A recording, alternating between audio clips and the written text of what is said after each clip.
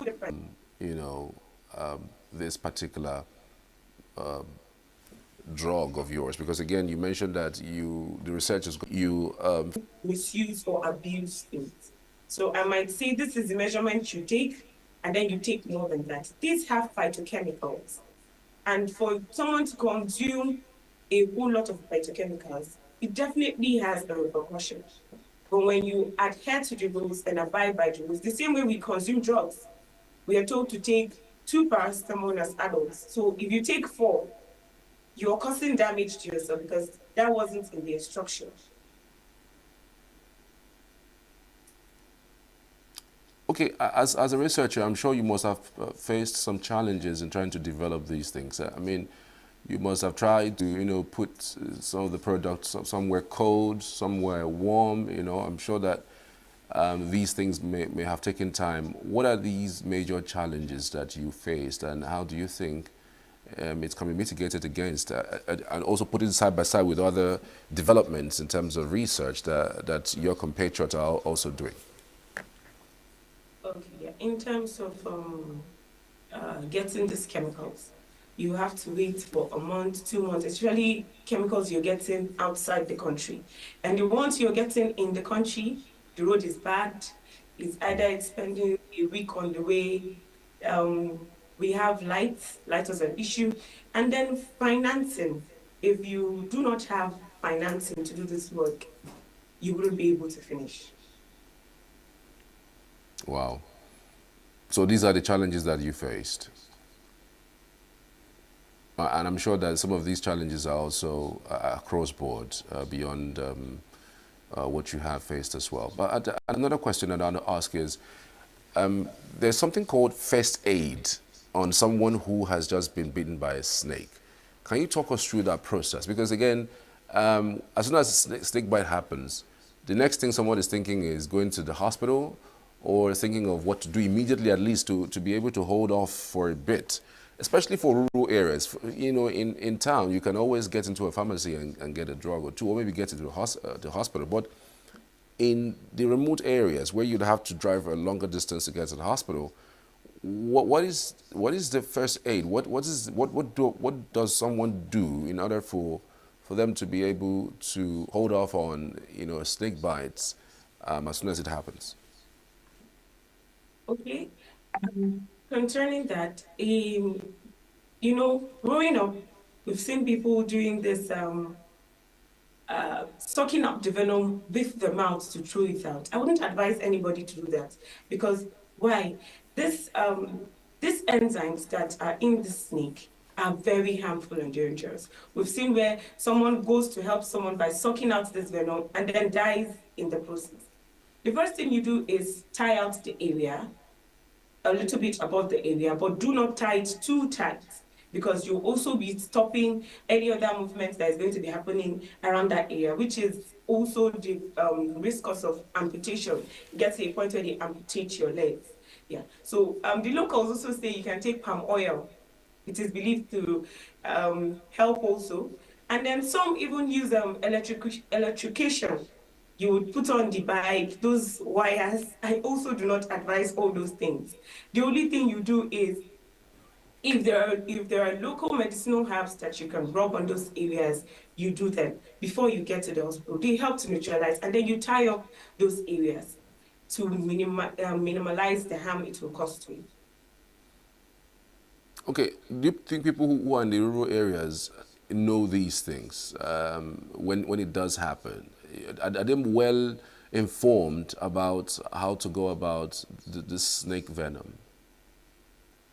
Yeah, some of them are because all these things came from them. They were able to know that, yeah, when I do this, I will be able to get this. These plants came from them. The only problem they have is not knowing the exact quantity to be applied so that it doesn't cause harm. They are aware of this and they have been living fine, but they need help in order to live healthy. What role do you think that government can play, in this regard, especially as it concerns your research and helping people who are in the rural areas, most especially, to be able to, overcome snake bites in their communities? Okay, like I said, snake bite is a neglected tropical disease, meaning because of the low numbers of deaths.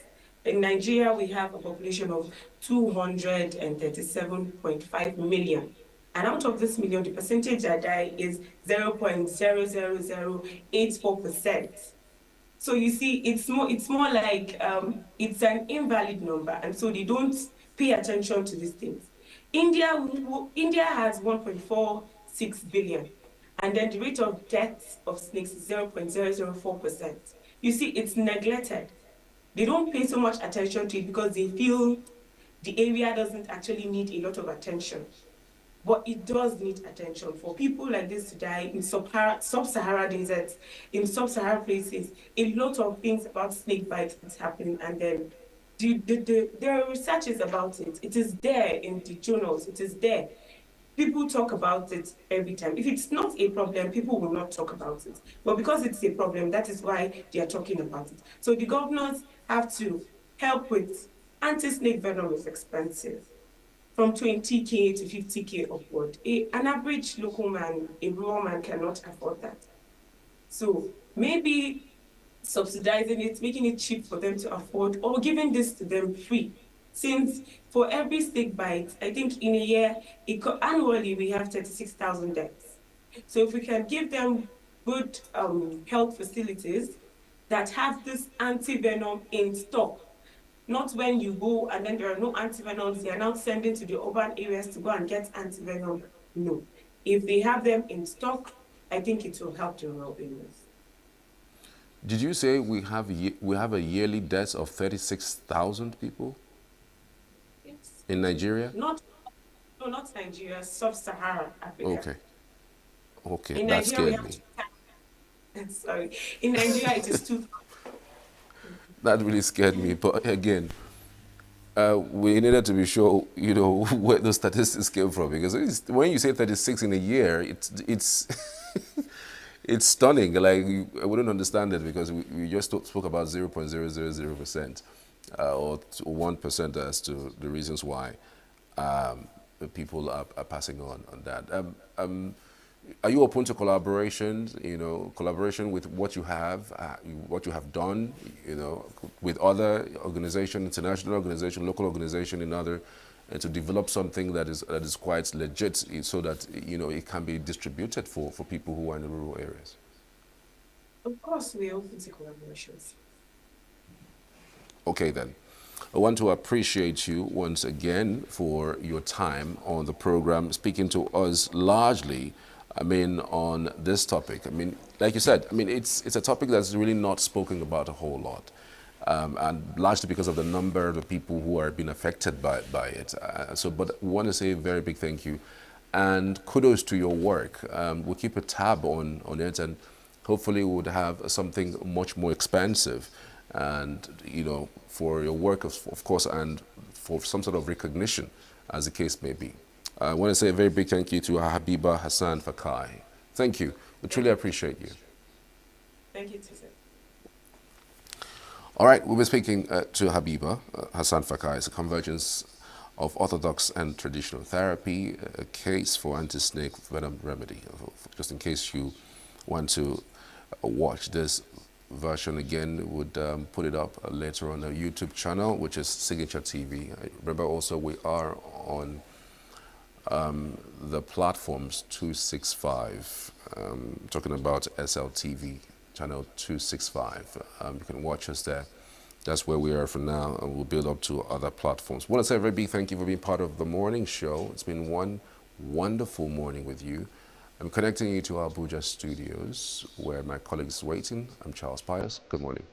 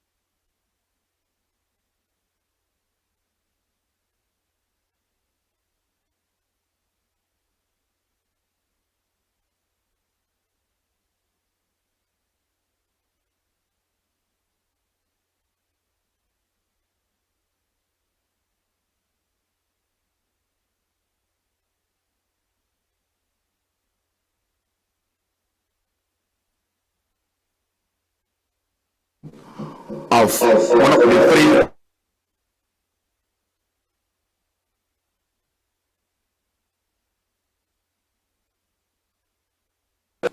But before we get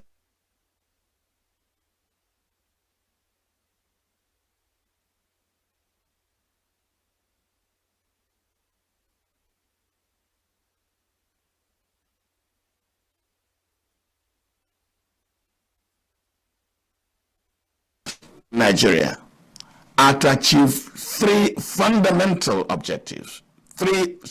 fundamental responsibilities. The first is that government will ensure the security of lives and property of the citizenry. Critical responsibility. In fact, they say it is the raison d'etre of governance and government, the reason for the existence of government and governance. The second is the welfare of the citizens. In other words, whatever government does, one of its primary assignments is to ensure the welfare of the citizens. Security of lives and property and welfare of the citizens. Now, this morning, I'm going to begin my conversation with Andrew Memedu, the country director of Action Aid Nigeria. Andrew Memedu will be joining us from Vancouver in Canada. Now, if Andrew is ready, can you kindly join us? I just want to see him on the screen.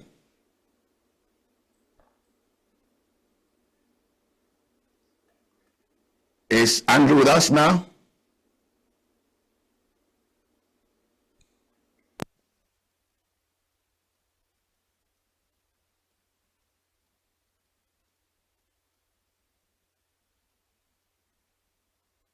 I tell you last night that the network here can be quite uncooperative. I just want to hope this morning that you can hear me clearly. Can you hear me? Thank you very much.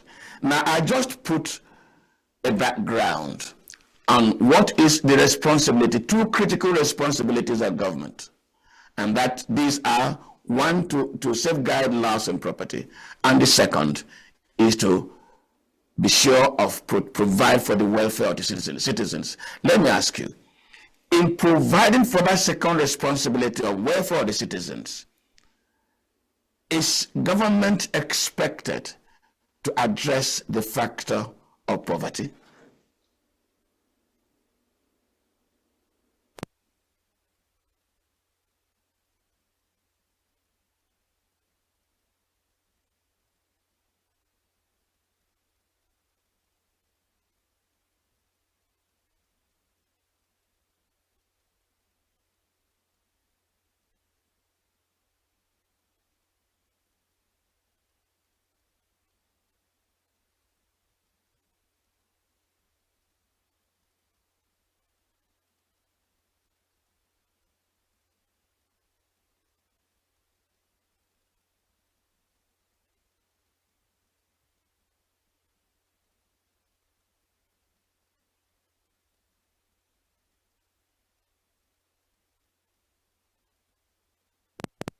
Want to fix things? We take a short break and return shortly.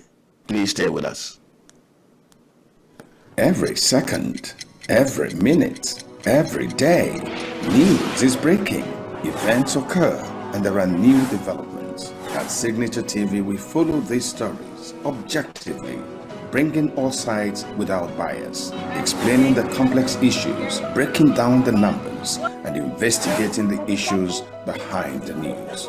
Anywhere and everywhere, near or far, wherever the news is, we will be there. Signature TV. News in your pocket.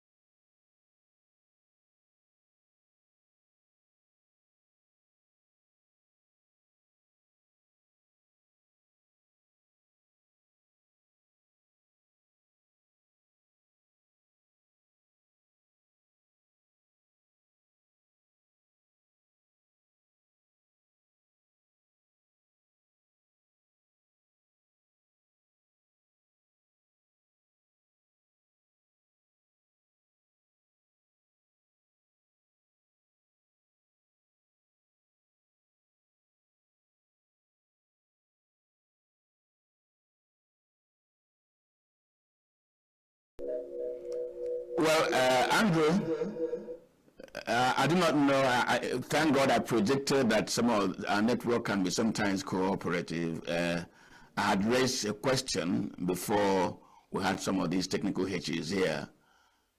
And the question I raised was that in the responsibility of government for the welfare of the citizens, is addressing the matter of poverty part of that responsibility?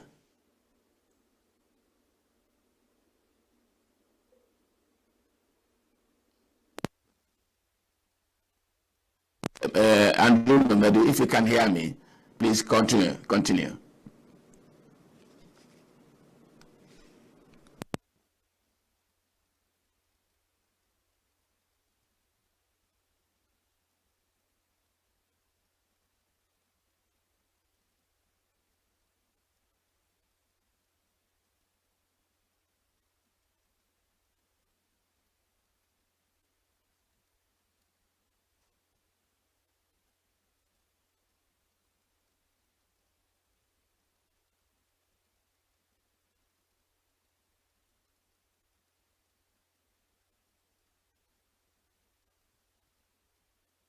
There's no audio.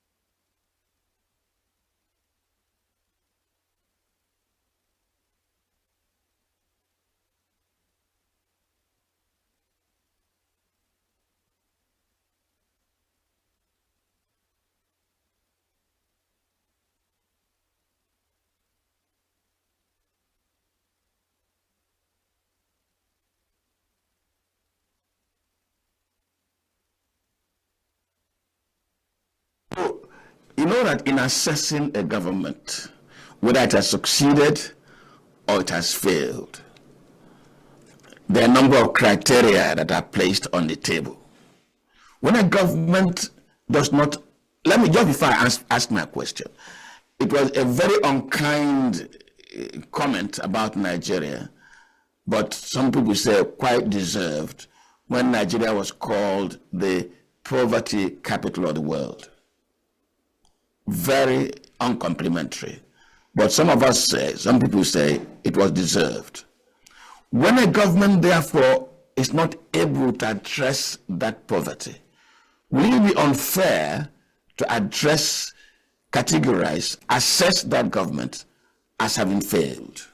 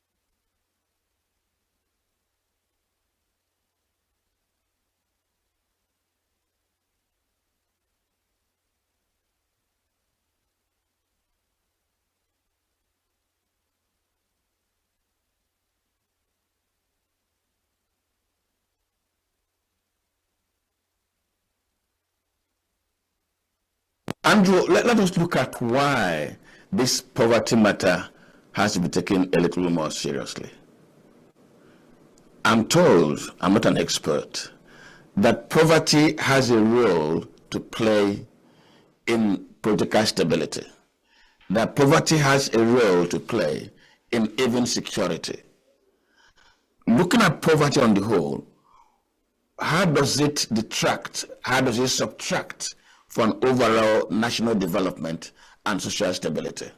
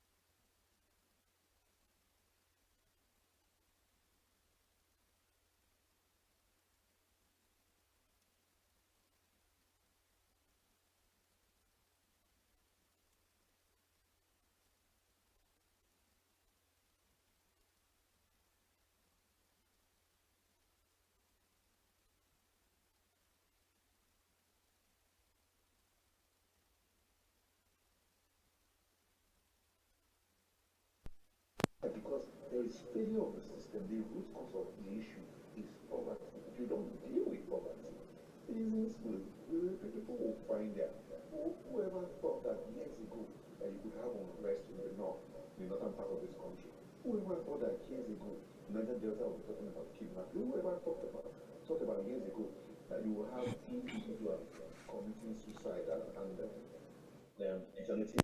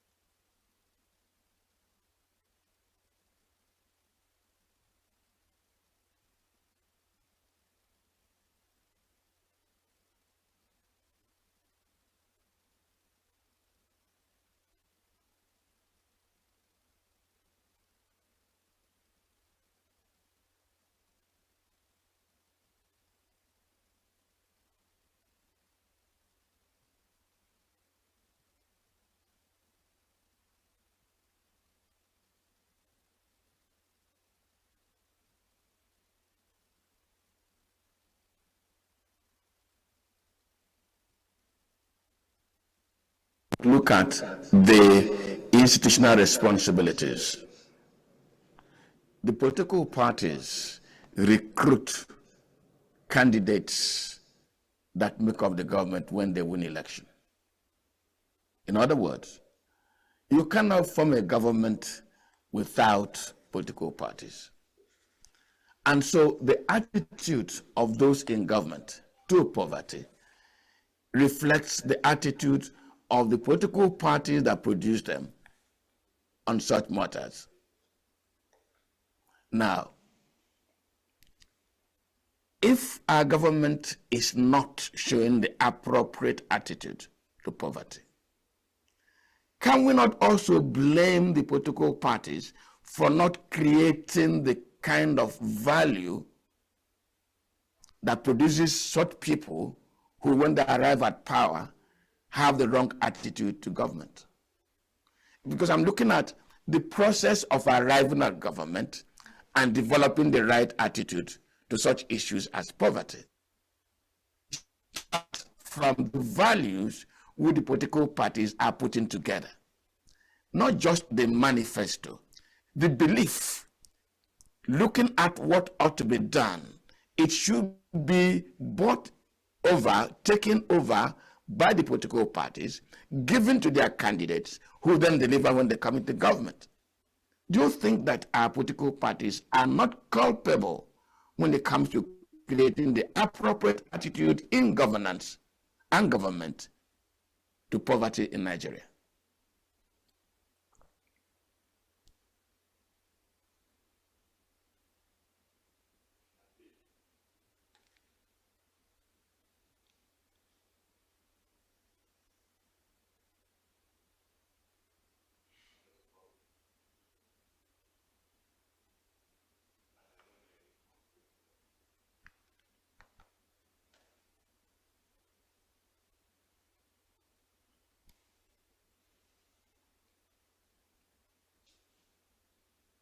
Moses.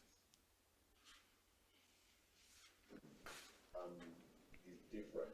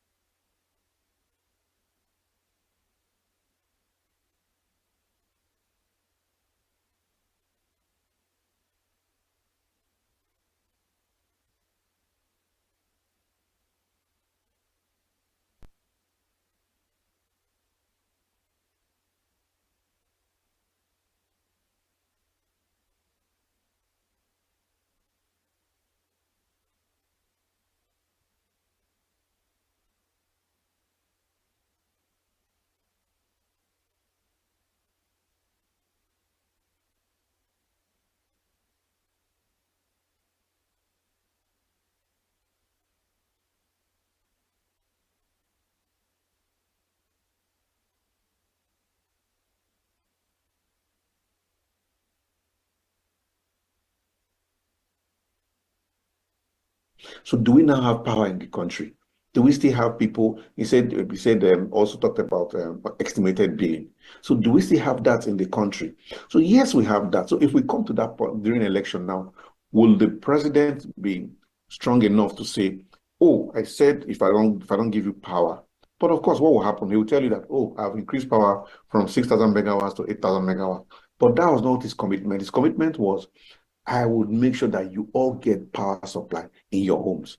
I will make sure that estimated billing is no longer existing. So do we still have estimated, people still doing estimated billing? Of course, billions of homes are still run on estimated billing. So the president, by that time, maybe he would have performed it and gets to the so it's equal doing the right thing have failed in terms of holding their members accountable and for us to also hold the political parties accountable. Rather, we are focused on individual candidates who is people know candidates rather than political parties.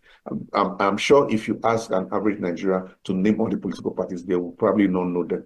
But if you ask a presidential candidate, top of political parties, they probably know a few of them. For presidential candidate, yes, they know that this person is there, this name is there, that name is there. And of course, that's not supposed to be the ideal thing in the society.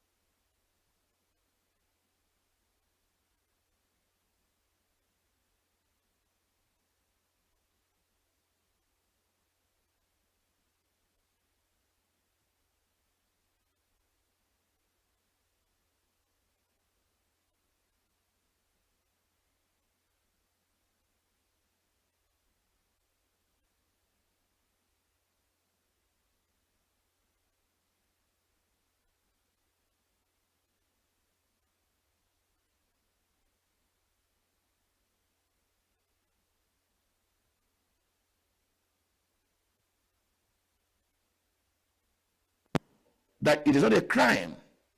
Having poor people all over the place really means nothing. Why we say it is not good? He is there, according to him, chopping. Well, my producer says we're having challenges reconnecting with our friend in Vancouver in Canada, and it appears, can you hear me now? I can hear you now. Okay, thank you very much. Now, the point I was making is the Senate president was very busy saying that it is not a crime. Poverty is not a crime. And then he also had earlier said that while the ordinary Nigerians... The thing about exchange rate determination has very, very much to do with how much you produce in your country, how much you export, how much need of foreign exchange you have, which is about how much you import. So one, how much do we produce? Our production level in Nigeria is very low. Two, how much do you export, which is the foreign exchange earning? We export very little, and we have a monolithic economy. We export only the oil. And when we say our dependence is on oil, you ask yourself, how much then do we earn from the oil in 1 year? How much does a country like Ireland earn from agricultural produce export? How much does do other countries far less endowed in terms of good weather, climatic conditions, fertile lands, expansive land resource in Nigeria? How much do they export? They export far more than we earn from oil.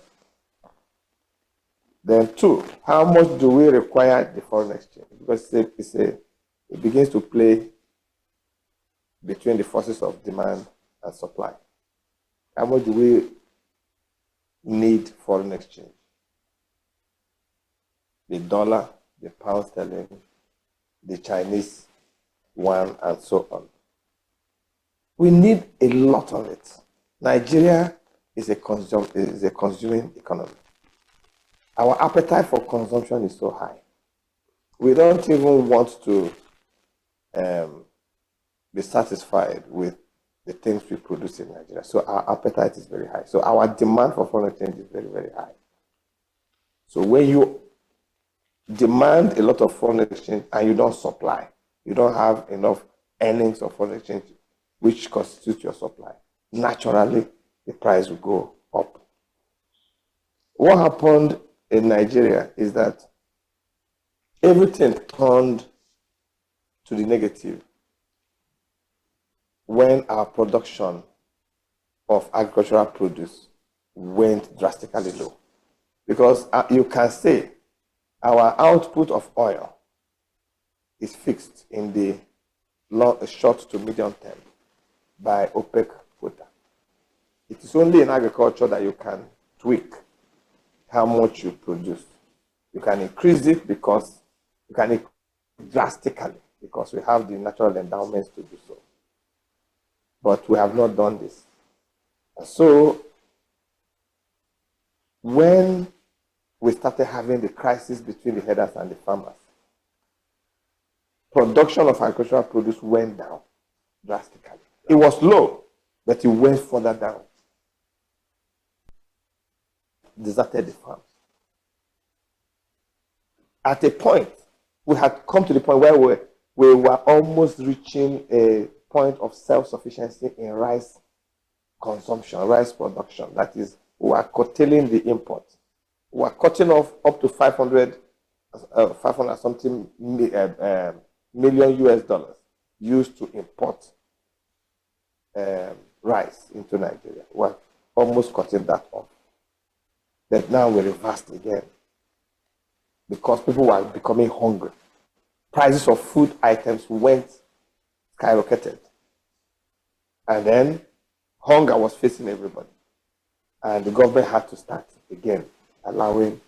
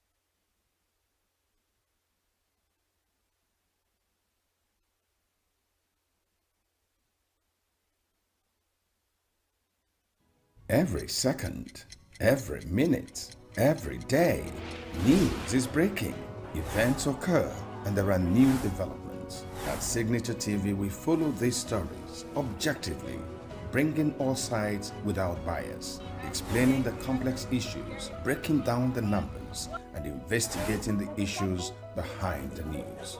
Anywhere and everywhere, near or far, wherever the news is, we will be there. Signature TV. News in your pocket.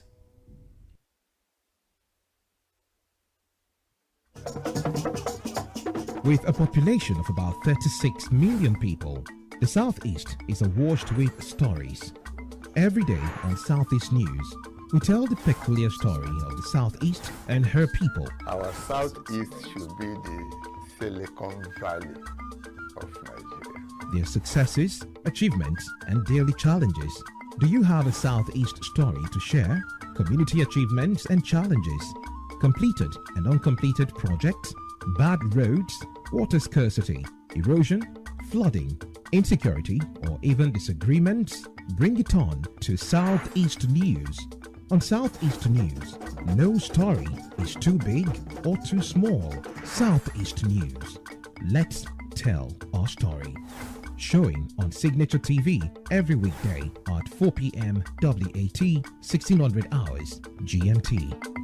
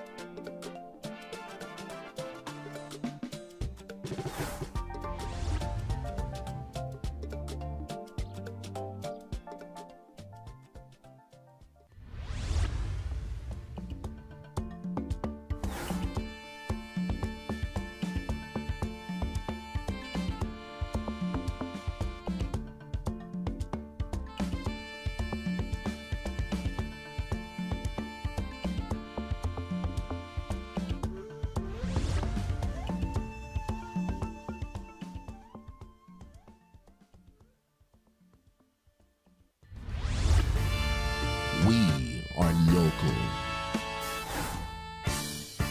We are right now with the wide demand and the Why the main market is in chaos. People We are national.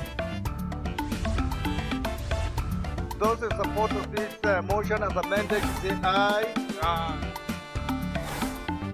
We have taken the vote by default. We are international. Israeli airstrikes. Donald Trump left us the worst unemployment.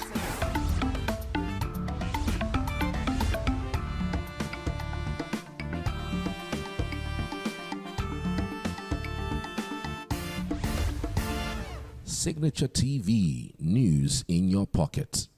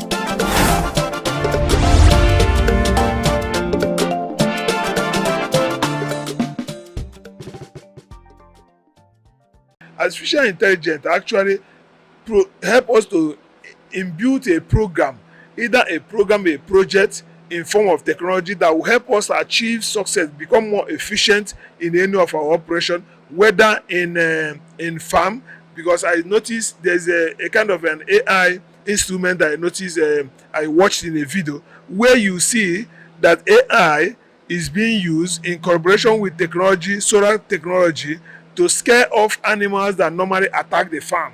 You know, it will blow bugle, make different sound, you know, even release a gunshot sound, but these are not real gunshots. But when maybe a monkey or that attack maize, that harvest maize and all that came to that very farm, you will censor that very monkey and begin to make those or birds are perching on the crops, so it will sense them and begin to make those sound, and they will scare them away and they will never come to those farms. It's also goes a way to show that AI and technology is a hallmark of our development. It's very going to enhance our development, but the only caution is that we need as well to protect the human race, protect the human privacy, protect, you know, while we are implementing the AI and technology in any spheres of life. So if we must grow, we must go with technology, we must go with AI.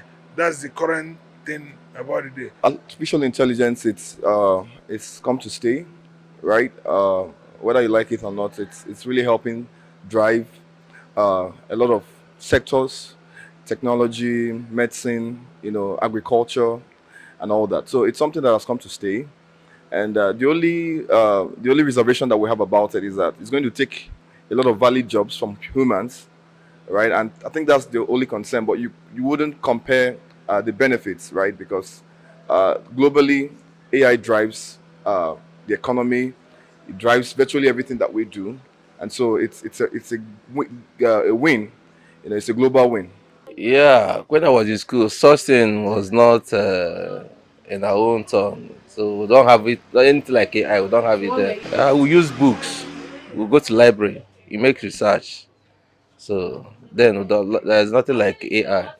You have negative balance in some individuals, because sometimes students, especially students, they don't really think again. They just type in whatever they want to get. They just get the answer without stressing their brain. So for me, AI is not good for these recent children. AI is good. It will make you not to be going around, going to library, searching for, as in looking for research. Immediately you open your phone, you will see everything. So for me, it's okay. I'm in secondary school. Anytime they told you to research for any subject, you'll be going around looking for where to get it. But now you open your phone and everything will be open. So I'm happy. It's good for me. Actually, I've not used AI before, but according to people that are using it, they say it's good for them, for students. But from my own perspective, I would say AI is making the students to be lazy, because they think that is the easy way of researching questions, some question in internet. But for me, it's making them to be lazy. Instead of them cracking their brain, thinking, as in making their brain to work, they will find the easier way.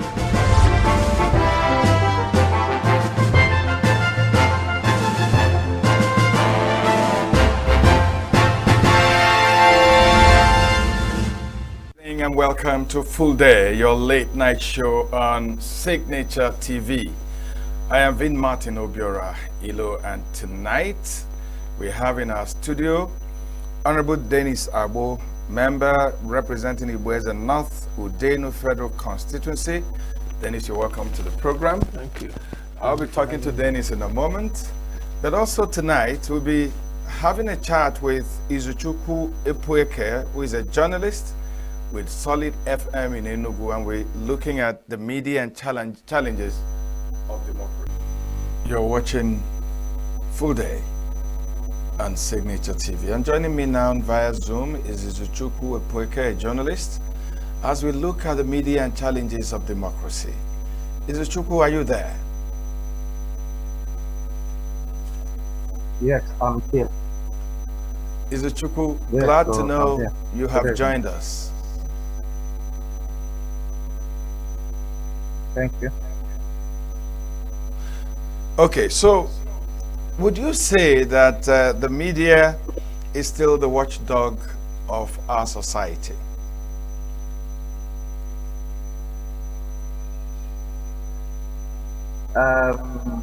Yes, I would say, despite all that has happened for some time, I would still say yes, they are still watchdog.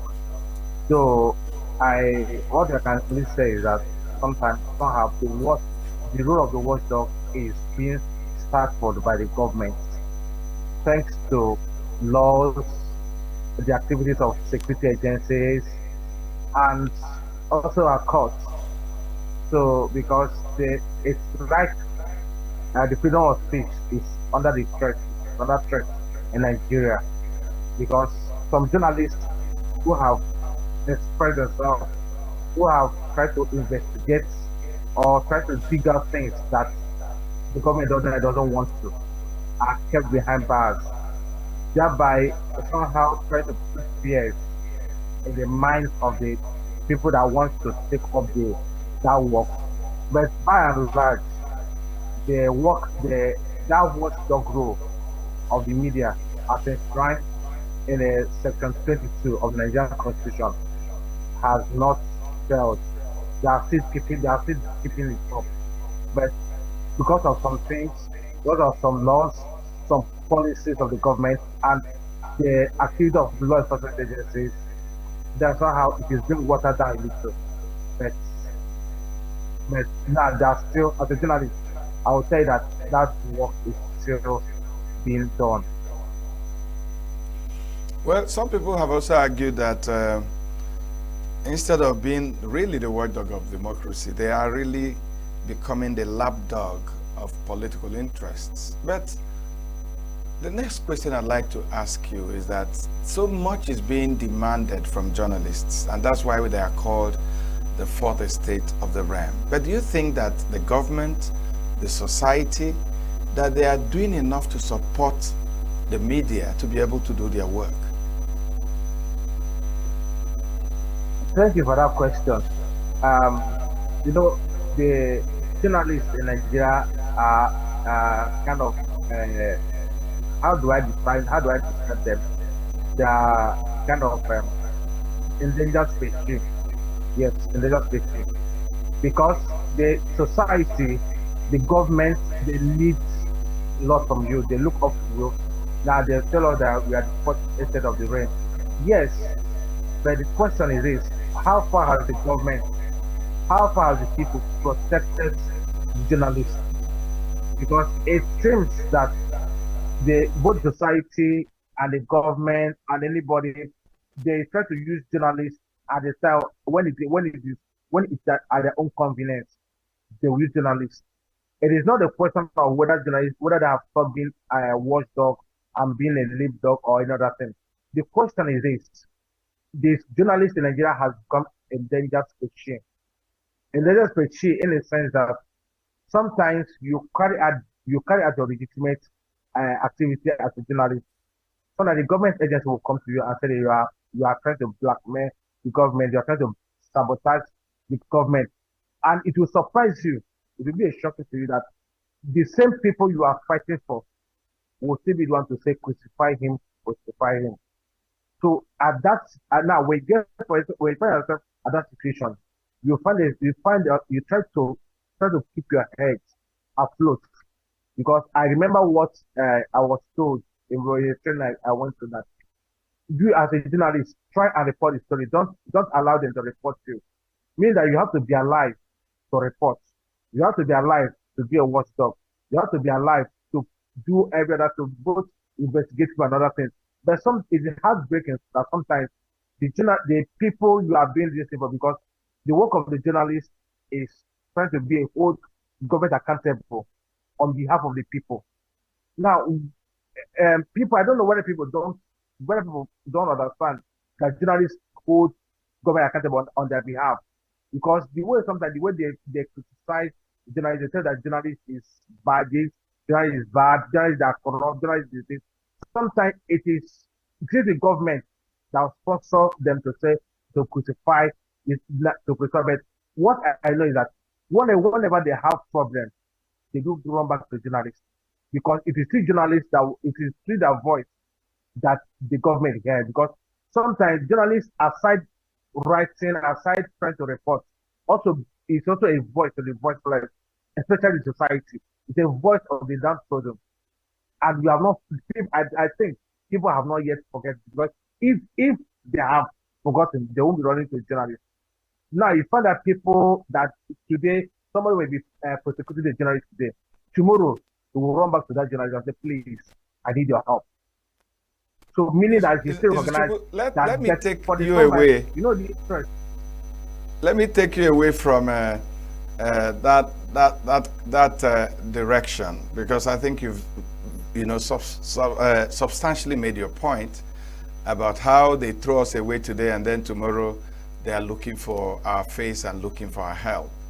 Let me end our conversation by asking you, are you among the journalists or the traditional journalists who feel that the social media has eroded, our responsibilities of setting agenda, and that they've also eroded our advertising, a portion of our advertising, and that they've also put us under pressure, that some journalists now in pursuit of breaking news make mistakes because they're trying to break the news before people in the social media? Are you among those journalists that are saying that, look, these guys are eroding our space?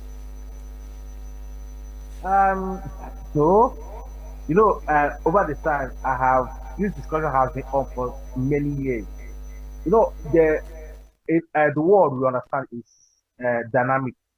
Dynamism is what makes the world, life, what it is. Social media has come. Before now, people were predicting, saying that social media will see to the end of conventional media, which is newspaper, television, and all those and those. But it has not happened. To me, social media has come to help the work. Now, if I might ask, now yes, we may say that somehow the ethics of journalism that we used to know is being eroded by social media, because social media has made it possible for every person to be a journalist. Once you have your Android phone and you can snap, they call themselves a journalist, but they are not journalists. We know they are not journalists. What social media has done somehow is that those ethics, those things that we need, like sometimes to go to social media, you see person snapping the picture, putting a picture of a dead man on social media. So me, you and me know that it's unethical to do that. Yes, but also let us look at the positive side of social media. Social media has made it possible for us to know that sometimes when something that is happening in far away Rome, in far away US, or even in Abuja, if you social, sometimes they try to bring your attention to it. They try to bring attention to it. However, it has not eroded completely, because I can still tell you that even when people see any information on social media, sometimes they will run to conventional media to fact check. So okay, I saw this on social media, because what social media has already done is somehow it has increase the rate of fake news. Okay, but however, that is also where the conventional news media is having an edge over them, because the conventional news, radio, the newspaper, they don't carry fake news. They try to make sure that all the stories they carry is verified. On the aspect of revenue, I don't think they have really. I don't think, because people still advertise on social media, people still advertise on radio, people still advertise on television, people still advertise. So the only thing is that I'm as a journalist, what I see them as trying to bring them together. And when you look at it, so many, I work with the radio station, and what we have done is try to leverage on the advantage of social media. Okay, because you know that some of your clients are not here. So you need to engage on social media and other internet platforms to market yourself, to put yourself out there. So to me, I don't think that it has really affected revenue. But if you talk of in terms of ethics of journalism, then on that aspect, I would say yes, that it has. And let me conclude by saying that because of this social media freak that people have today, you find people not trying to be humanity. But sometimes you see a thing where accident happens. Instead of people trying to assist, what everybody is trying to is just to the person that will first of all break the news. And sometimes people have a request to break the news. Some people have broken their head or have their head broken. Thank you, Zuchukwu. Thank you so much for your insights. It's a debate that continues about whether the media is doing what it should do or whether the media is shaking it in its duties. Thank you again, Izuchukwu Opueke, for joining us tonight. Thank you. And when we return, we'll go to our main conversation with Dennis Abu, House of Reps member, representing the good people of Ibueze North and the Udenu constituency. Don't go away.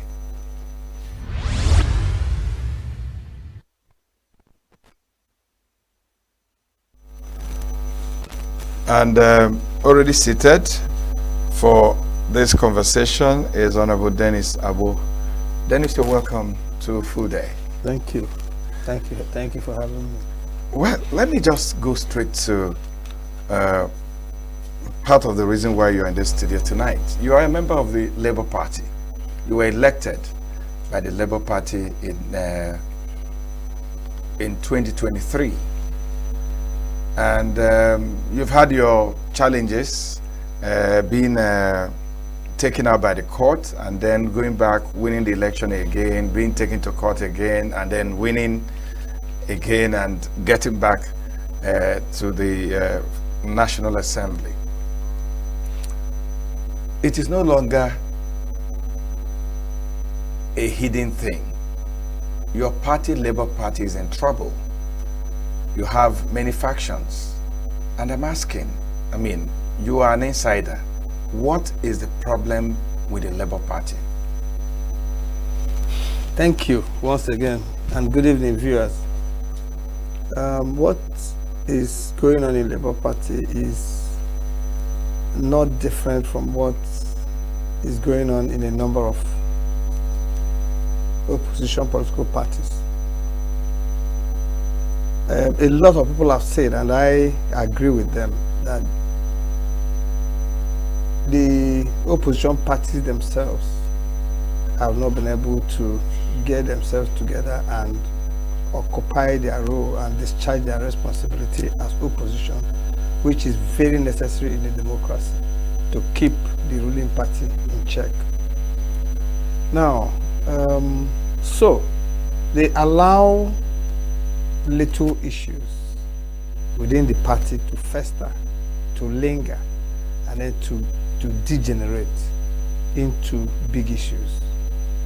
And at the end of the day, maybe because other people are also wanting to make a fee and to take advantage of misunderstandings within the opposition parties, which I believe the opposition parties themselves should be aware of this and be on guard against it. So when little issues come up, they should not allow it to degenerate. They should solve it. They should nip it in the bud. Nip those issues in the bud, not allow them to degenerate, because other people are wanting to take advantage. Let's go to the Labour Party. What were the little issues that have been allowed to degenerate? Okay. What were the issues that that is tearing the party apart? For a while, for some time now, there has been disagreement between some of our key stakeholders and the National Working Committee. Accusations have been levied right and left. And right from the time the elections were concluded, campaigns were concluded, there were allegations of misappropriation or corruption among levied against people who were in the National Working Committee. I think these were very simple issues that could have been better managed and not allowed to degenerate at all. These are common, these are normal things that could have been better handled, better managed, that they were unfortunately allowed to degenerate. You know, and I'm thinking that maybe this gives some clearer view of what the national chairman, I don't know whether I should call him the former national chairman or the current chairman, that's Abure, what he said, that some people who did not suffer with them came to hijack the party from them, and not considering what they had put in, that because the party had become popular, they wanted to shove them aside and take over the party. So were these people the people that were not interested in resolving these small issues? They were just interested in getting the leadership out of the way. Let me make the point very, very clear. Labour Party made a very strident mark in the polity of Nigeria in 2023. And people who were members of the National Working Committee naturally should expect to take the praise, if nothing else. So it's not unusual, it's not unexpected for a chairman, national chairman of such a party that has put up a sterling performance by every standard. It was the best outing, first outing of a political party in Nigeria, maybe in a very long time. So I give it to them, and I expect the party to understand that such people who held commanding positions in the party during the election of 2023 should have been given their rightful treatment, rightful regard, air of importance. They should have been treated with some amount of regard and importance. It is not unusual for them to expect to be so regarded. Yeah. Yes. So if you now come and start hounding them, you give opportunity for people who never contributed to what we are talking about, or what we are celebrating, to now begin to come in as if they are so-called contributors or key stakeholders. You leave a room for people who shouldn't take the praise to actually come in. That shouldn't happen. I have always stood on the point that people, whether at the national level or at our state level, who supervised as officers of the party the performance of Labour Party in 2023 should be given a lot of regard, a lot of respect, should be treated well. Their welfare should be looked into, because it is not out of place for them to expect their welfare to be looked into, especially by those people who emerged out of the elections that they organized as officers of the party and took some public office. Yes. They should have really looked back and, like you said, give them their due respect. Yes. Another area of concern, and here you are,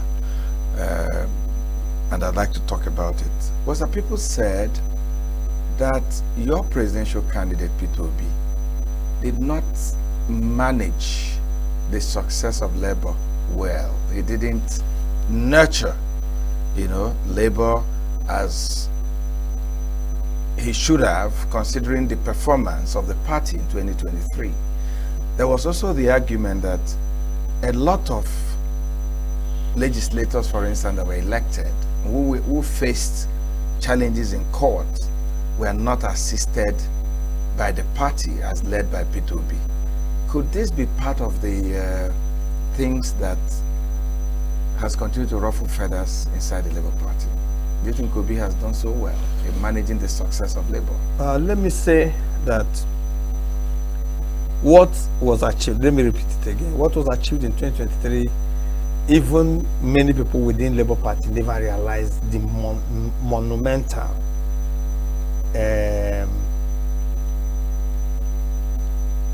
estimation of what we achieved. And we shook Nigeria to its very foundation. It had never happened in that fashion before. We took people in their normal political domain and we shook them there, took them off. For instance, you know what happened in Lagos and other places of strategic importance in the politics of Nigeria. We went to those places and distorted the normal traditional things and pattern of elections. Now, we needed to be more on our toes because those we offset from those locations, we shouldn't have expected them to just... You are not going to go to sleep. Yes. So we should have, one, regarded our success more highly and known that somebody who puts up such a sudden sterling performance was not going to be left alone to come and build upon it and maybe take over the reins of government. So a lot of people feel that way, that especially our principal never understood or rightly estimated.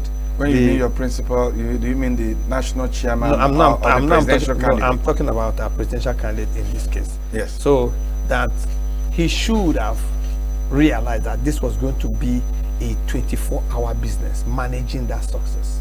It was going to be it was not a thing to take a leave or take some time, and return to it later. It was supposed to be managed, and with all amount of fairness, with all amount of seriousness, with all amount of engagement, with all amount of understanding, and so on and so forth. It required all of that to be put on the table for us because, and then the disenchantment started showing, and unfortunately from very prominent people within the Labour Party. People who were spokespersons, people who were who managed the presidential campaign, people from the National Working Committee, people who their faces meant a lot. They started disagreeing with the party openly, and then it was not a small embarrassment to the Labour Party.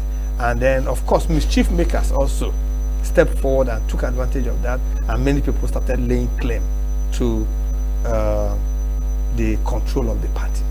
And people who don't know anything at all regarding the party. Leaders emerged, Apapa group, Abure group, and of course Abure was the substantive national chairman. But other ones started emerging because there was a lacuna, there was a loophole, there was an opening, and so they started cashing in on it. I thought then and I still think now that we should have treated this the situation more discreetly and handled the issue of treated Abure with a little more respect. If no matter what happened, what we think, the accusations that were levied, he was still the person who supervised that monumental performance. It was not a one-man show, it was not a one person's effort, but he was the national chairman, and you cannot discount that. If he mismanaged the process of primary election, selection of our candidate, we wouldn't have had the kind of performance we put up. And there was opportunity for a chairman to mismanage something. So even if for without any other thing, for managing the process of selecting our candidates in such a way that we put up candidates for the election and candidates who ended up putting up a good performance, he needed to be treated with let me still stay with His Excellency Peter Obi. I'm not holding brief for Abure, and I'm saying that even if there was a problem, we could have handled that problem in a better way. We could have could have handled it. Yeah, so I'm still staying with P2B and the gains that Labour had made in 2023. You know, we see him every day, you know, putting up opposition positions, putting up opposition positions in almost every aspect of our daily lives. You see him weighing in each time he felt that the government was going astray and all that. But there has been an accusation that is more like a one-man riot squad than the leader of a political party who should give a sense of belonging to followers and party members. Is that how you also see the way he has, run the business of the party and his position as a flag bearer of such a party that has distinguished itself in 2020? In all fairness to our principal, the presidential candidate, to sustain the effort of such, or the visibility of such a party, required more hands to be on deck. It required those of us who are in the National Assembly to play our role, to project the party. Those of them who contested elections like presidential candidate, vice presidential candidate, our BOT people, the National Working Committee, and the House of Assembly elected member, the governor, and so on and so on. All hands needed to be on deck to project the party and give us the right visibility, not the wrong visibility. So it is not just him, but I'm saying he is supposed to be to be the one galvanizing every other person, beating everybody in line, to the line, and reining people, encouraging us, guiding in humility, because no matter how humble you become, nobody takes over from you that thing which you have already achieved. So it needed to be like lie low, guide people to manage this huge thing that we have all achieved. I remember there was once even when I was out of the National Assembly fighting the legal battle, I was invited to a meeting once, and that meeting was to essentially when I sat down and I saw what was going on, it was just to put a stamp on the sacking of the state chairman of Labour Party in ENUGU State. Everything had been arranged, put in place, and that was going to happen, except that I came. I just happened to come. I was invited to that meeting, and I sat down. I wasn't even a substantive member of the House of Reps as at that time. I had not won my seat back. But when they finished presenting this case, everybody speaking one after the other, it was clear that the game, they're putting the game up for the state chairman. It was my intervention that saved the day, because I said, this is ENUGU State, and it was clear, very clear, that we put up the best performance among all the states in Nigeria. Yes, no state came near our performance at all, not even the state of our presidential candidate, Anambra State. We had won in the first ballot 7 seats out of 8 House of Reps members, 2 out of 3 senators, 14 out of 24 House of Assembly members, and that was not a small feat at all. And I just said, please, is there a way we can manage? This was my intervention that day. Is there a way we can manage this misunderstanding? Yeah, there might have been statements, outbursts, reactions from the chairman that didn't go down well with people. But could that just be a failure of expectation, disappointment of expectations? And is it out of place for him to have expectations as somebody who managed that performance of the state that put up the best performance among all the states in Nigeria on the Labour Party platform? And I said, look, what have we actually done for this man? Could his reactions and these things that we are complaining about now, could they have just arisen out of his frustrations? Maybe he's been too much in a hurry to expect reward from the performance. But it is not out of place for him to expect reward at all. It might be too early, it might be expecting it too soon, but it's not out of place. And I was able to establish that day that really we cannot actually put our finger on anything that we have done for that state chairman. And I pleaded with my colleagues to save him that day, and you did. And I managed to save him. You know, I'm glad. It was then that the chairman and all the national working committee people now saw. In fact, the chairman had to invite me from where I was sitting down and say, please, I should come nearer to him. That this is the only way, the only thing that has happened here today that will help us to get out of this problem, better. I think that if such approaches, that kind of approach had been applied to other situations about issues we had in Labour Party, it could, respecting the position, the thinking, the status, the ego of people who have managed our success, who have organized that success that we had. If we have managed it, it could have been different. You know, I'm glad you're localizing our conversation and bringing it to Enugu State. And like you said, and rightly so, Enugu State Labour Party had, given a sterling performance incomparable with any other state chapter in the entire country. But it looks like when things started going wrong, they also gave a very sterling performance again in members elected on the platform of Labour Party, leaving the party in droves. In Enugu, almost all the members of the House of Assembly left the party to join the PDP. As I speak, more than 4 or 5 House of Reps members have also joined the PDP. And we hear that more people are joining. And most significantly, which House of Reps most which House of Reps members have joined? I don't know about one. Just that has joined the PDP? Yes, so far. In Enugu State? In Enugu State. Yeah. About 3 of them joined. Who?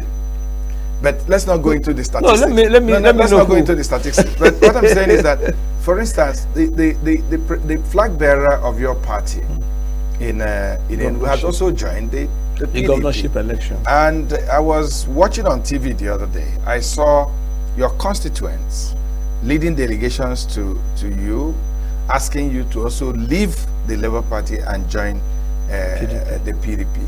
Why is it happening like this in Enugu State particularly? You did so well in the election, and you're doing so well again in killing the party, in quotes, by leaving the party. What is the problem?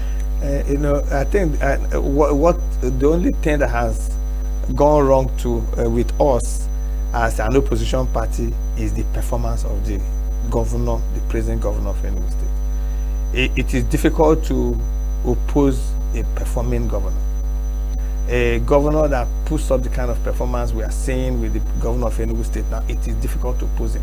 For me, I set out it was clear in my mind that what I had to do with this governor was to cooperate with him, work with him, support him, and let us govern Enugu first.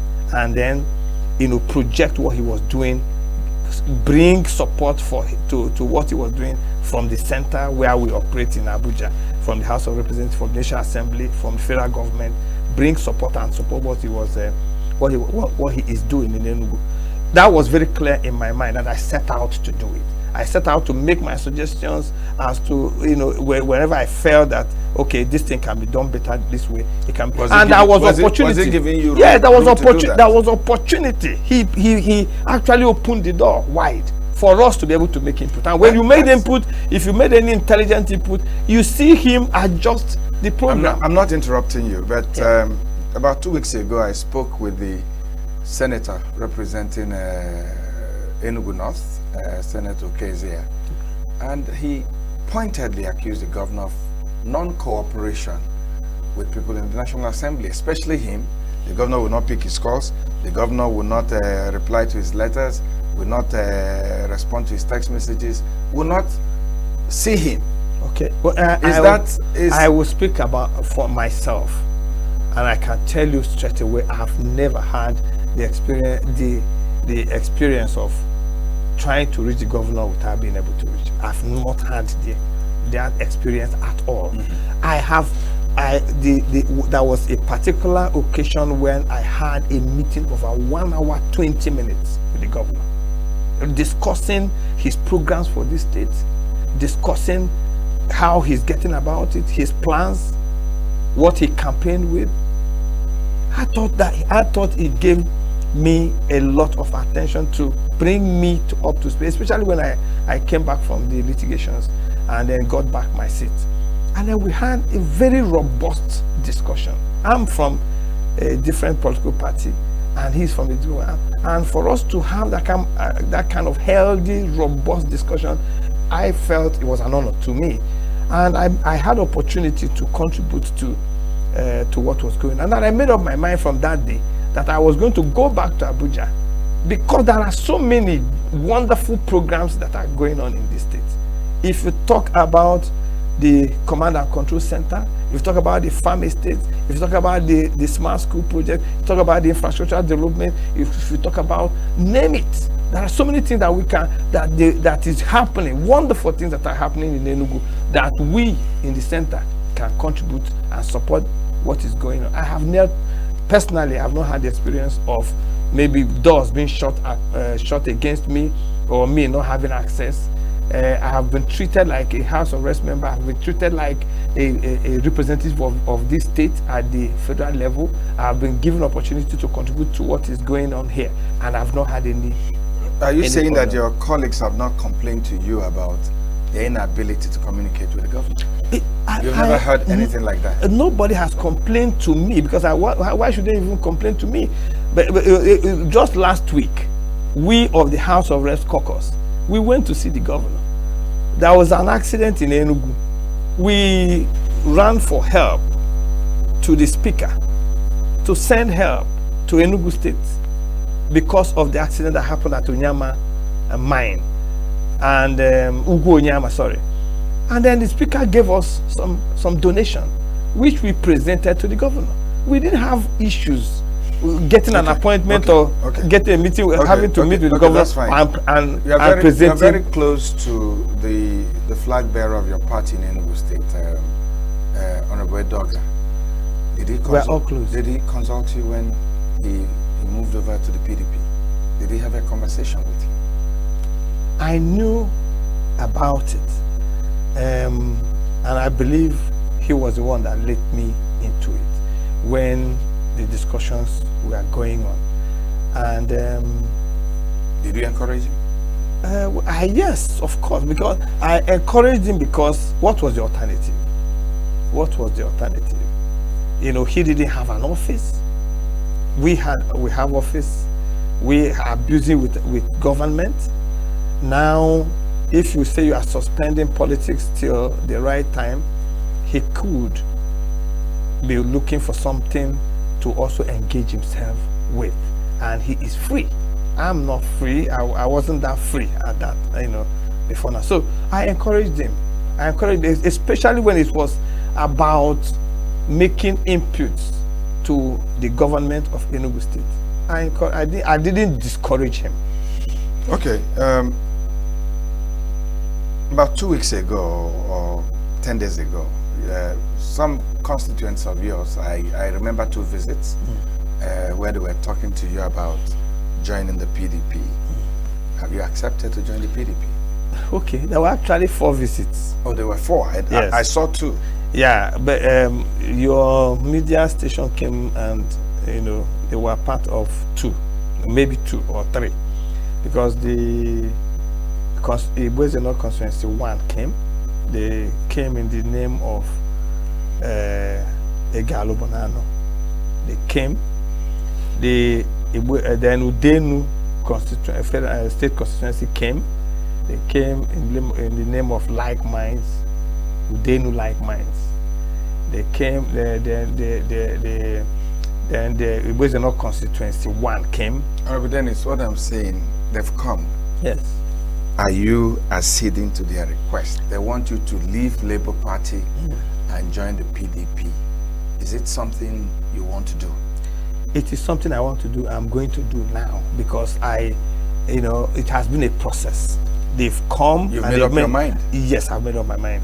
They've come in their numbers. They come in.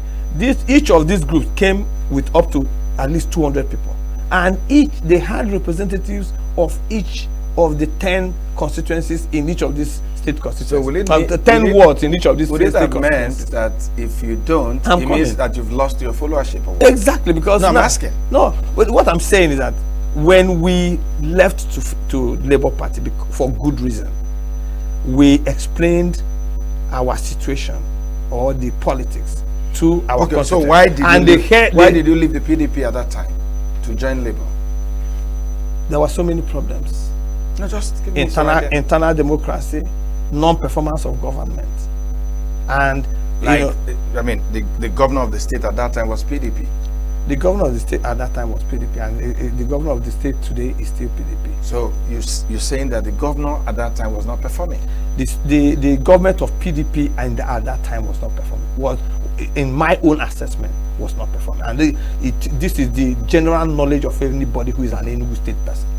And at that time, the government in the center was not performing. The government in the state was not performing. So it was like our candle was burning from two sides. It was a very difficult time for anybody from the state. So they had to leave. Yes, and not only that, the internal democracy of the party was not really, because we could have stayed within the party to try to make a difference, but the internal democracy of the party was also not working. So now you've made up your mind to return to the PDP, and you told me earlier in this conversation that what is driving a lot of people to PDP now is the performance of the governor. Of the governor, yes. You're satisfied with his performance? I am satisfied. And you think it will be sustainable? I will be there to also make sure, to contribute to make sure it is sustainable. I am already a significant stakeholder in the business of governing. So what are you telling your followers as you make another move? Incidentally, it's such an easy thing now, because it's this followership that are the constituents that are coming. No, I thought it was the PDP followers that are coming, not Labour Party members. In fact, what happened was that when they came, I identified faces from Labour Party. I said, are you also part of these people saying this thing? They say said yes. They have moved. Yeah, no, they say yes. I said, are you also part of it? Are you also? So it was, you see APC people there, PDP people there, Labour Party people there, among these delegations that were coming. That is the honest truth. And I identified them because I know them. I say, are you also asking me to leave Labour Party and come to PDP? They say yes. Why? Because one, they say the governor is working and it is clear for everybody to see. Number two, he say you are working. They say I am working. Number three, they say you and the governor, you understand yourselves. You are cooperating. You are working together and you understand each other. Four, we think that if you come on the same platform, that it will be better for our constituency and for the state of ENUGU State. So that was, and each group and each person that gets up to speak for a word said the same thing in the same way. They made those 4 points.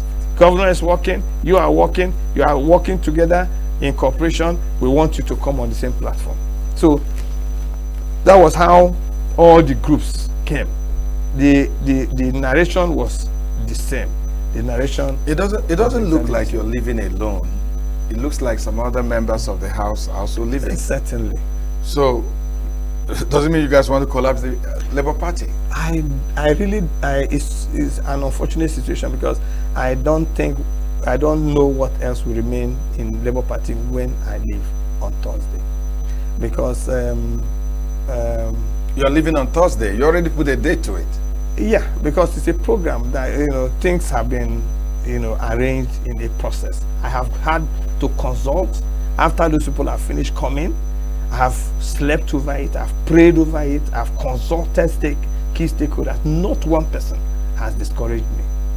Not one person has discouraged me from this. And these are people who we called out when we wanted to leave.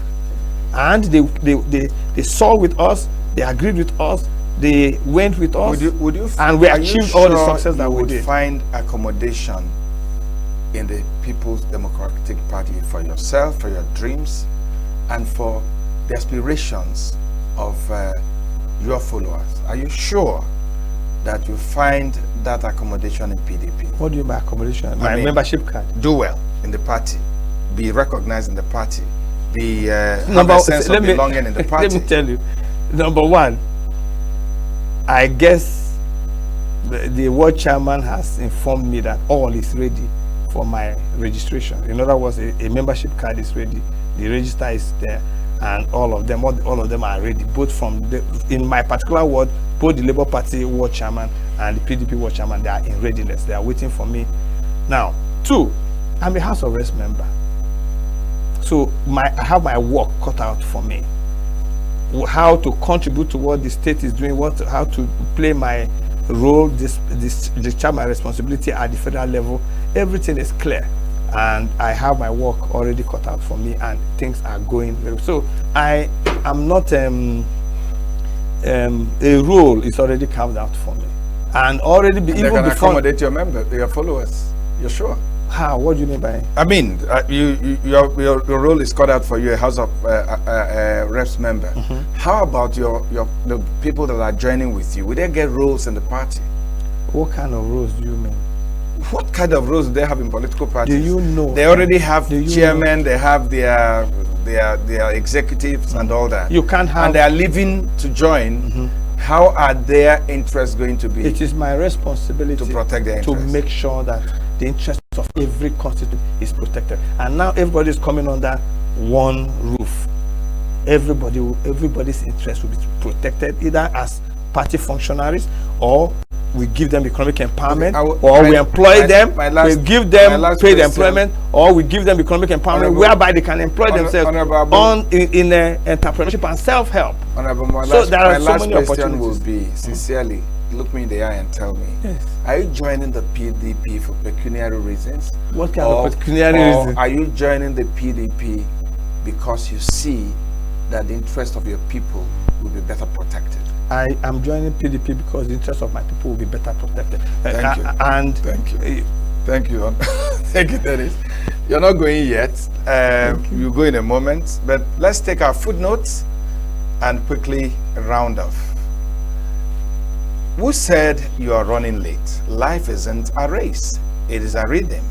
Some bloom early, some bloom late. But every blossom counts. Society might hand you a script, but your story is your own to write. There is no perfect timing, no universal checklist for success, love, peace, or purpose. So breathe, walk at your pace. Let go of timelines written by fear or comparison. You're not behind, you're becoming in ways only time will tell. And life is still unfolding. So that's our footnote tonight. But before you go, Honorable Dennis, I have a little gift for you. Something to keep on your table when you get back to the National Assembly. Thank you. And that's our program for tonight. I'm Vin Martin Obiora in ENUGU, Nigeria. Let's do this again tomorrow. Until then, good night and good morning.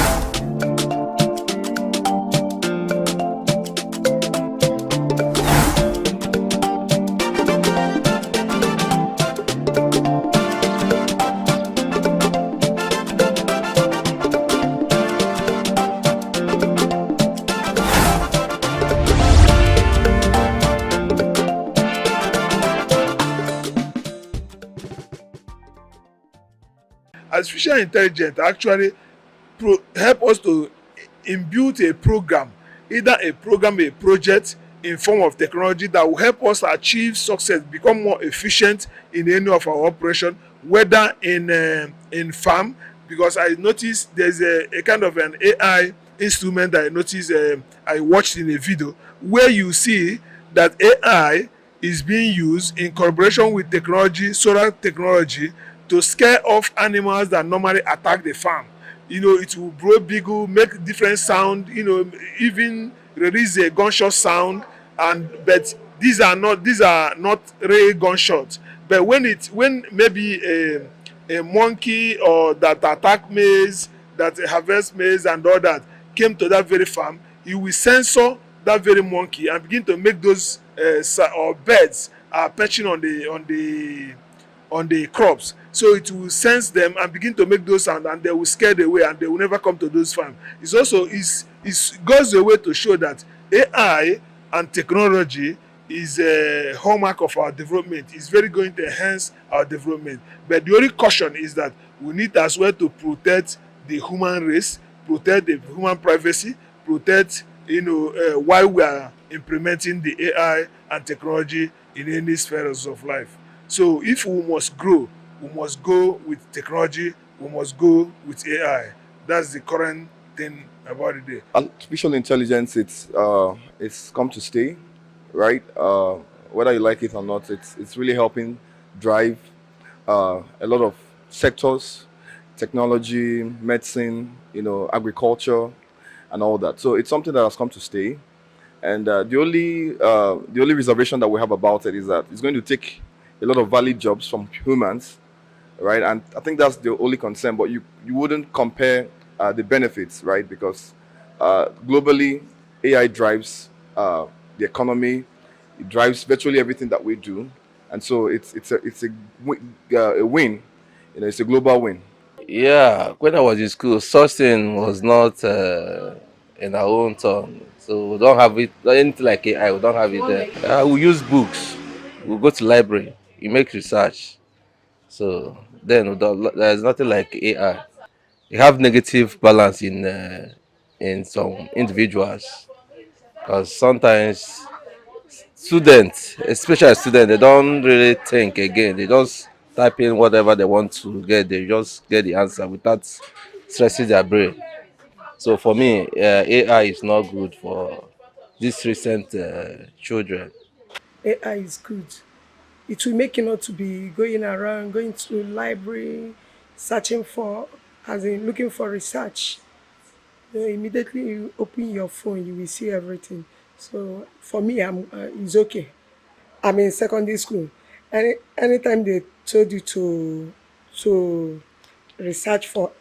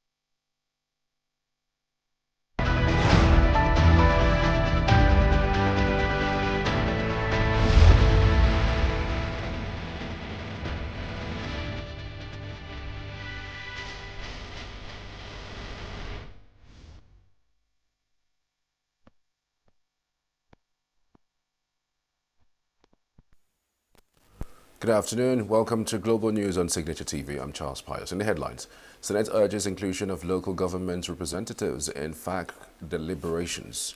Central Bank of Nigeria launches non-resident BVN for Nigerians in diaspora. United Nations reports detention and disappearance of Venezuelan government's critic. And Marta returns to Brazil squad for Copa America warm-ups. Details shortly. We are local. We are right now with the wife of the man that was... Why the main market is in chaos. People are... We are national. Those in support of this motion as amended, say aye. Aye. We have taken the vote by default. We are international. Israeli airstrikes. Donald Trump left us the worst unemployment.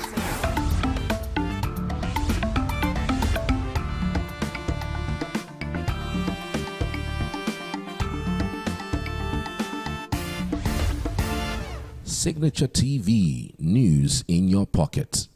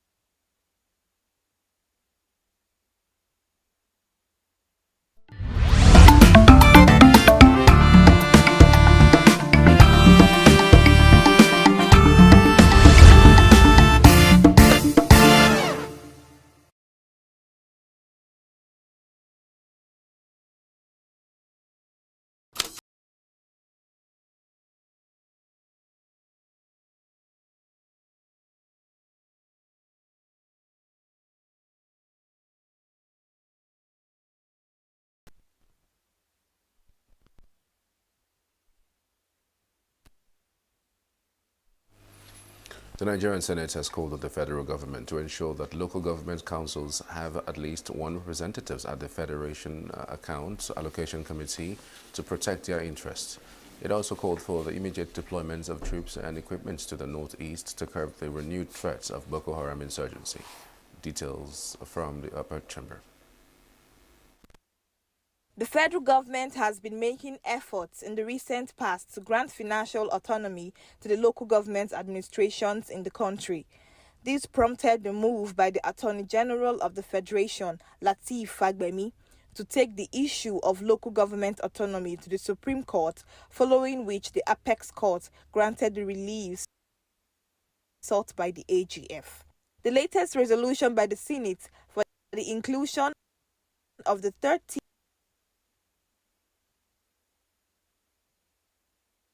year of government in meetings of the Federation Account Allocation Committee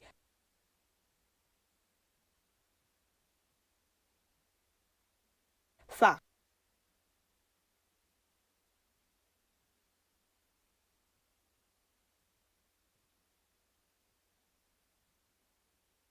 to protect their interest is therefore in sync with the desire of the executive arm. The Senate resolved that the resolution be formally communicated to the Minister of Finance and Coordinating Minister of the Economy for necessary action.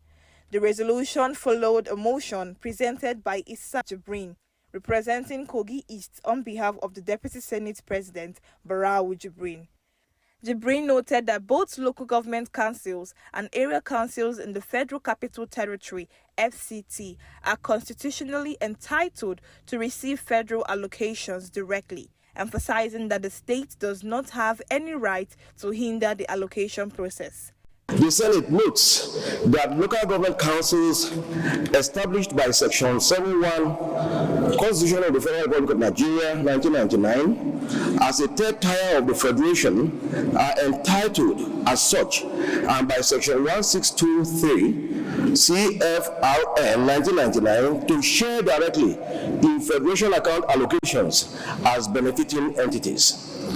Also notes that the Supreme Court has construed Section 1625 and 6 CFRN 1999 to the effect that the states are agents of the Federation to collect local government allocations from the Federation account and to pay local government councils, and did not give the states any right or interest in the said allocation to local government councils from the Federation account.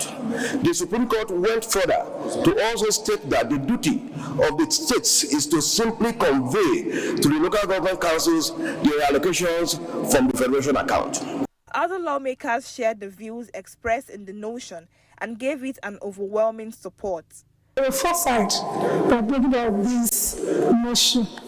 May I say that Nigerians are actually waiting for these kind of motions, in the sense that it's really enable those who are going to be part of the sharing formula to be at the table, for them to know what exactly is being shared and what and why this is being allocated to us. I have been at the local government council for some time.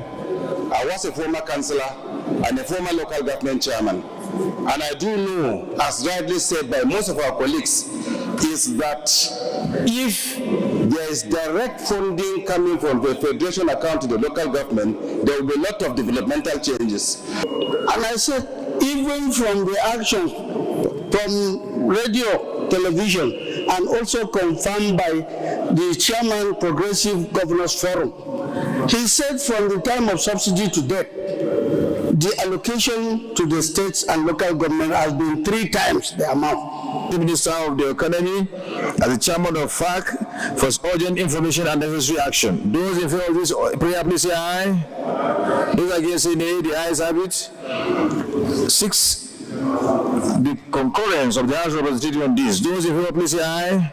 Those against say nay, the ayes have it.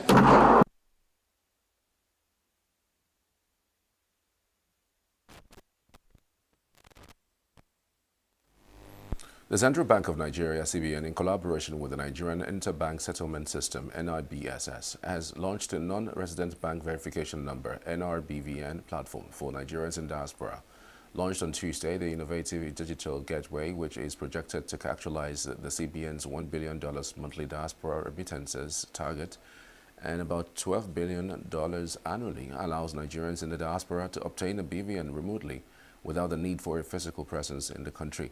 Speaking at the launch, CBN Governor Olayemi Cardoso hailed the initiative as a milestone in the country's financial inclusion journey and a critical bridge connecting the country to its global citizens. The CBN Governor also hinted that the initiative could reduce the high cost of remittances in sub-Saharan Africa and ensure continued engagements with stakeholders to optimize the platform. He said the CBN remained committed to reducing the cost of remittances, currently averaging over 7% in sub-Saharan Africa, adding that lowering these costs would enhance the safety and appeal of formal channels while amplifying the social economic impact of diaspora remittances to Nigerian households and the broader economy. He said though not the final destination, the NRBVN represented the beginning of a broader journey. Chairman Chief Executive Nigerians in Diaspora Commission NIDCOM Abikedabiri Area described the NRBVN as a game changer. Vice President Kashmir Shettima has said that it is currently a great time to invest in Nigeria, as the administration of President Bola Tinubu has addressed most of the grey areas that hitherto served as disincentives to investors. The Vice President stated this on Tuesday when he played host to a delegation from the Islamic Development Bank led by the head of its regional hub, Hamad Hundaya, at the State House, Abuja. Shettima pointed out that with well-thought-out interventions in human capital development, nutrition, agriculture, health, education, and promotion of digital trade, the administration has demonstrated commitment in addressing challenges in the critical sector. The Vice President applauded Nigeria's partnership with the Islamic Development Bank, noting that both entities are based primarily on the country's national interests.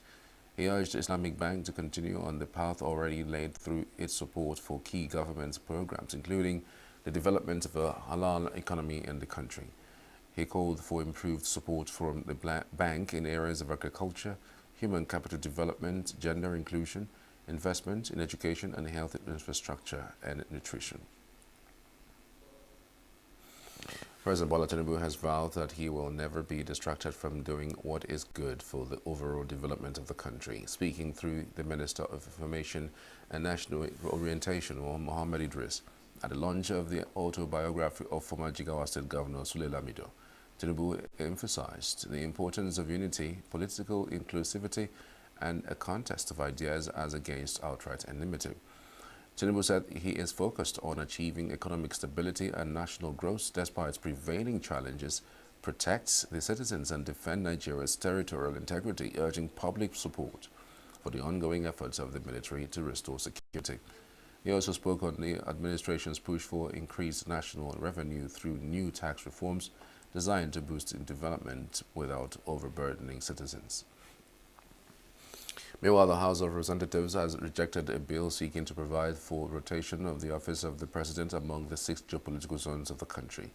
The proposal was one of 7 constitutional amendment bills slated for second reading. Deputy Minority Leader Aliyu Madaki set the tone for the criticisms that ultimately led to its rejection. Madaki argued that enforcing the rotational presidency could undermine merit and competency in leadership selection, which was supported by several other lawmakers. And when we are talking of giving people job to do, we are looking at competence. We are looking at ability. I don't know why. Indirectly, it's like in every political parties, there is an arrangement that North will do this term, the South will do this term. So I believe this is something that we must not put in our constitution. We should allow it as it is. Some members, however, spoke in support of the bill, insisting it would help address long-standing marginalization of certain parts of the country. I think part of the reason why this sense of injustice continues to go on is because of the failure of governance, the failure of social equity. So, Mr. Speaker, I implore that we do not set a dangerous precedent and put it in the Constitution without due diligence, which I'm sure. The bill in question, obviously, is set to cure an age-long injustice in our land, especially the minority zones in the region, in Nigeria, which if the presidency of this nation and the vice presidency of this nation is allowed to be struggled in terms of election, they will not have a chance of getting to that climax. Are we going to force parties to actually pick someone from each region? How many parties do we have? We need to look at each zone. We need to look at party politics. By the time we start to include the clauses of zoning, that means at a point in time, every part of this country will start to look at it that, look, it is either me or you, or not you or not me. Sir, Mr. Speaker, sir, this is Nigeria that belongs to everybody.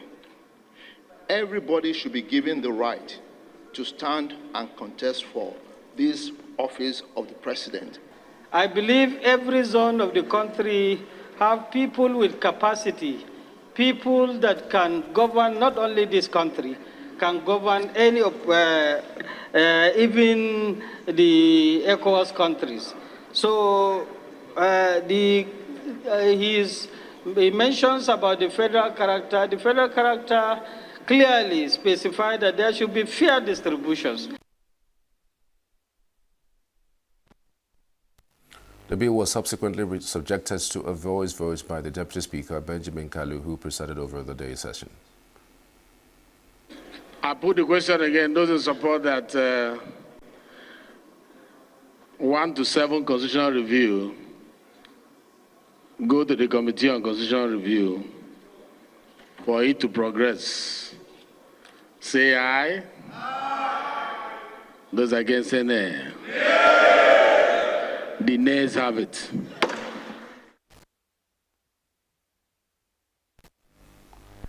In response, the chairman of the Committees on Rules and Business, Francis Wave, moved a motion for the bills to be reconsidered individually on their own merit. Among other rejected bills is a proposal seeking to transfer the powers of registering and regulating political parties from the Independent National Electoral Commission (INEC) to the Office of the Registrar General of Political Parties. The Post-Primary Schools Management Board, PPSMB, is conducting an exam monitoring exercise to ensure the smooth administration of the Senior School Certificate Examination (SSE) in ENUGU State, Nigeria. This initiative aims to maintain the integrity and transparency of the examination process while also promoting a conducive learning environment. Correspondent Ugone Walu witnessed the examination monitoring for Signature TV. The PPSMB was created to address the unique challenges facing post-primary education in Enugu State. The board, under the leadership of Father Mbodili, has set for itself the task of quality assurance, staff development, and infrastructure development. The monitoring exercise took the team, led by Father Hilary Mbodili, to some schools in Ezagu local government area where it monitored the conduct of the ongoing senior school certificate examination. The team checked for adherence to examination guidelines, cleanliness, and overall atmosphere in the examination halls. The PPSMB chairman, while addressing students at Community Secondary School and Model Secondary School in Olo, emphasized the importance of hard work and good reading habits to improve their academic performance and ensure a brighter future for themselves and their community. He also warned students against engaging in examination malpractices, which he said undermines the integrity of the education system. I want to warn you and to advise you. Begin now to cover your syllabus, begin now to read your books. It is no longer business as usual. It's not only in Model Olo. There will be nowhere to run into. If you go to private school, we are there. If you go to mission school, that's where we are based. If you go to public school, that is also our permanent settlement. So there is nowhere to run to. The only shortest cut is to read your books, read your notes. For today, we found your students contributing to 2,000 naira in order to aid malpractice. And the truth is that we cannot smile. We are changing. The supervisor is going and facing panel in this board tomorrow morning. She's facing panel. She continues as a teacher. That's good for her. The person coming to contribute. So, and this indictment, we don't pretend about it. Principals were warned to remain in the hall. Your principal was not in the hall. He's also indicted. He's also coming to the board tomorrow morning. Father Mbodili encouraged teachers to provide necessary support and guidance to their students to enable them excel in their studies and grow into responsible citizens and leaders. My dear teachers, for those of you who are still making effort, I want to encourage you. Be diligent, teach the students, do your best. Avoid our trouble by coming to school. We have done it for 2 years, concentrating on punishing offenders. From June 2025, we are bringing a new page, rewarding the most diligent, school after school. That's what we are concentrating on. I'm not talking about 5,000 reward or 10,000 reward. We are going to establish an elaborate reward to reward those who are very diligent, those who have never missed work a whole term. School principals will give us their names. Those who are able to cover their syllables, school principals will give us their names. Such diligent people will come to the headquarters and be rewarded zone after zone, and it's going to be handsome reward. The exam monitoring exercise is a testimony to the commitment of the PPSMB to ensure improved standards of education in the state, as well as the integrity of the examination process. In Enugu, Ugone Owalu, reporting for Signature TV.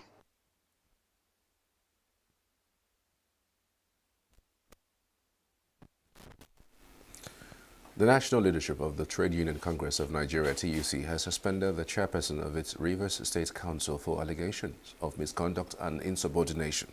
The suspension was conveyed in an official letter signed by TUC National President Festus Osifo and Secretary General Nuhu Toro.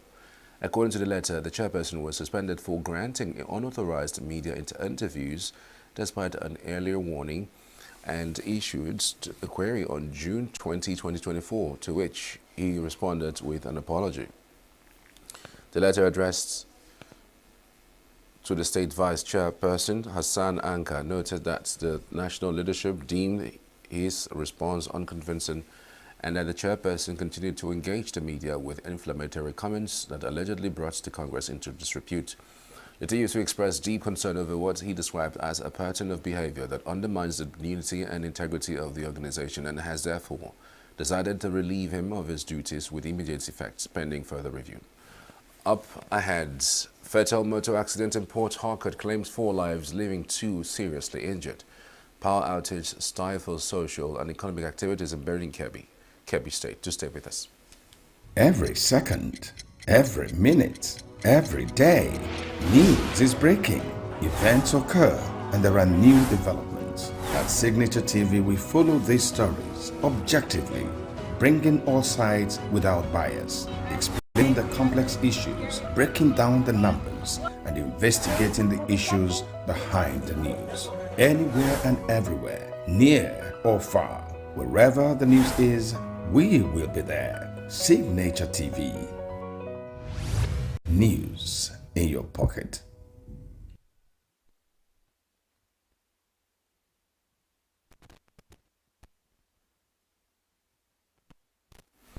A fatal accident at the GU Ake Road, ENUGU, by Unity Filling Station area in Port Harcourt has claimed 4 lives and injured 2 persons. The accident occurred when the driver of the vehicle lost control, ran into some pedestrians, resulting in the deaths of 4 of them instantly. The driver and occupant of the car survived, and the driver, who escaped, was later arrested. The corpses of the deceased have been deposited at the University of Port Harcourt Teaching Hospital mortuary, while the 2 survivors are currently receiving medical attention at a hospital.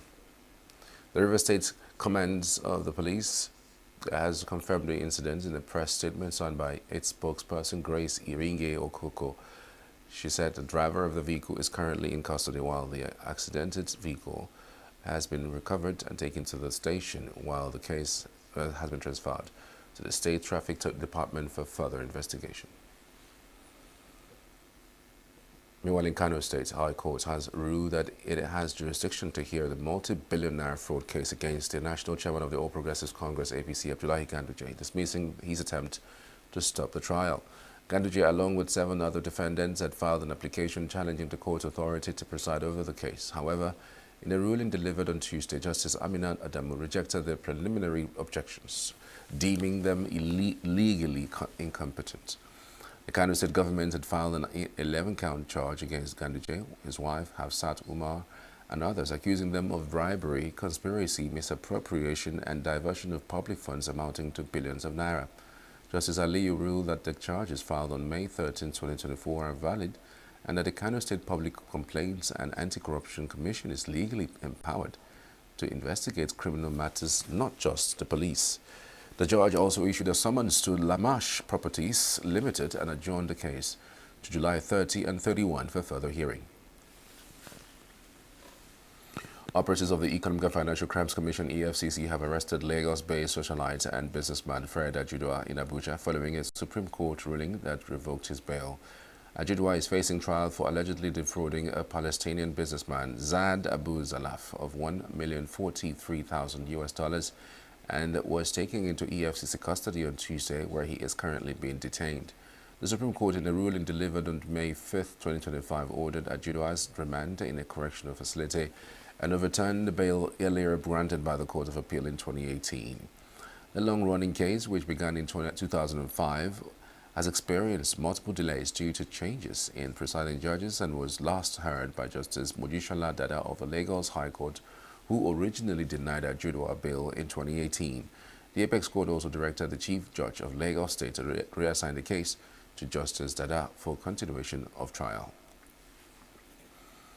Burning Kebbi, the capital of Kebbi State, has been plunged into darkness following a prolonged power outage disrupting normal social and business activities. The situation has brought frustrations and widespread inconveniences to businesses who lament the economic losses occasioned by the prolonged outage. Correspondent Excellence Benjamin reports.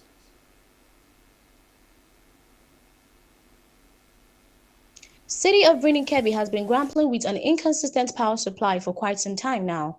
The erratic electricity has become a norm, with power outage occurring on an hourly basis, sometimes lasting for several hours. This has severely affected business owners in the city who are struggling to cope with the situation.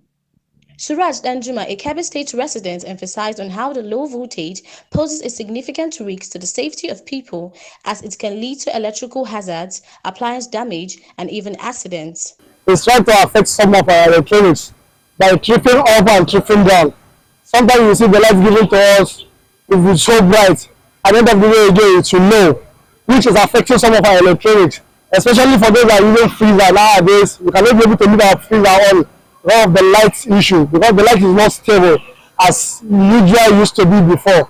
But when we try to discover that the NEPA has issues, Usman Muhammad, a welder, speaks on how he spends money on fuel due to the inconsistent power supply, which has affected his work and has caused great financial loss. Umar Abubakar Dina, Regional Technical Manager, Kaduna Electric Distribution Company, Kebbi State, sympathized with Kebbi State residents for the power outage as they are working tirelessly with the government to address the situation at hand. We want to use this medium to register our sympathy to the Kebbi State citizens.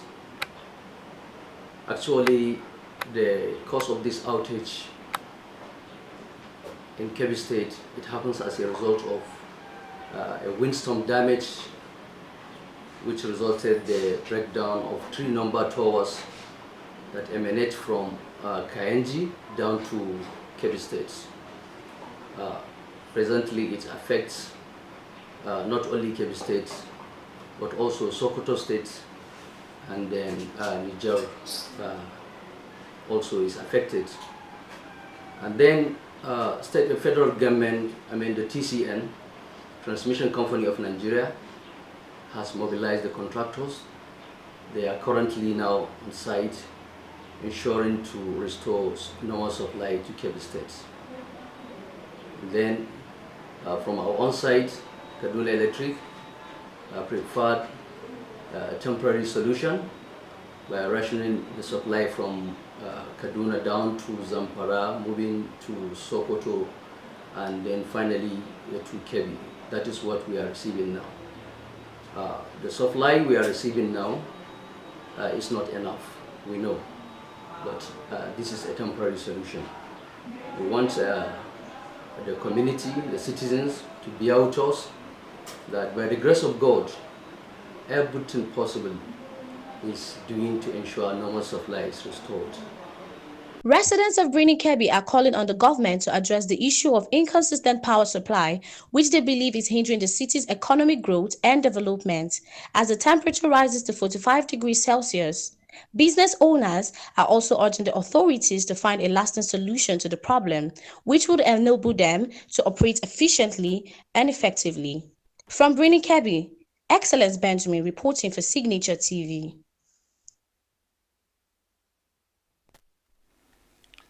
The Abuja Electricity Distribution Company, AEDC, is facing mounting challenges following a prolonged power outage in Buhari Area Council of the Federal Capital Territory, FCT, Abuja.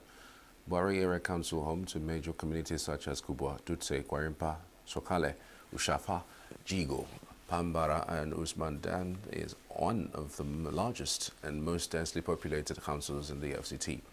It also hosts critical federal institutions, including the headquarters of the Joint Admissions and Matriculation Board, JAMB, and the Nigerian Law School. The blackout, which is blamed on a faulty circuit breaker at the Kubwa transmission station, which has lasted nearly 2 weeks, which residents claim has led to daily economic losses running into billions of naira. A staff member of the Transmission Company of Nigeria, TCN, explained that efforts were underway to restore power, noting that a funding request had been submitted to the Central Bank of Nigeria, CBN, for the procurement of installation of a replacement breaker. Health practitioners are raising awareness on the breastfeeding as a cornerstone of infant health to empower mothers make informed choices for the well-being of their babies. Nursing students of the University of Nigeria ENUGU campus made the appeal when they featured on Signature Morning Show as part of the activities to mark her 29th annual Health Day with the theme, Breastfeed the Child, Build a Community. One of the guests, Miracle Ozioko, urged nursing mothers to prioritize proper breastfeeding techniques and steer clear of artificial feeding methods. She expressed concern over the growing trends among modern women to rely on formula feeding, emphasizing that breastfeeding offers unmatched benefits for infant health and development. Breast milk is very important, and that is why as nurses we have a crucial role to play with the mothers, especially during the prenatal and the antenatal period. You explain to the mothers that you can't compare breast milk to formula. Those are like milk, they are not gotten from human. Yes, they are not gotten from human. And then breast milk has like so many other breast milk has vitamin A, D, E, K, and also breast milk has so many nutritional contents in it that you cannot compare with formula. Breast milk also has protein in it. It has proteins it has both whey protein and casein protein, which can help to keep the baby for a longer period, especially when like the mother is not there to breastfeed the baby. And also, when you want to compare breast milk and formula, you find out that most babies that they are formula fed, they are usually prone to obesity. But when you breastfeed your baby, the baby has less chances of being obese.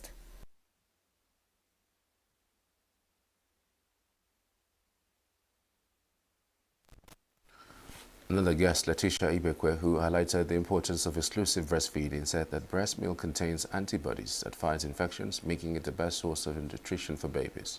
Ibekwe explained that artificial feeding methods increase the risk of diseases and exposure to germs. We teach the community the importance of this breastfeeding, and we teach them why mothers and every family need to imbibe with this particular process. Now, nurses also, they are the ones that they also go for training so that they can get the knowledge and the skill that they need for this particular event, for this particular process. Now, the nurses also, they find out and they identify the problems that could be associated with mothers breastfeeding their babies, while these mothers shy away from this process, and they go ahead to address these issues one after the other, and encouraging and supporting women to breastfeed their babies.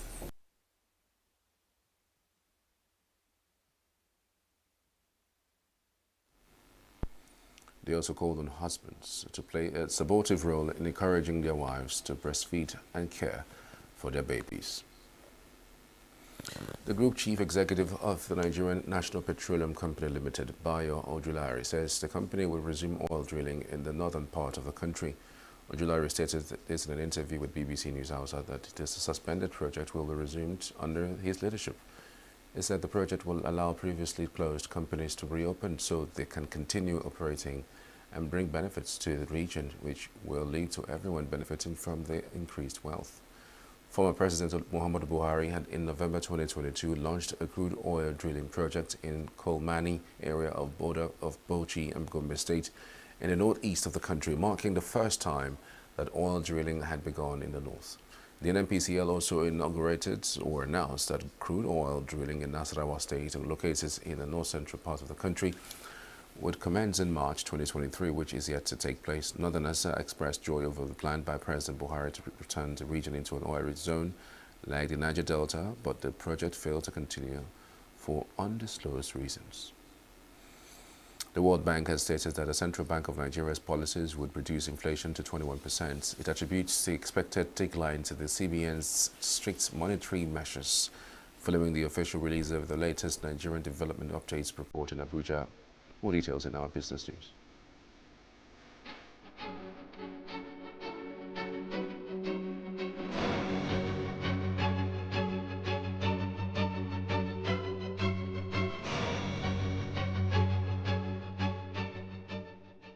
World Bank says CBN policies may lower inflation to 22.1%.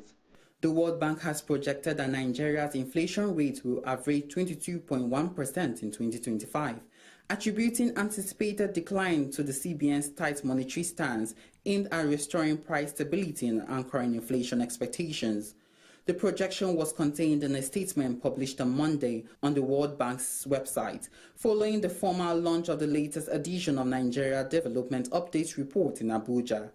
The biannual report, titled Building Momentum for Inclusive Growth, assesses recent economic trends and policy responses and outlines priorities for sustaining reforms and promoting inclusive growth.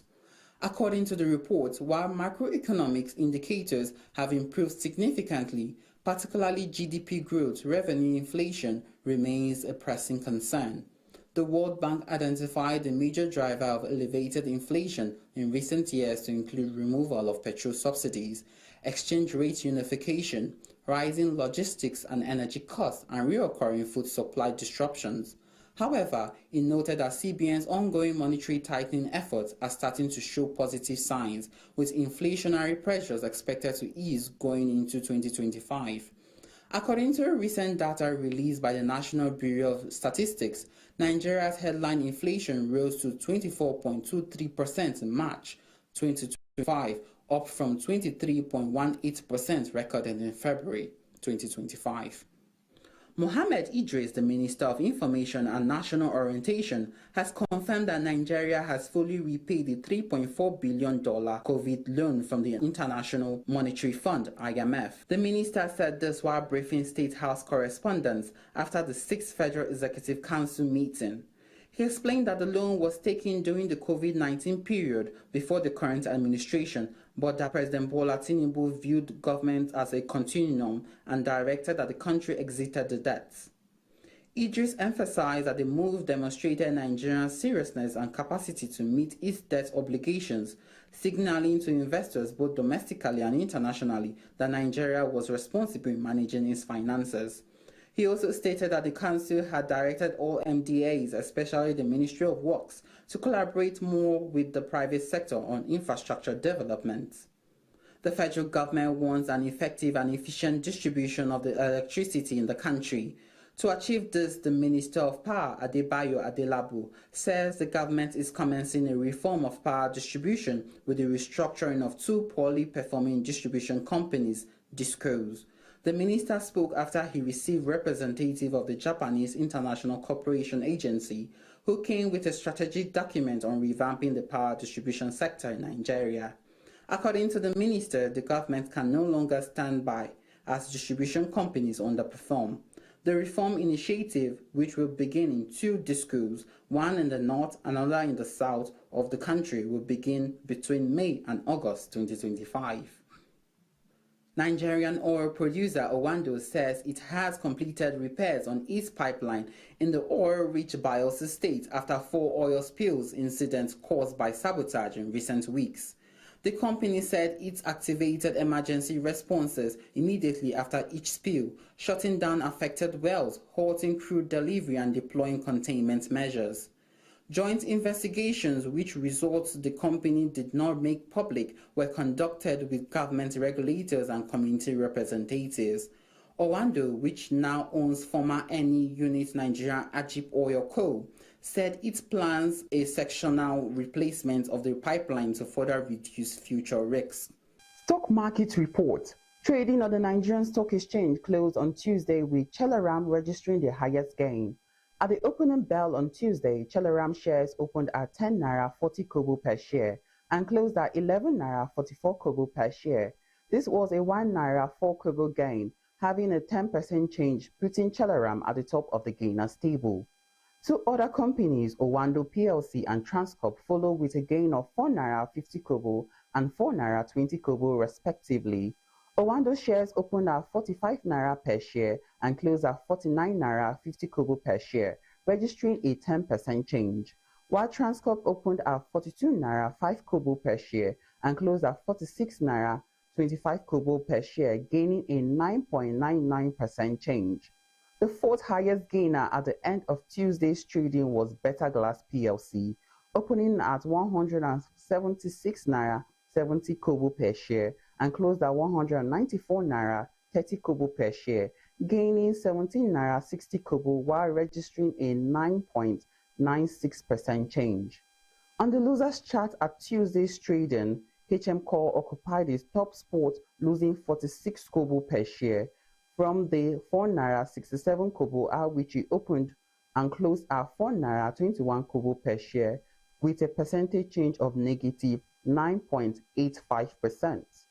HM Core was followed on the losers table by Academy, which registered a 34 kobo loss per share at the close of business. It opened the day's trading at 4 naira 64 kobo per share and closed at 4 naira 30 kobo with a percentage of negative 7.33%. That was business news on Global News. I am Chinizi Zadima.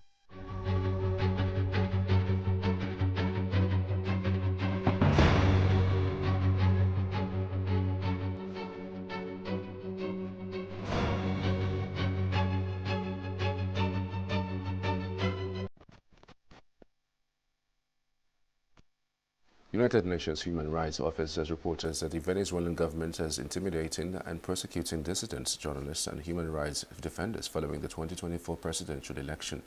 UNHCR's spokesperson Luis Russell said the office verified the deaths of at least three government critics that were in custody. Following the July presidential 2024 election, Venezuela's National Electoral Council, CNE, declared President Nicolas Maduro the winner, despite never publishing the vote tallies. The opposition contested the results, proclaiming opposition's Edmundo Gonzalez as the victor, with claims that 73% of the votes tallies collected by their supporters as polling centers nationwide indicated Gonzalez had more than double the votes of Maduro. Following nationwide protests against the official results, the government detained over thousands of demonstrators, including the high-profile members of the opposition, according to human rights group Foro Panel. At least 894 political opponents remain imprisoned. Meanwhile, United Nations Aid Chief Tom Fletcher on Tuesday said an Israeli planned aid distribution in the Gaza Strip was a cynical sideshow, a deliberate distraction, a fig leaf for further violence and displacement of Palestinians in the enclave. He told the UN Security Council that no foods, medicine, water, or tents have entered the war-torn Palestinian enclave for more than 10 weeks. At the end of the last month, the UN World Food Programme said it had run out of food stocks in Gaza. And US President Donald Trump said that the heat pushed the Israeli Prime Minister Benjamin Netanyahu to allow the delivery of food and medicine. Fletcher said the UN has met more than a dozen times with Israel authorities to discuss their proposed aid distribution model to find a way to make it possible. Mr. President, our response as humanitarians is to make a single ask of the Council. Let us work. The UN and our partners are desperate to resume humanitarian aid at scale across Gaza in line with the fundamental principles of humanity, impartiality, independence, and neutrality. We have a plan. We have shown we can deliver with tens of thousands of trucks reaching civilians during the ceasefire. We have life-saving supplies ready now at the borders.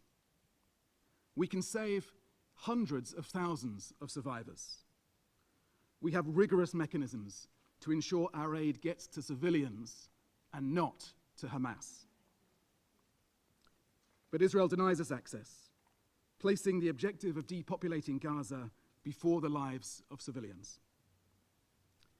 So for anyone still pretending to be in any doubt, the Israeli-designed distribution modality is not the answer. It practically excludes many, including people with disabilities, women, children, the elderly, the wounded. It forces further displacement. It exposes thousands of people to harm.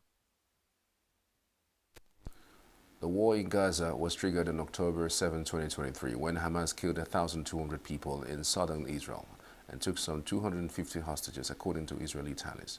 Since then, more than 52,700 Palestinians have been killed, according to Gaza health authorities.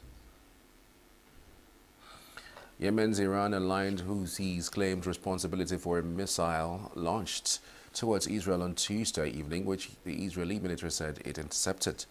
Sirens were heard in several places in Israel. The militia group fired a hypersonic ballistic a missile towards Ben Gurion Airport near Tel Aviv, according to the group's military spokesperson Yahya Sarah. The missile force of the Yemeni armed forces carried out a military operation targeting Lod Airport, Israeli named Ben Gurion, in the occupied area of Jaffa, using a hypersonic ballistic missile. The missile successfully achieved its target, thanks to Allah, and led millions of occupying Zionists to flee to shelters and halting airport operations for nearly an hour. This operation confirms the continued navigation ban on the mentioned airport. All other airlines that have not yet announced a halt to their flights should follow the path of those that have previously announced a halt of flights to airports in occupied Palestine. The Yemeni armed forces affirm that their support operations, as well as the ban on air navigation at Lod Airport and the ban on Israeli maritime navigation in the Red and Arabian Seas, will cease immediately upon the cessation of aggression against Gaza and the lifting of the blockade. President Donald Trump announced on May 6 that the U.S. would stop bombing the Houthis as the group agreed to stop attacking U.S. ships, part of a 17-month campaign against Red Sea shipping intended to show solidarity with Palestinians in Gaza. But the Houthis have continued to fire missiles and drones towards Israel, most of which the Israeli military says it has intercepted without casualties or serious damage occurring. Israel has weakened those groups by assassinating top leaders and destroying military infrastructure since the Gaza war began, though Houthi capabilities appear largely intact. Patients were evacuated from the European hospital in Khan Yunis on Tuesday following Israeli strikes. The Gaza Health Ministry said 9 missiles slammed into and around the courtyard of the European hospital in the south of the enclave, killing at least 16 people and wounding 70 others. A civil emergency official told Reuters that the fate of the several others remained unclear as rescue operations were underway. The Israeli military said it had struck a Hamas command center beneath the hospital and accuses Hamas of exploiting hospitals and civilian properties for military purposes, which the group denies. Meanwhile, Israeli hostage families marched and protested in front of the American embassy in Tel Aviv on Tuesday, addressing the U.S. President Donald Trump, asking him to help in releasing all the remaining hostages held in Gaza. This came a day after Hamas on Monday released Eden Alexander, the last known living American hostage, ahead of President Donald Trump's visit to the region. U.S. Special Envoy for Hostage Affairs Adam Boehler and Steve Witkoff, U.S. Special Envoy to the Middle East, met families of hostages for almost 2 hours in Tel Aviv on Tuesday. Of the 58 hostages still held in Gaza, about 20 are said to be alive.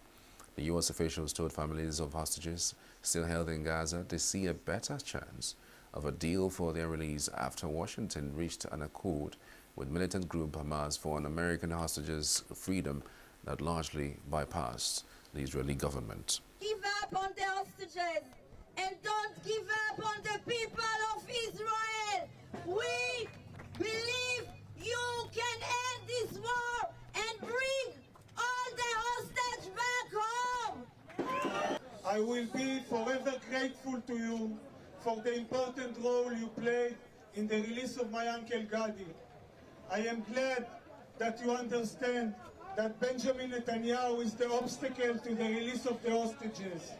The vast majority of the Israeli public is united in its desire to see the release of all the hostages in an agreement that it includes the end of the war. I call on you, use all your power to pressure the parties and remove the obstacles standing in the way of an agreement. If you do so, your place in history will be forever secure. Alexander, 21, also an Israeli citizen and soldier, was among the 251 people Israel says were abducted on October 7, 2023, when Hamas launched an attack on Israel that triggered the ongoing war. And that's the news this hour. Really, thanks for watching. Join me again tomorrow for another fine time. But of course, I'm handing you over to Quinit Wokunta for eVibes. Do stay with us.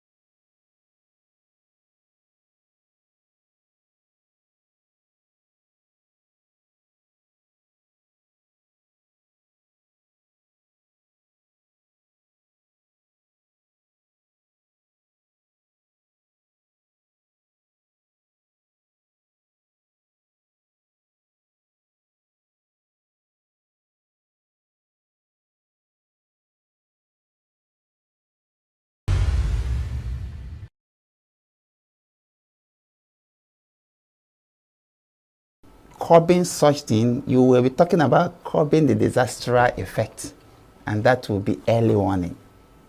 That so thing will happen. So we need to evacuate.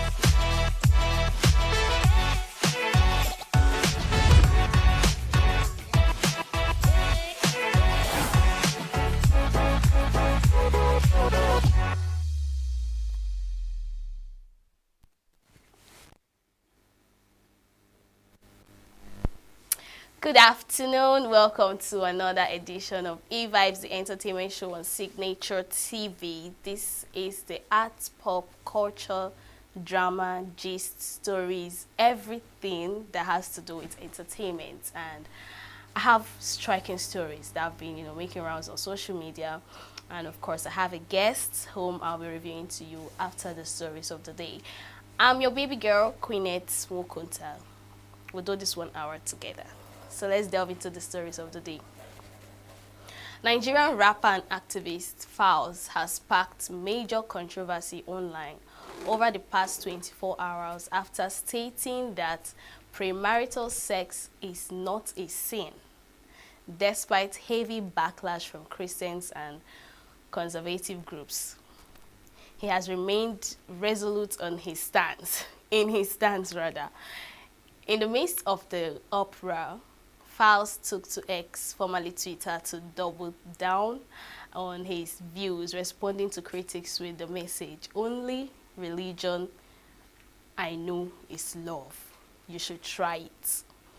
As expected, his comments triggered a wave of reactions from X users, many of whom flooded his replies to challenge both his stance on fornication and his claim that love is a religion.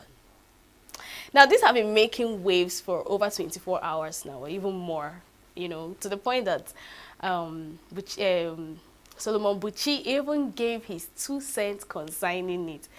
The truth is this: I know why people are coming at Falz, because you won't say people do not have opinion or a way of life or how they want to view things or see things, all right? But the reason why people are coming at him is because he is a celebrity.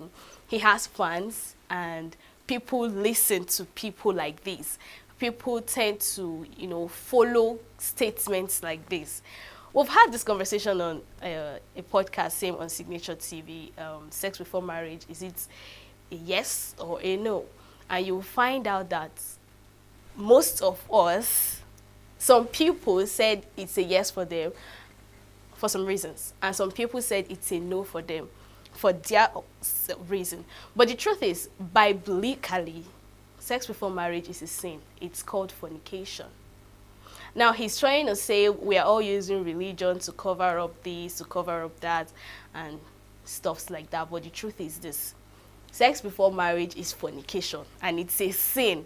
So him making such statements on social media brought the backlash, because why are you saying this? Are you saying that every person should, try it? Like you said, you should try it, or what sort? Because you said love is religious, So I didn't say anything bad in it, actually, because at the end of the day, we have every right to our own opinion.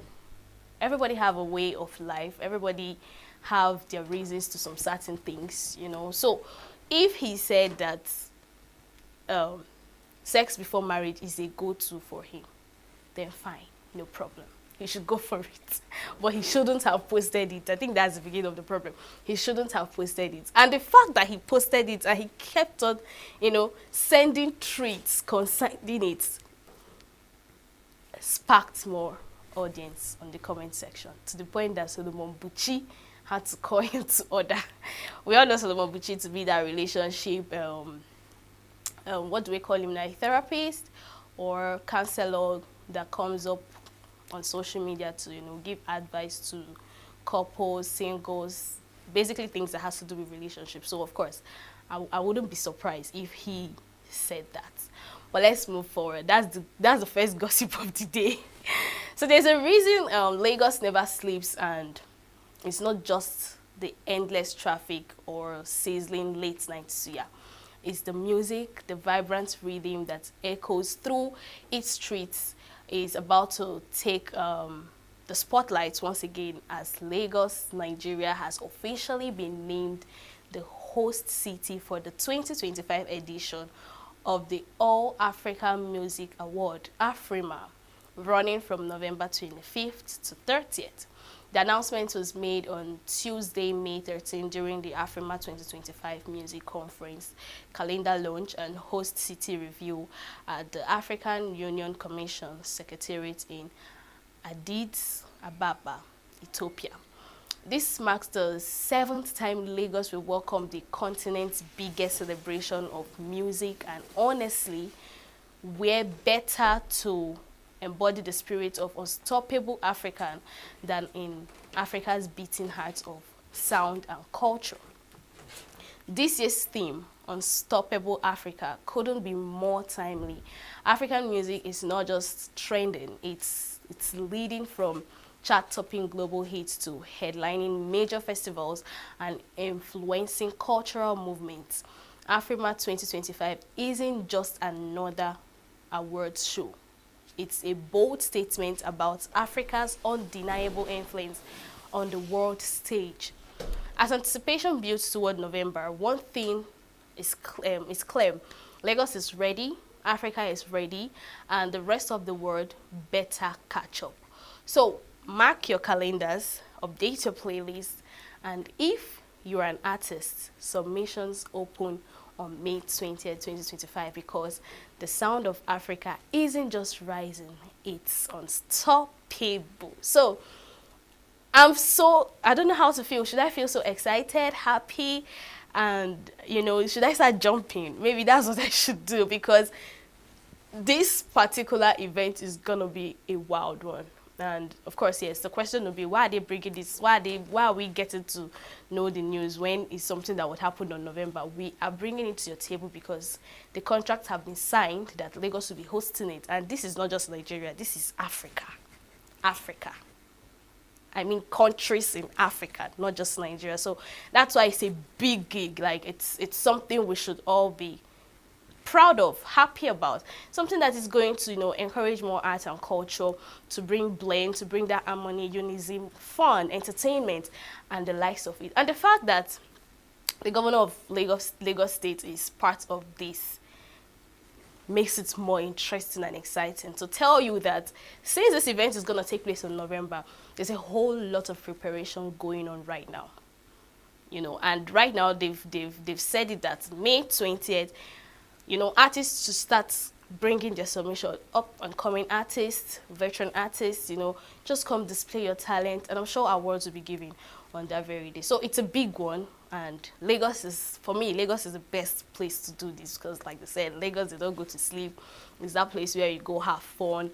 They love parties, you know. So trust me when they say this event is going to take place in Lagos, it's definitely going to be a hit.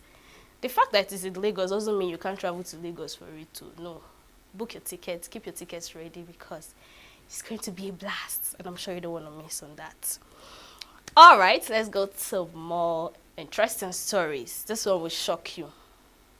Singer and actress Halle Bailey has been granted a domestic violence restraining order against her ex-boyfriend and father of her child, rapper DDG, following serious allegations of physical abuse. Now, according to TMZ, the Little Mermaid star filed court documents on Tuesday in Los Angeles, detailing an incident that allegedly took place in January 2025. Bailey claims that during a custody exchange involving their nearly 18-month-old child, Harlow, a confrontation with DDG escalated into violence. The couple had reportedly broken up in October 2024, but tensions flared when Bailey attempted to discuss a visitation schedule. She alleged that as she was securing their child in her seat, DDG became aggressive and began shouting, causing their baby to cry, and then physically assaulted her. According to Bailey, he pulled her hair, slammed her face into the steering wheel, and chipped her tooth during the altercation. Bailey reportedly provided authorities with photos showing bruises on her arm and her chipped tooth, along with a video that appears to show DDG damaging her ring, cameras, and throwing her phone.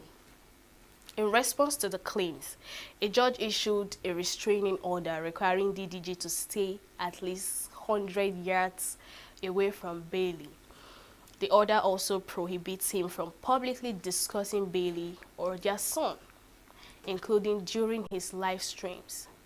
Bailey alleged that DDG has used this platform to incite harassment against her from fans. The court also granted Bailey permission to travel with Harlow to Italy, where she is scheduled to film for 2 months. This comes after DDG previously accused Bailey of preventing him from seeing their son, a claim that had drawn mixed reactions on social media. As of now, DDG has not issued an official response to the new allegations, although a clip circulating from one of his live streams shows he's visibly agitated upon learning about the restraining order. Now, if you remember the episode I had with Layomi Adeyemi, that was last year, October, when we brought to your notice that they broke up. And it was something surprising because the relationship was so cute. Everyone was happy. Even when they celebrated their son's birthday, that was around November, December-ish. Yeah. So we were surprised to see DDG present. They were all available, doing the whole co-parenting thing, because it was stated clearly that we are no longer in a relationship, but we would co-parent our son, Harlow. You know, so, you know, moving forward, we got to notice that there is no reason for the breakup. Nobody said anything, nothing. According to DDG, they made the decision by themselves to stop being in a relationship, but agreed to co-parent. And, you know, trust netizens like you and I, we would always want to hear something, because you can't just wake up one morning and say, I'm no longer doing it again. You know, and surprisingly, the birthday of their son came up. We saw harmony, we saw union, we saw happiness. And we are like, okay, these are adults that decided to go their separate ways. And voila, today. I know some people would say, what did she do that would make him, you know, talk to her that way, to the point, even hitting her, abusing her physically, to the point of she cracking her tooth, and also giving her some bruises in her hand and all that. Because, of course, there is no smoke without fire. That's what some people would say. But I don't know what somebody would do to you that will make you to go physical. All right? And if maybe she is wrong, you would have been the one to report. Quote me if I'm wrong. You would have been the one to report that, oh, she's doing this and all. But you've not even said anything. Like, someone went to report you and ask for a restraining order because she's scared right now. I know people will say, oh, these white musicians, these female musicians outside the country, they are always forced to ask for a restraining order from their child and from them, as if they're the only one that is being hurt. What about the guys? Don't they hurt the guys? And all that. They even stopped him from saying anything about Halle and her son Harlow on his live stream. He shouldn't say anything on social media. Imagine the restriction. So you're not even allowed to say anything. If you want to say something, come to the law courts and say so. Come to them, come to the judges and say something. You know, so that's the height of it. But trust me, we'll still get to the root of this. You know, I love bringing drama and gist to you. But yeah, this is the update. She asked for a restraining order because of this. You know, the physical abuse, the shouting, making their son cry, and all that. And maybe she feels scared that it might affect her son and also affect her and her fan base too, because he was already saying something that is making her lose fans and followers and all that. So yeah, that's the updates from now. We will still bring stories like this to you because, of course, I love to go to the roots of the matter. Okay. Stars of the silver screen dazzled on the red carpet on Tuesday as they made their way into the plush Grand Theatre Lumiere for the opening of the 78th Cannes Film Festival. Directors Quentin Tarantino and Sean Baker posed for photographs wearing classic tuxedos, while jury members Juliette Binoche and Halle Berry dazzled crowds wearing floor-length gowns. Robert De Niro, recipient of the festival's Lifetime Achievement Award, walked the carpets before heading up the stairs of the Palais du Festival et du Congrès to attend the ceremony. Models Bella Hadid and Irina Shayk donned black gowns on the carpet, while Heidi Klum and Alessandra Ambrosio wore colorful floor-length dresses despite the festival's announcement. They were prohibiting voluminous outfits on the red carpet. The 78th Cannes Film Festival runs for 11 days until Saturday, like I just revealed to you yesterday. So this is a follow-up story of the Cannes Award. So let's take a look at that. De Niro.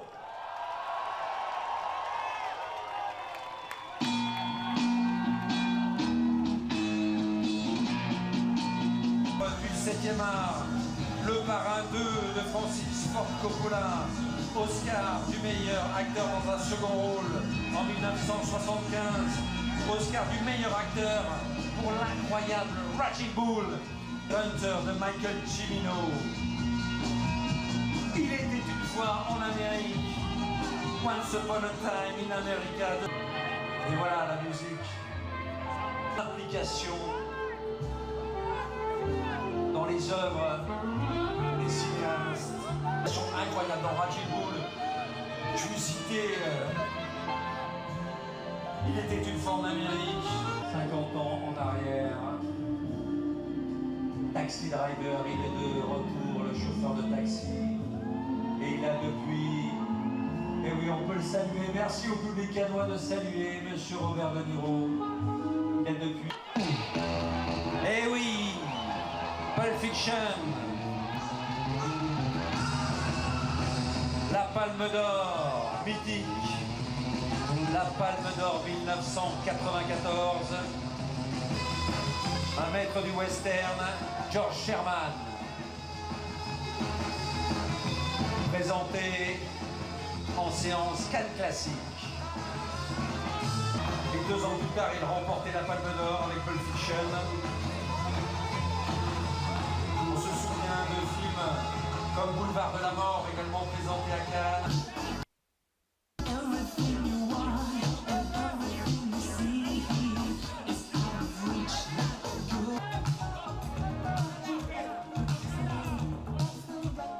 La Passion de Dodin Bouffon, aux côtés de Tranan Hung, qui avait reçu le prix de la mise en scène. Président du jury. Code inconnu, caché, le voyage du ballon rouge, copie conforme, Cosmopolis, Steve Maria, Malout. Salué par le public canois.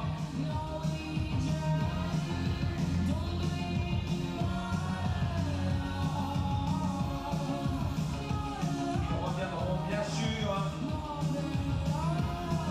le samedi 24. Réalisatrice au talent multiple, par les festivaliers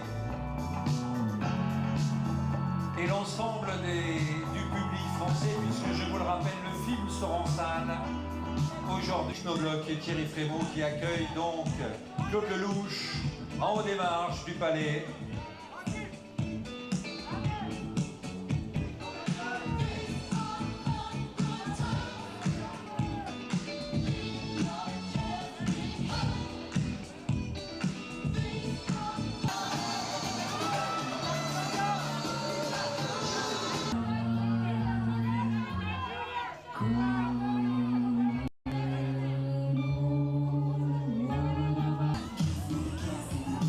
Ce sont des films comme World of Honor, Good Garden.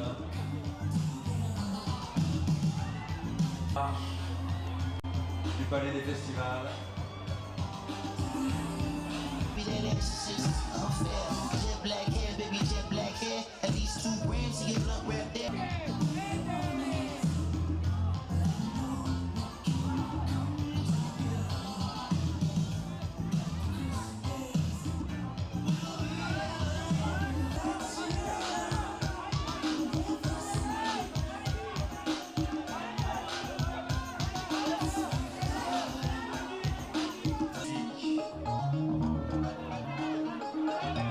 Jennifer Lawrence, Scarlett Johansson, Benicio del Toro, Denzel Washington, Kristen Stewart, Bono, Robert Pattinson, demain soir,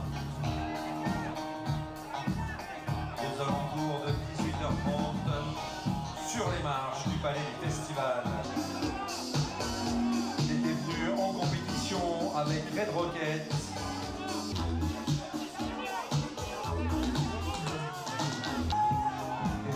Prête-moi ta main.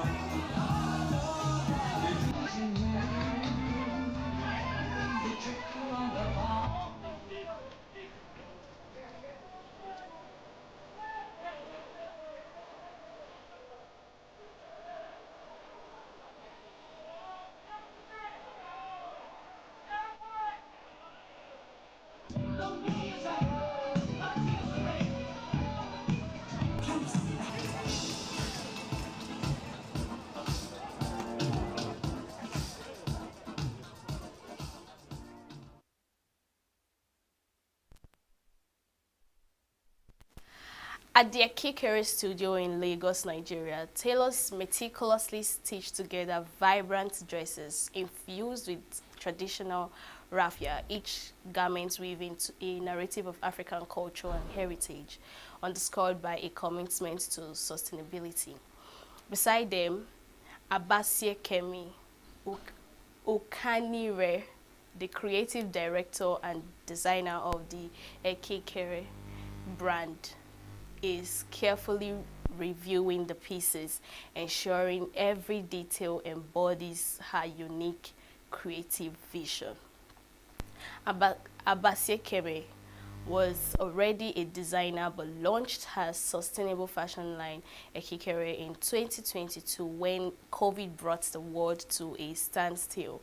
She admitted to having fear and that another global disruption could occur, and a Google search revealed her concerns were valid. Global warming poses a significant threat, and fashion is a major contributor to environmental issues. She took proactive steps, enrolling in a course on circular fashion to learn how to make her brand more sustainable. During her course, Abasie Keme discovered that other countries were experimenting with innovative fibers made from seaweed and pineapples. Intrigued, she reached out to her father, asking him about local materials that could be used similarly. He responded by sending her raffia, sparking a creative exploration of this traditional material in her designs.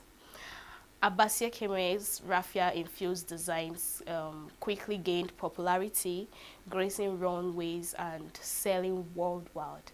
They've become a hit with tourists in Nigeria and are coveted by art lovers, entertainers, and influencers. However, despite reimagining this versatile material for a global audience, the journey to the fashion world wasn't always straightforward. Traditionally, raffia fibers sourced from palm fronds and tropical Africa were used for practical purposes like roofing huts and played a significant role in masquerade costumes. Abasie Keme's dedication to sustainability extends far beyond her use of raffia. Notably, she kicks against the trend of relying on imported chemical dyes, opting instead for traditional methods. She dyes her fabrics with pigments gotten from kola nuts, while also embracing the traditional pounding technique that reduces her environmental footprint. Let's take a look at that.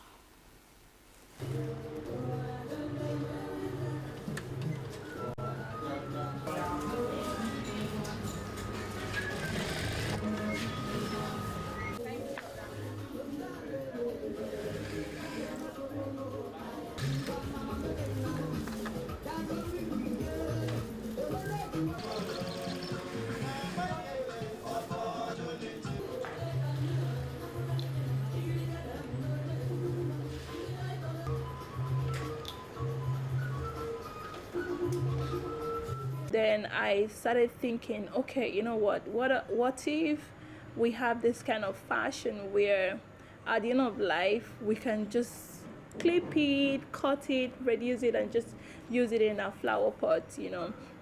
And I know that for that to happen, it has to be done with fashions that are made from natural fibers.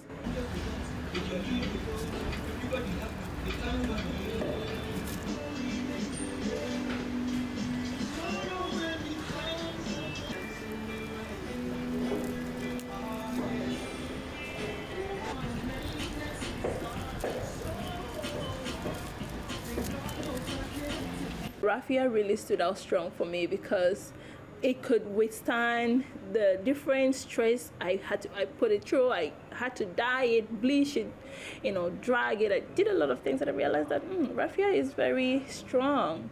It's a very strong fiber, and so I now went further to make a vest with the raffia. I put it on. I thought it was really funny, but I loved it.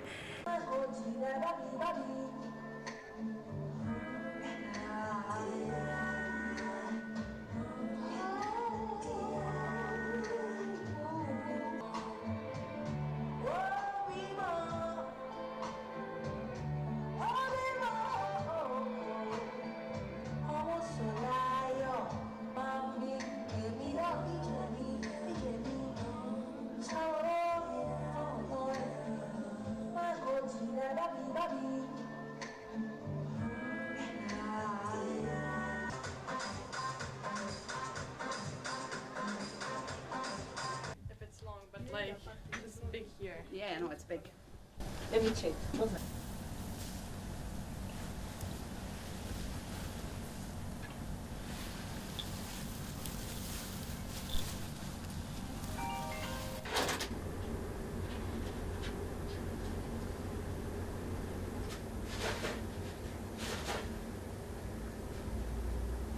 I like this. This is really cute. That is cute. Remember, we found this. Yeah.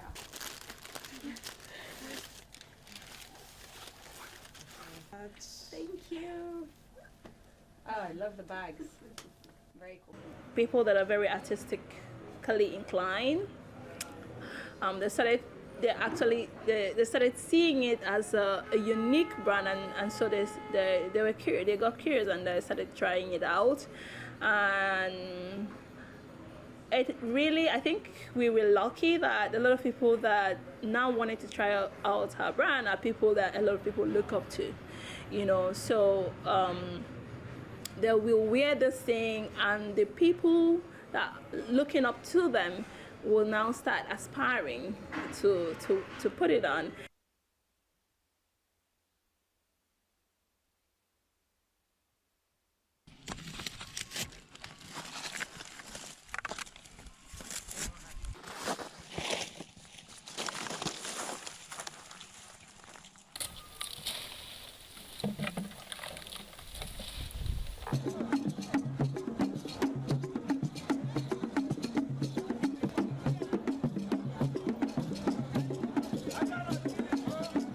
When I started, a lot of people saw it as something really weird.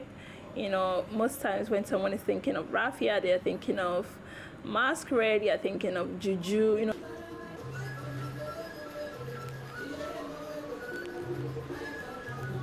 Okay, so this is actually a runner rock across the lens. There are other things that are going to be.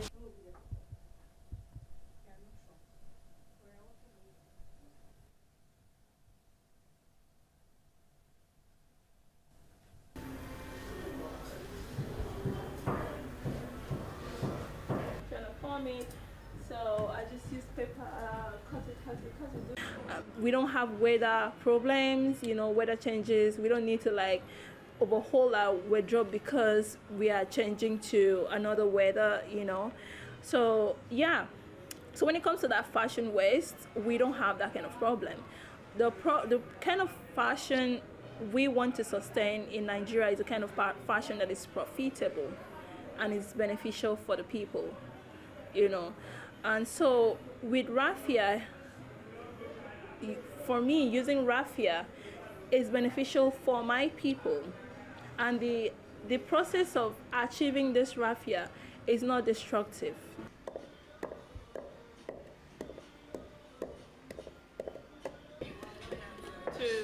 To the pounding, and so once this is ready and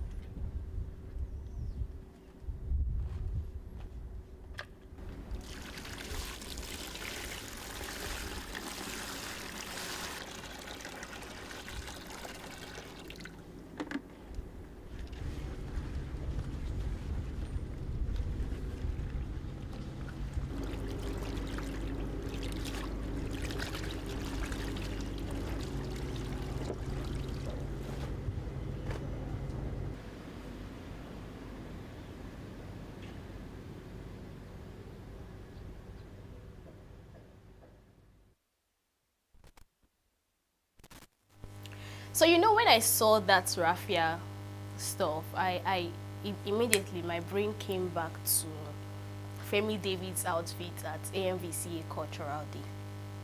That was when I understood what he was trying to do, but maybe the way he placed it was not really understandable. So the fact is this: you can make something look beautiful from how creative you are. See how creative she could make raffia look, and how beautiful she could make it look on outfits that we wear. Raffia that we know that they use in roofing houses and all that.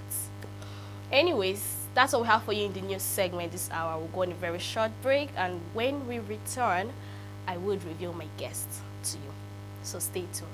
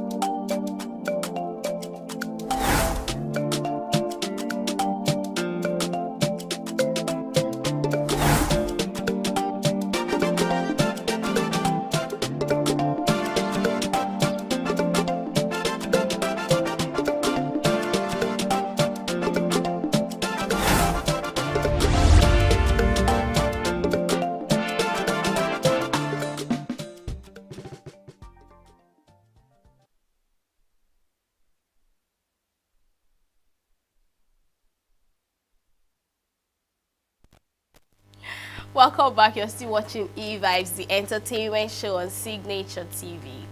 Live here right now in the studio with me is Collins Aharawan. He's an actor, producer, and director. We'll be talking about tradition meets innovation in filmmaking.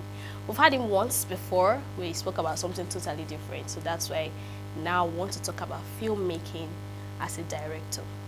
So thanks for joining us, Collins. Thank you. So how do you feel? How is the weather treating you? Fine. The weather used to be very harsh. But now, for some time now, it's been raining, so it's cool. Yes. All right. So what would you say about traditional filmmaking?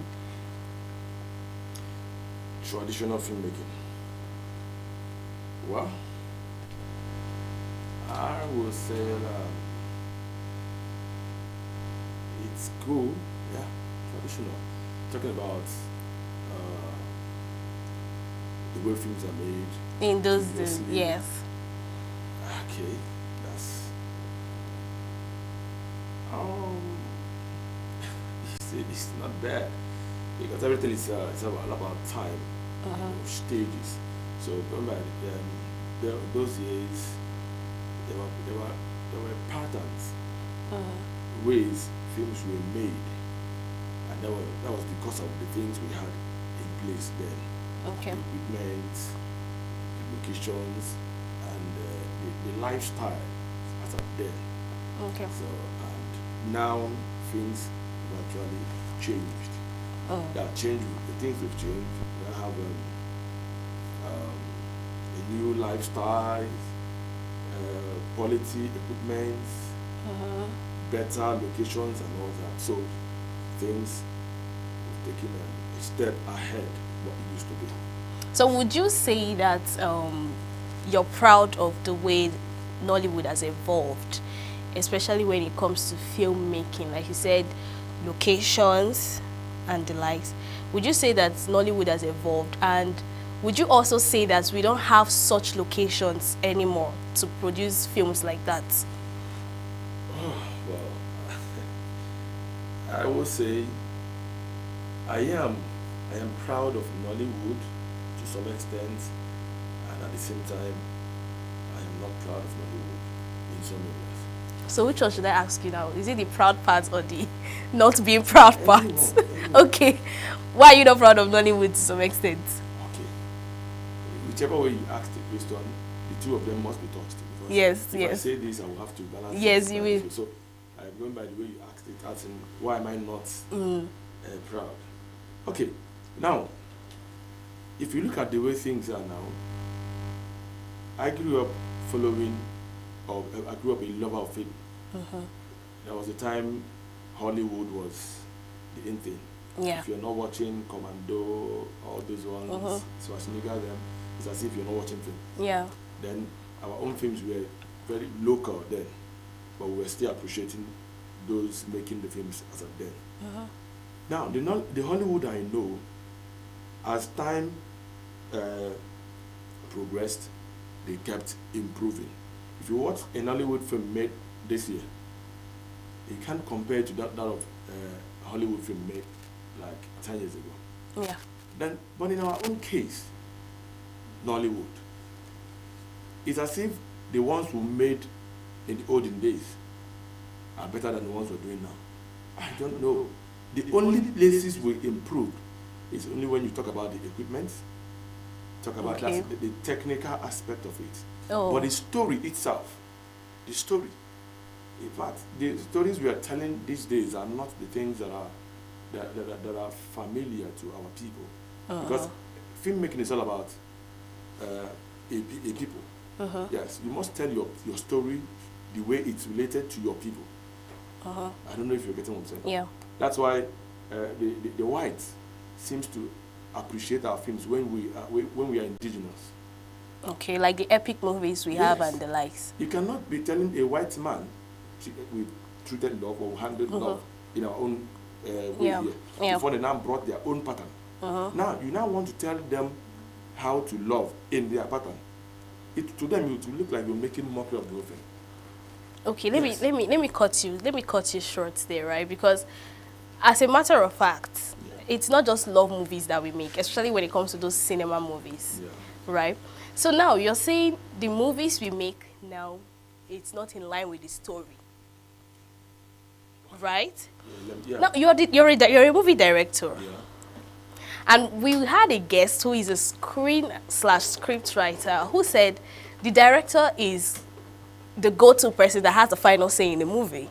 All right. So if you as a director, you're saying that the movie is not in line with the storyline, that means we should hold directors responsible because they are the owners of the movie. Okay, let me put it straight again. A director will interpret the story as written in the script. Because as a director, when you're interpreting a script, at the end of the day, the film is telling something different from the script. You made a bad film. Okay. Yes, as a director, because when you interpret a story, anyone that did not see the script and sees the film somehow, and along the line comes across that script somewhere, should be able to relate immediately. Okay, I've seen a movie like this somewhere. You only saw a script though. Yeah. Are you getting me? So a movie should tell exactly what the script says. As you say, if the script is not properly written, there should be something like script editing. After everything, you come up with the proper one that has the exact story that you want to tell. At the end of the day, when the story is interpreted, it is the same thing as the script. So you're saying most directors are not doing that? Of course. Most people, when you give them a script, they tell you that the script is a guide. If the script is a guide, then why is it a working document? Yeah. If it's a guide, then it means it's not properly written. I'm not saying there are no scripts that are not properly written. There are some scripts that are not properly written. So when you meet such scripts, you also let the sponsor or the people concerned know that this script is not properly written. Everybody will be in agreement that this is not properly written. Either they decide to go back to the writer, do some editing, then everybody will join hands, and at the end of the day, we'll come up with the right one. Or they say, okay, there's no time, let's go to the field. As we were filming, use your experience as a director, then and touch it. Then it will be on record that it was agreed that this story was badly written, and they now left it in the hands of the director to fix while they are shooting. That one is clear. But not when a standard script is presented to you as a director and you're meant to interpret it. You go to the field and you think you're too creative and you're wonderful. You now start telling the first people. Why? You better tell them to keep the script. Yes. So you do whatever you want to do. You tell your own story. Then the person that wrote the script, by the time the writer sees that story that you've told differently from the script, what would the person say? How would the person feel about it? Because it's not the person's mindset, as in the writer's mindset, that you've interpreted as a director. Are you getting me? Yeah. So, but you want to say something. Okay, yes. Going back to the the story. You said, I think you misunderstood me then when you said that the directors, directors do not go in line with the story. That wasn't actually what I said. No, you said something, and I said, okay, someone said something about directors being the owner of the movie. So if a bad movie comes out, what I'm saying is that means we should hold the director responsible. Yes. If a film is bad, it's the director. If it's good, it's the director. So when you see a bad script, you should be able to raise the alarm from the beginning, so it will be corrected. Before you don't go to field and at the end of the day, you now come up with the excuse that the script was badly written. That's why you told a bad story. No, it's not an excuse. Okay, so do you think innovation film technology can coexist with traditional filmmaking? Like, can there be a blend between the two? Of course. There has to be this marriage between the two. It's a must. Yes. Just like when Christ came, he said he didn't come to abolish the tradition. Yeah. He came to amend. Yeah. Yes, then some other persons misinterpreted it to be that he came and threw away the existing things. But that's not what he did. So the innovations did not come to change the entire storyline of our African story, our familiar stories. No, rather it came to improve on the way we tell them. Yeah. But some other persons misunderstood the whole thing entirely. Now, because Hollywood, we look up to them, but what we look up to them is the quality of what they are doing and not their pattern of storytelling. Because we cannot become Americans overnight.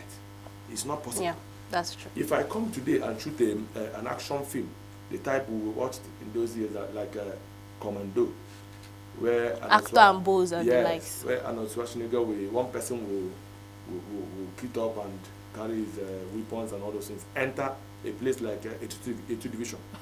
One person will outsmart all the soldiers there, rescue one victim or whatever that is in prison somewhere there, and at the end of the day, only one person will destroy the whole of the 2 division. It is not possible. Yeah. We know that, but they try to let you know that, that is their own way.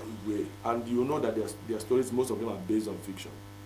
But our own pattern here, we tell stories about things that we live with every day. Where they tell you that this is where your problems are coming from, and this and this. No matter how people try to get tired of such stories, those are the things happening within our circle. Yeah. Hollywood can never get tired of telling you stories that has to do with action, all those fictions, all those things, because it is their, instead they upgrade on it. Now, an action film of today, compared to that of 1980 something, 1990 something, it is still action, but the only thing you see is sophisticated weapons. You understand? You see some different kind of aircrafts and all those things, but they are still flying. They are still shooting, but they are not telling you that they are better, versions of those things. Now, in our own way here, in our own stories here, if we are talking about, they said we are too diabolical and all those things, envy, when a neighbor or an uncle of yours is envious of your success and all that. Our time is actually up. Our time is up. I would have loved to have more time with you discussing about this whole thing and all, but we have another program coming up. So thank you so much, Collins, for your time. Aharawa. And happy birthday to your son. Oh, yes. I wish him so many more years. My son is so dear to me that I cannot forget that today is his birthday. Yes. All right, this is where we draw the curtain. The show has come to an end. Join us same time tomorrow. Follow us on all our social media platforms. And of course, subscribe to our YouTube channel. I remain your baby girl, Queenette Mokunta. Enjoy the rest of your day.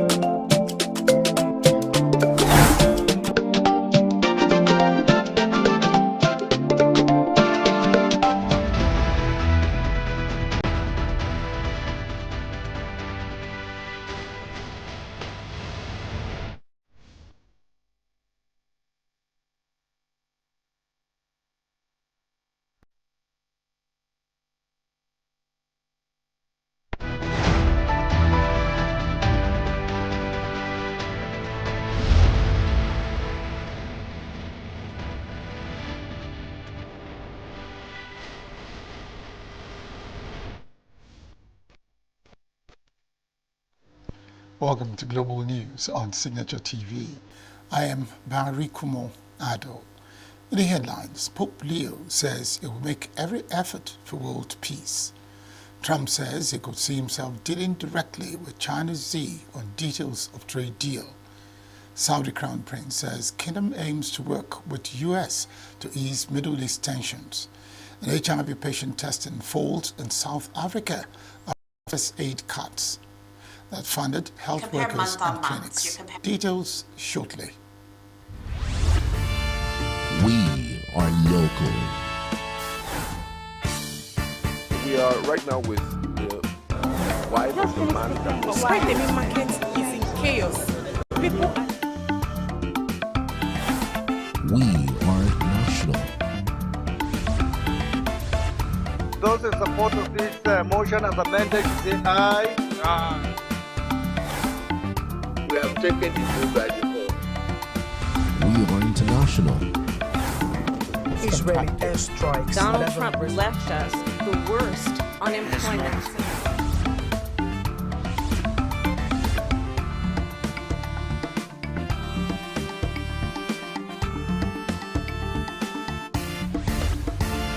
Signature TV, news in your pocket.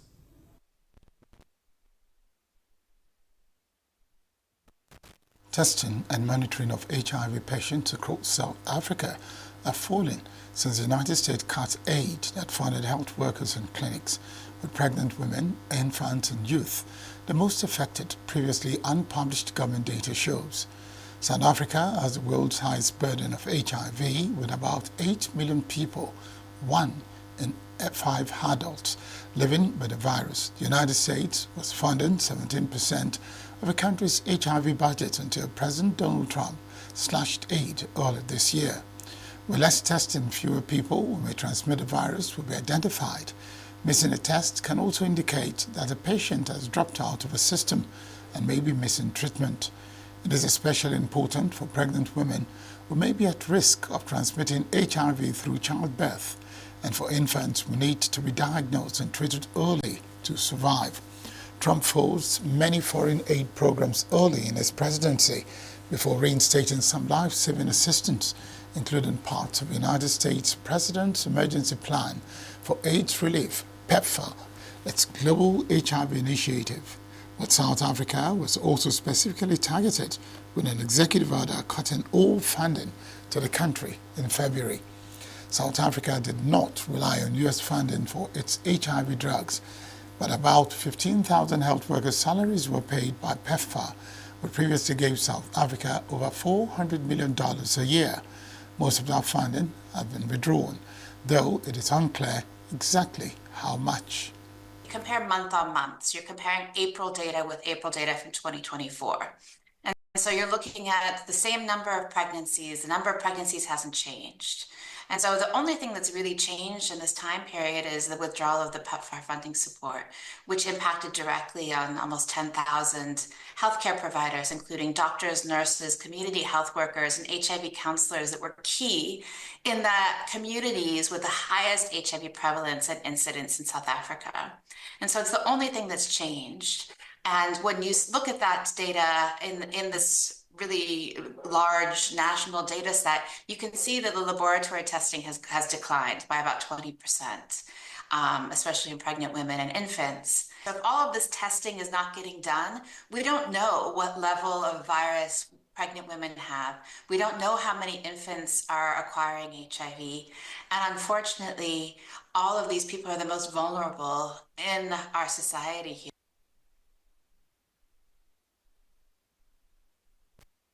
The health workers did HIV testing and counseling in districts with a high prevalence of HIV and followed up when patients missed a checkup or drop-off treatment, which is common. Giving a summary of the data, Foster Mohale, a spokesperson for South Africa's Department of Health, said more analysis was needed and that South Africa already had challenges with patient retention and viral load testing before the aid cuts. One of former President Donald Trump's most controversial policies is effort to limit automatic birthright citizenship heads to the U.S. Supreme Court this week with an unusual legal angle. Federal judges in Washington, Massachusetts, and Maryland had previously blocked Trump's January executive order nationwide, citing concerns that it likely violates the U.S. Constitution's citizenship clause for children born on U.S. soil. However, in an emergency appeal, Trump's administration isn't focusing on whether the order itself is legal, but instead is challenging the authority of federal judges to issue nationwide injunctions. They're asking the Supreme Court to limit the scope of those rulings so that the government can implement the policy more broadly while the case is still being litigated. With the Supreme Court's 6-3 conservative majority, this move could allow parts of a policy to be enforced even without a final ruling on its legality. The administration's strategy has raised questions with legal experts like Cornell Law's Jacob Hamburg, suggesting the focus on the procedural issues rather than the constitutional question of birthright citizenship may be deliberate. Trump's directive, signed upon his return to office, instructs federal agencies to deny citizenship to U.S.-born children unless at least one parent is a U.S. citizen or lawful permanent resident. The policy has been challenged by 22 Democratic-led states, immigrants, and advocacy groups who argue it violates the 14th Amendment. That amendment, ratified in 1868, affirms citizenship for nearly all individuals born in the U.S. While the administration isn't disputing that injunctions were warranted, it is urging the justices to restrict their nationwide reach, allowing the order to take effect in the 28 states not involved in the lawsuit, except where plaintiffs reside. Now, the Supreme Court is set to decide not on the substance of a citizenship policy itself, but whether federal judges can block a president's action across the entire country. We started this basically in 1868 with the 14th Amendment, which tells us that all persons who are born in the United States and subject to the jurisdiction thereof are citizens at birth. That provision of the 14th Amendment gets interpreted by the Supreme Court in a case called Wong Kim Ark in 1898 to mean that essentially the amendment means what it says: all persons who are born in the United States are citizens, with some very narrow exceptions. And the only one that really applies for the most part today is an exception for the children of ambassadors. So really the way we get here is that when Donald Trump is sworn in as president just a couple months ago in 2025, he comes out immediately with an executive order that purports at least to apply a new definition of birthright citizenship, denying that citizenship to children, to put it simply, whose parents are not, at least one parent is not a U.S. citizen or a lawful permanent resident.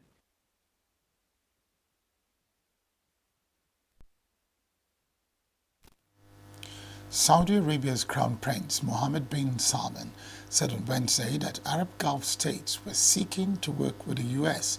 to de-escalate tensions in the region as the Israel-Hamas war in Gaza continues to drag on and destabilize the Middle East. Bin Salman was speaking during the U.S. Gulf Cooperation Council Summit in Riyadh, during which U.S. President Donald Trump hoped more countries would join the Abraham Accords, a series of normalization agreements between Israel and Arab countries. Trump's first day of a 4-day swing through the Gulf region on Tuesday was marked by a lavish ceremony and business deals, including a $600 billion commitment from Saudi Arabia to invest in the U.S. and a $142 billion in U.S. arms sales to the kingdom. I want to make a deal with Iran. I want to do something if it's possible. But for that to happen, it must stop sponsoring terror, halt its bloody proxy wars, and permanently and verifiably cease its pursuit of nuclear weapons. They cannot have a nuclear weapon. I don't imagine there's anybody at this table or anybody in this room that would say they can. Likewise, in Lebanon, there's a new chance for a future free from the grip of Hezbollah terrorists if the new president and prime minister can rebuild an effective Lebanese state. But in the future, we'll continue that progress by adding more countries to the Abraham Accords. We have 4, and I think they're going to be filling up very rapidly. Biden didn't do anything because he never did anything about anything. He had no capability, he had no ability, and it was a shame what he's done to so many countries, including our own. Later on Wednesday, Trump will fly to Qatari capital Doha, where he'll participate in a state visit with Emir Sheikh Tamim bin Hamad Al Thani and other officials. Qatar, a key U.S. ally, is expected to announce hundreds of billions of dollars in investments in the U.S. For his visit to Qatar, Trump will fly to Abu Dhabi to meet the UAE's leaders on Thursday. He's then slated to fly back to Washington on Friday, but he has said he could fly to Turkey instead for a potential meeting between Russian President Vladimir Putin and Ukrainian President Volodymyr Zelensky. President Donald Trump has said in an interview that he could see himself dealing directly with Chinese President Xi Jinping on the final details of U.S.-China trade deal. Multiple congressional Republicans have raised concerns about Trump's desire to accept the $400 million airplane. So anyway, so they said to me, we would like to, in effect, we would like to make a gift. You've done so many things. And we'd like to make a gift to the Defense Department, which is where it's going. And I said, well, that's nice. Now, some people say, oh, you shouldn't accept gifts for the country. My attitude is, why wouldn't I accept a gift? We're giving to everybody else. Why wouldn't I accept a gift? Because it's going to be a couple of years, I think, before the Boeings are finished.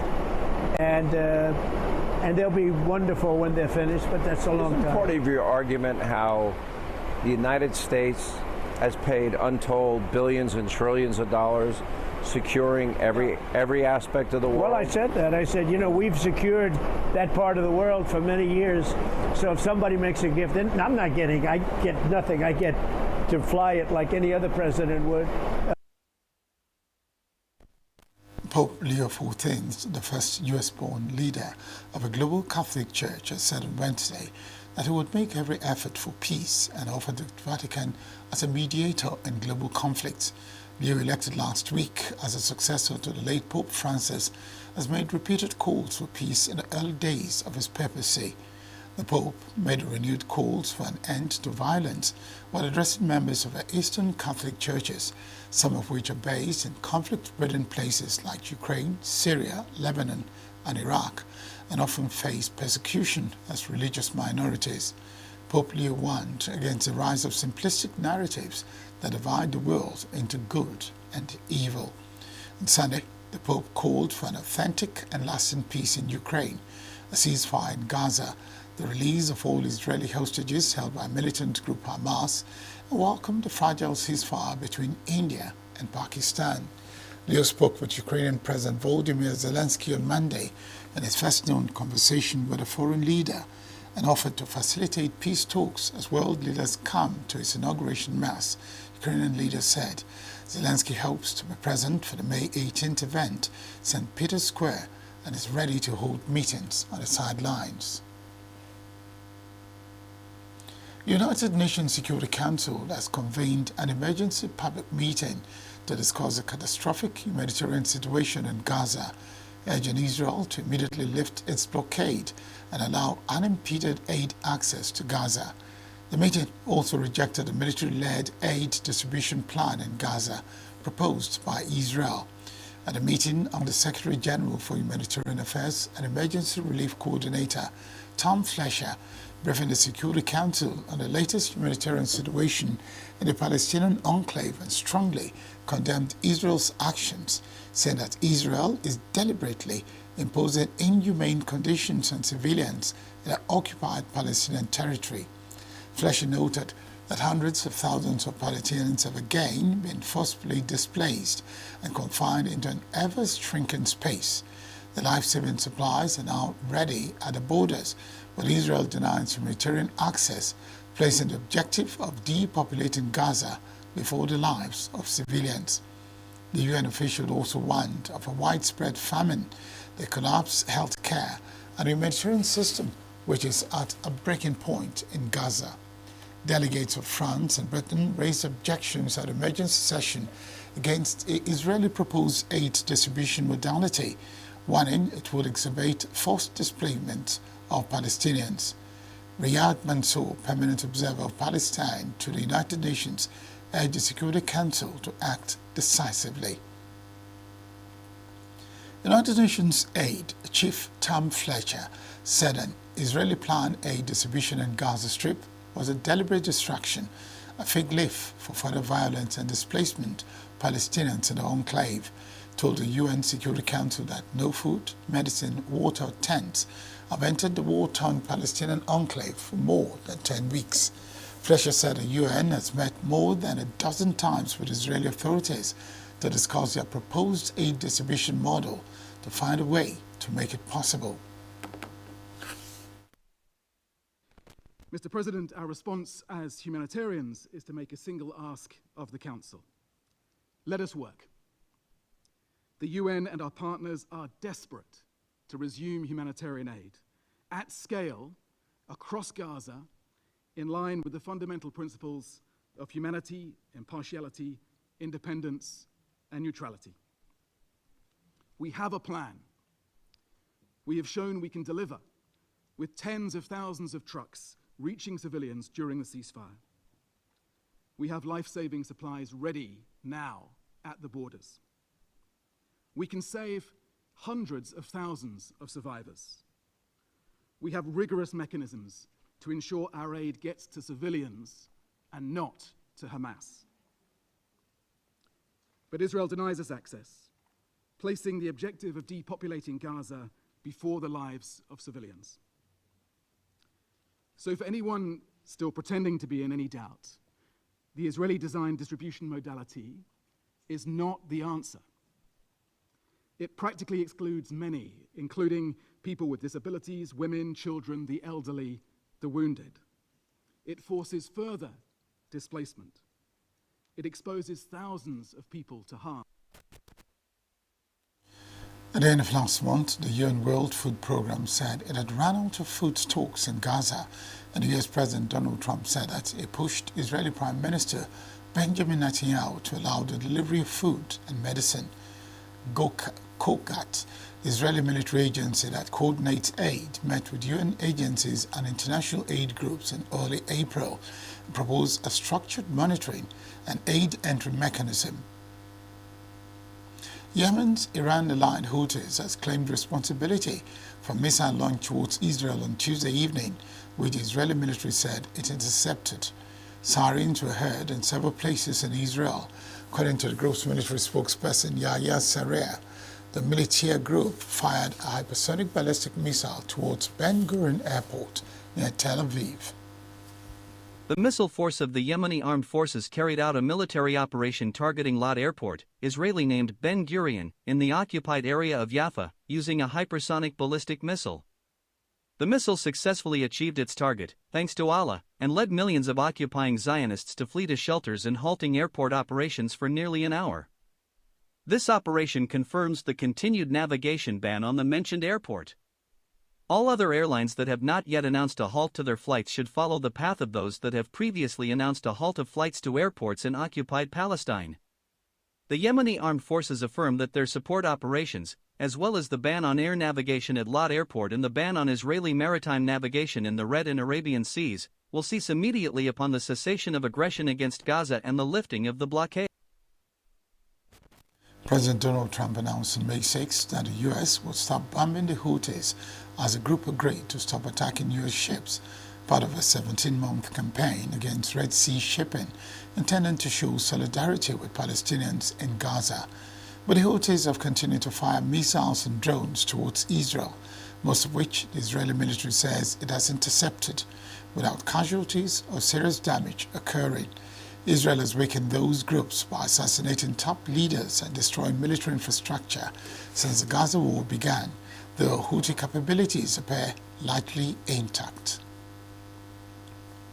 Patients were evacuated from a European hospital in Khan Yunis on Tuesday following Israeli strikes. The Gaza Health Ministry said 9 missiles slammed into and around the courtyard of a European hospital in the south of the enclave, killing at least 16 people and wounding 70 others. A civil emergency official told Reuters that the fate of several others remained unclear as rescue operations were underway. The Israeli military said it had struck a Hamas command center beneath the hospital and accuses Hamas of exploiting hospitals and civilian property for military purposes, which the group denies. Israeli hostage families marched and protested in front of the American embassy in Tel Aviv on Tuesday, addressing the U.S. President Donald Trump, asking him to help in releasing all the remaining hostages held in Gaza. This came a day after Hamas on Monday released Eden Alexander, the last known living American hostage, ahead of President Donald Trump's visit to the region. U.S. Special Envoy for Hostage Affairs Adam Boiler and Steve Witkoff, U.S. Special Envoy to the Middle East, met families of hostages for almost 2 hours in Tel Aviv on Tuesday. Of the 58 hostages still held in Gaza, about 20 are said to be alive. The U.S. officials told families of hostages still held in Gaza they see a better chance of a deal for their release after Washington reached an accord with militant group Hamas for American hostage freedom that largely bypassed the Israeli government. Give up on the hostages and don't give up on the people of Israel. We believe you can end this war and bring all the hostage back home. I will be forever grateful to you for the important role you played in the release of my uncle Gadi. I am glad that you understand that Benjamin Netanyahu is the obstacle to the release of the hostages. The vast majority of the Israeli public is united in its desire to see the release of all the hostages in an agreement that it includes the end of the war. I call on you, use all your power to pressure the parties and remove the obstacles standing in the way of an agreement. If you do so, your place in history will be forever secure. Alexander, 21, also an Israeli citizen and soldier, was among the 251 people Israel says were abducted on October 7, 2023, when Hamas launched an attack on Israel that triggered the ongoing war. Up ahead, Damascus residents celebrate Trump's decision to remove U.S. sanctions. India's High Commissioner to Australia hopes ceasefire with Pakistan continues. Stay with us. With a population of about 36 million people, the Southeast is awash with stories. Every day on Southeast News, we tell the peculiar story of the Southeast and her people. Our Southeast should be the Silicon Valley of Nigeria. Their successes, achievements, and daily challenges. Do you have a Southeast story to share? Community achievements and challenges, completed and uncompleted projects, bad roads, water scarcity, erosion, flooding, insecurity, or even disagreements? Bring it on to Southeast News. On Southeast News, no story is too big or too small. Southeast News. Let's tell our story. Showing on Signature TV every weekday at 4 p.m. WAT, 1600 hours GMT.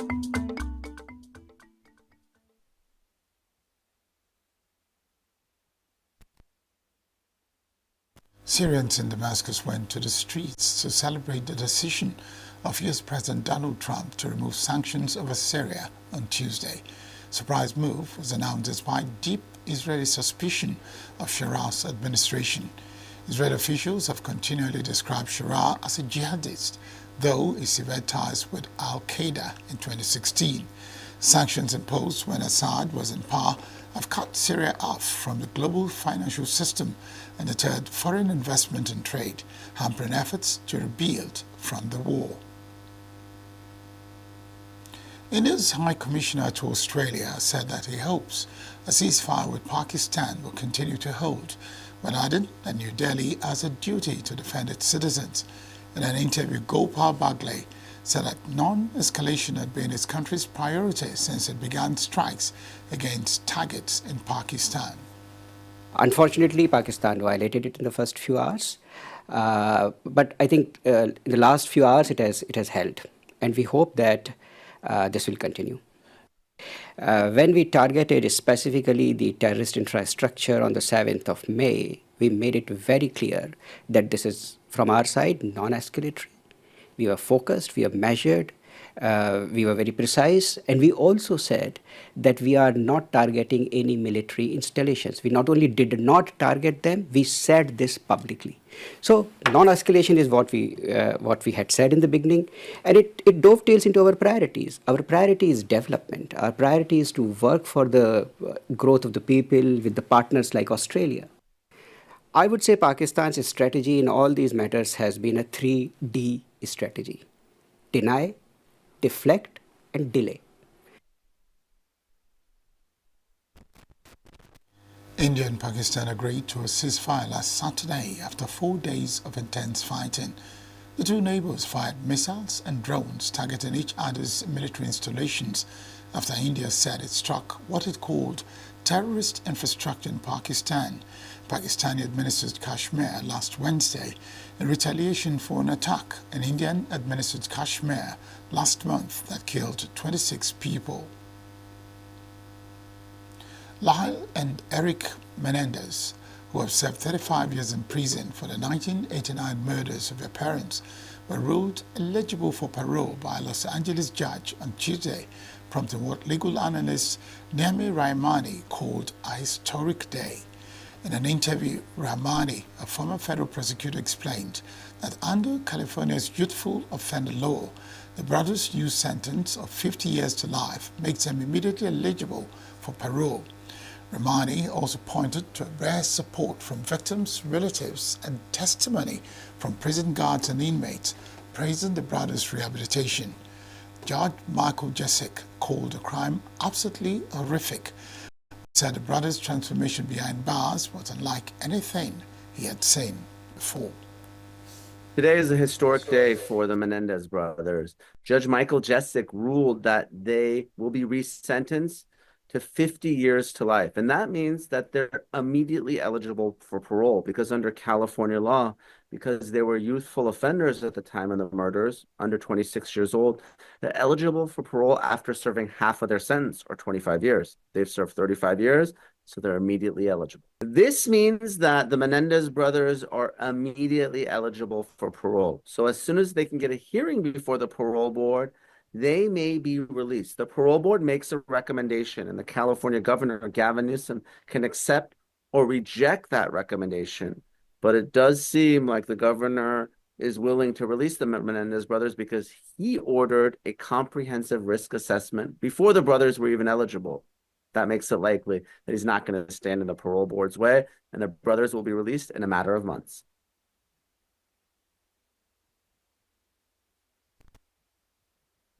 Europe's second top court on Wednesday dismissed the European Commission's rejection of a New York Times request to access text messages between its president, Ursula von der Leyen, and Pfizer CEO Albert Bourla on the purchase of billions of euros of COVID-19 vaccines.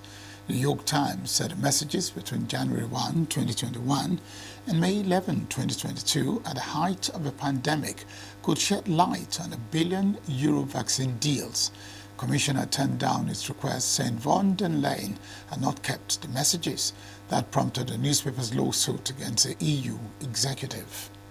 The first judgment in case T 3623, Martina Stevy and the New York Times Company versus European Commission The General Court hereby first annuls decision C 2022-8371 final of the European Commission of 15th November 2022, adopted pursuant to Article 4 of the Implementing Rules to Regulation number 1049/2001 of the European Parliament and of the Council of 30th of May 2001 regarding public access to European Parliament, Council and Commission documents. Second, orders the Commission to pay the costs. Venezuelan detainees at El Salvador's High Security Terrorism Confinement Center, SETCOT, were seen shouting freedom and using a hand signal for help in a video published by the far-right outlet One American News Network, the first public claims of many since their deportation from the U.S. in March. On May 9, former U.S. lawmaker and U.S. President Donald Trump ally Matt Gaetz told the facility, including the wing holding the deported Venezuelans, whom the Trump administration claims are members of a Tren de Aragua gang, according to OANN. Footage shows dozens of men pressed against cell bars wearing white prison-issued clothing or shirtless, shouting as the delegation passed. Some could be heard pleading for liberation and calling out Venezuela. The cells in El Salvador's terrorism confinement center included the towering stacks of bunk beds seen in another part of the prison, commonly featured in media tours. One of the cells in the wing housing Venezuelans had a towel with a cross drawn on it. It draped across the bars. Family members, many of whom denied the gang allegations, have been unable to communicate with the men who have no access to phones, attorneys, or legal venues to contest their detention. On Tuesday, they pored over the footage looking for their loved ones. Trump nominated Gaetz to serve as the Attorney General in late 2024 before taking office, but Gaetz withdrew in the face of steep Senate opposition over his past conduct. Gaetz called himself the first American journalist inside a TDA ward at SETCOT in an ex-post. United Nations Human Rights Office has reported that the Venezuelan government was intimidating and persecuting dissidents, journalists and human rights defenders for the 2024 presidential election. UNHR spokesperson Lois Trossel said the office verified the death of at least 3 government critics that were in custody. For the July presidential 2024 election, Venezuela's National Electoral Council, CNE, declared President Nicolas Maduro the winner, despite never publishing the vote tallies. Opposition contested the result, proclaiming opposition's Edmundo Gonzalez as the victor, with claims that 73% of vote tallies collected by their supporters at polling centers nationwide indicated Gonzalez had more than double the votes of Maduro. For the nationwide protest against the official results, the government detained over thousands of demonstrators, including high-profile members of the opposition, according to human rights group Foro Penal. At least 894 political opponents remain imprisoned. A federal judge has said she is taking control of New York's troubled Rikers Island jail complex away from city officials and appointing an independent official to oversee it, citing a decade of worsened violent and dangerous conditions inside the facility. The Legal Aid Society and law firm Emery Charlie Brinsenhoff, Abdi Ward and Mazel, which represented inmates in the case, said the appointment marks a critical turning point, an overdue acknowledgement that city leadership has proven unable to protect the safety and constitutional rights of incarcerated individuals. The problems on Rikers are decades in the making. They didn't start January 1st, 2025. Decades. You could go back and look at some of the newsreels when I was 100 Blacks in Law Enforcement Who Care, that I was not a Rikers, I was not a correction officer, but I stood with Rikers officers to talk about the conditions on Rikers Island. That's how long I've been talking about what was happening on Rikers Island. It was a law enforcement entity that was being ignored historically, treated unfairly. The inmates are predominantly black and brown. The correction officers are predominantly black and brown. I think almost 44% are women. They were always treated unfairly. The office of Mayor Erica Adams did not immediately respond to a request for comment. The ruling comes 6 months after Swain found the city and its Department of Correction in contempt of 18 provisions of court orders designed to improve the violent conditions facing inmates and staff. The city agreed in 2015 to have a court-appointed monitor keep tabs on Rikers and issue regular reports on its conditions, part of a consent decree to settle a class action lawsuit. Rikers has more than 6,000 inmates as of mid-2023, 1/5 of whom suffered from serious mental illness, according to an investigation that year by the City Controller's Office. City Council has previously approved a plan to close Rikers by 2027 and open 4 new city jails elsewhere, but the city is not on track to complete the new centers by the deadline.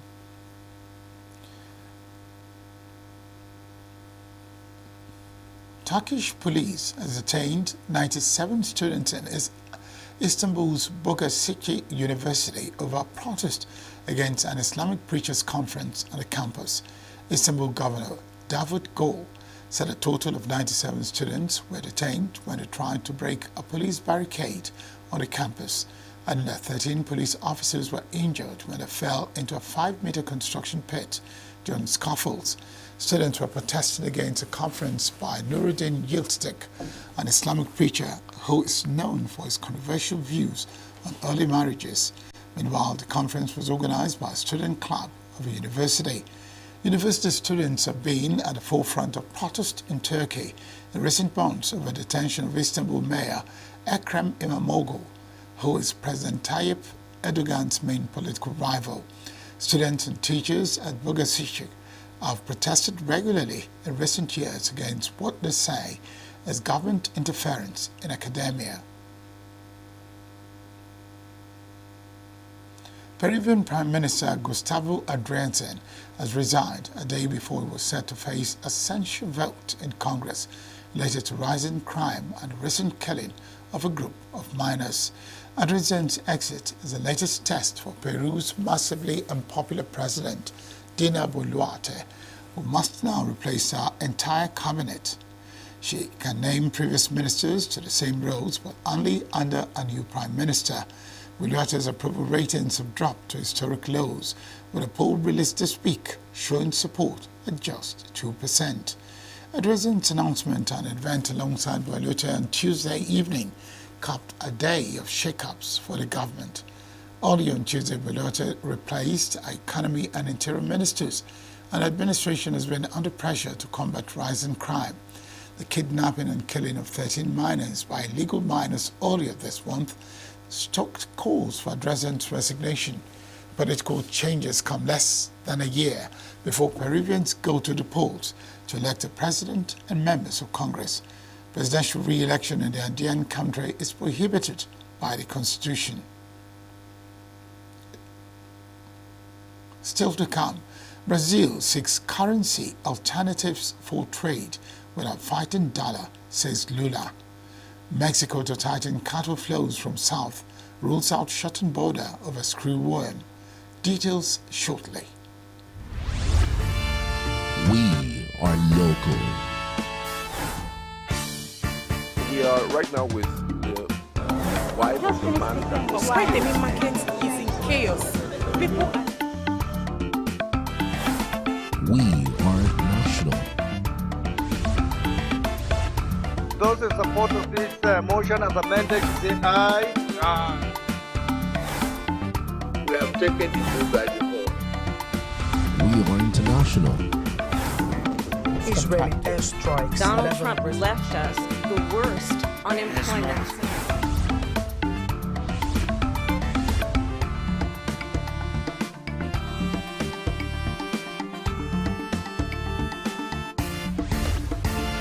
Signature TV, news in your pocket.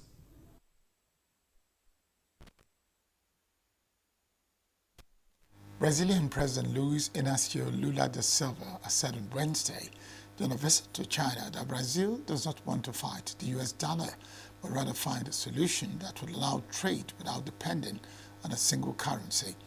He also called for an end to the wars in Ukraine and Gaza, saying he hoped that US President Donald Trump could help end the genocide of the Gaza Strip.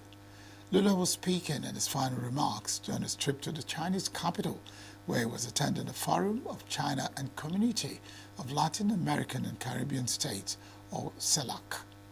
What we really want is to find a way to find either a currency or a basket of currencies that can allow us to do business without depending on a single currency. We want to negotiate with the United States. Let the last word for negotiation we have in our dictionary be used up, but if there is no agreement we will have to put reciprocity into practice.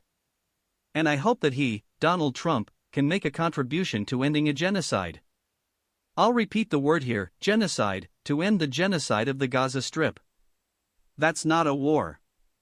I had the audacity to speak to President Putin and tell him to stop this war and get back to politics, because politics is in dire need of a change in the debate because of the growth of the radicalized far right all over the world.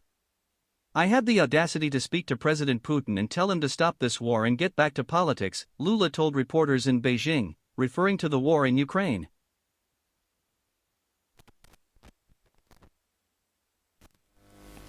Mexico will tighten the flow of cattle from the south of the country to limit the potential spread of a screwworm, the nation's agriculture minister said on Tuesday. The screwworm, which can kill cattle or other hosts within weeks, has recently been detected in the south of Mexico and has caused the U.S. to suspend cattle imports from its neighbor. Mexican Agriculture Minister Julio Pedegua, speaking at a press conference alongside President Claudia Sheinbaum, said a series of measures are being implemented, such as reinforcing the control of cattle movement. The measure ruled out closing Mexico's southern border to cattle from Central America. And on May 10th, we were notified that they were going to close the border. I was finally able to speak with Secretary Rollins, referring to U.S. Agriculture Secretary Brooke Rollins, on Sunday, May 11th, and we agreed on a temporary suspension for 15 days. A period in which we are going to see what new measures to take, what we can reinforce so that in 15 days they make their evaluation and open the border again, which is what Mexico expects. We agreed on a series of measures that are already being implemented, such as reinforcing the control of cattle movement. We are going to make a sweep from the Gulf of Mexico to the Pacific, from Veracruz, all the way to Oaxaca and southern Guerrero, visiting 100% of the ranches to inspect. We are having daily meetings with APHIS, referring to U.S. Animal and Plant Health Inspection Service. We are doing everything that is materially possible to do. Closing the southern border is a very complex issue that must be analyzed very carefully because it also has an impact on the national meat supply, so it is not so simple to do so. We are going to significantly strengthen the restrictions on the movement of cattle in the south of the country. The U.S. and Mexico have reached an agreement last month on the handling of a damaging pest which can infect livestock and wildlife and carry maggots that burrow into the skin of living animals, causing serious and often fatal damage. Romania's pro-Trump hard-right presidential front-runner George Simeon joined Poland's nationalist candidate Karol Nawrocki during a campaign rally in southern Zagreb on Tuesday, reiterating the rise of Donald Trump-style politics in Central Europe. Simeon is poised to win Saturday's presidential election in Romania, while Nawrocki, who is backed by the Nationalist Law and Justice PIS party, would come in second in the Polish ballot on May 18. At the joint rally, Simeon praised Trump's support of Nawrocki, saying both countries would oppose illegal migration and stop the anti-American change in Europe. Simeon opposes military aid to neighboring Ukraine and is critical of the EU leadership and says is aligned with US President Donald Trump's Make America Great Again movement. He has suggested it would veto Brussels' military aid to Ukraine, while saying Europe should depend on NATO for its own defense. Simeon's unexpected appearance sparked harsh criticism from the Polish Premier Donald Tusk.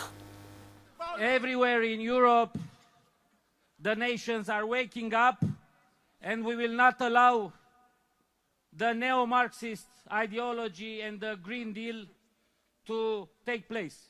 This is a new form of communism. To nowa forma komunizmu. We will oppose illegal migration. We will stop the anti-American change in Europe. British luxury brand Burberry on Wednesday said it planned to cut 1,700 jobs, around a fifth of its global workforce, to cut costs as part of efforts to revive its performance, sending its shares higher. Burberry is in the early stages of a turnaround plan led by CEO Joshua Schulman, who is seeking to reverse the brand's years of underperformance versus luxury rivals.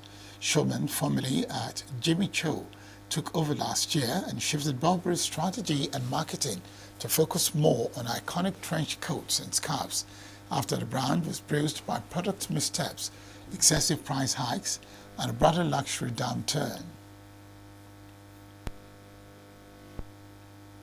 The state media KCNA reported on Wednesday that North Korea opened the 22nd May Architectural Festival on Tuesday in Pyongyang. The ceremony, which took place at Sci-Tech Complex in Pyongyang, was under the sponsorship of the Central Committee of Architects Union of Korea, according to KCNA. The video by KCNA showed people looking around the exhibition displaying various architect posters and drawings. Some of them were wearing virtual reality goggles for a virtual tour. The exhibition featured over 540 architectural layouts, over 80 successes in introducing the architectural information modeling technology, and more than 90 construction equipment and tools. A trial is underway on England's south coast, where scientists are trialing a method to extract CO2 from seawater, which absorbs carbon from the atmosphere. Around 25% of carbon dioxide CO2, the most prolific greenhouse gas emitted by human activity, is absorbed by the oceans, and extracting it allows the seawater to absorb more, in turn helping combat climate change. The project, called Sea Cure, involves acidifying seawater, which converts dissolved carbon into gas again that is then captured and stored. The treated water is subsequently rebalanced using alkaline substances before being returned to the marine environment.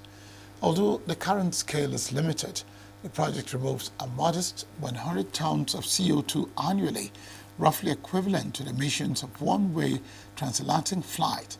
The aim is to assess the feasibility of expanding this method as part of broader carbon dioxide removal strategies. As marine organisms such as phytoplankton and molecules depend on dissolved carbon for processes like photosynthesis and shell formation, understanding and mitigating any adverse effects is essential. The team added that scaling up the process faces challenges, including high energy demands and costs, which the pilot aims to address.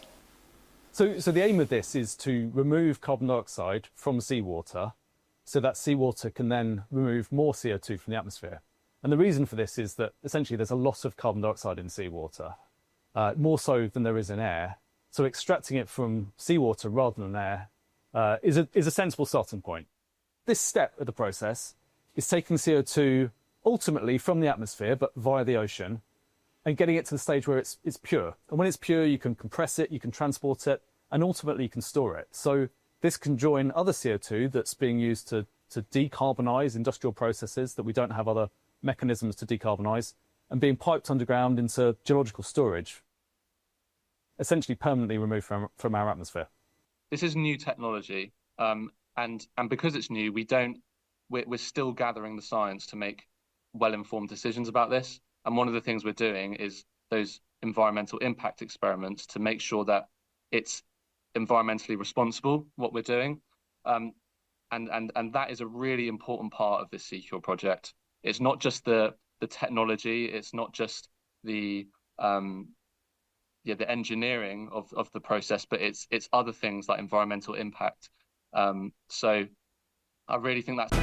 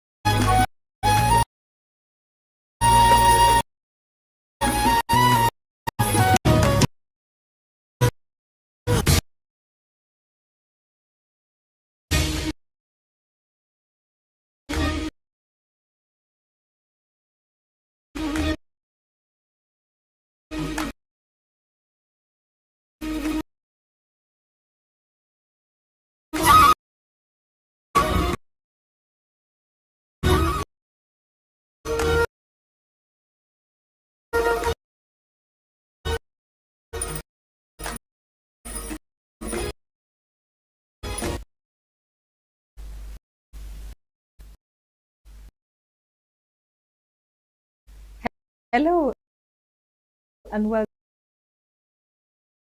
to 360 Nigeria. Our meeting point on issues that have been driving national conversation in the past week. I am Josephine Bitrus. In this edition, who will be sanctioned for President Bola Tinubu's disregard for election rules? When will the tears of Nigerian workers stop flowing as Tinubunomics brings unending hard times? Beautiful bananas everywhere, yet the monkeys are scared stiff to touch any. That's the equivalent of housing in Abuja, the Nigerian capital. An accountant at the Federal Ministry of Water Resources commits suicide before the ICPC brings him before a judge. That's our lineup for this week. You can't afford to miss any of the stories. Stay with us as we take a short break. 360 Nigeria, tracking issues in the politics.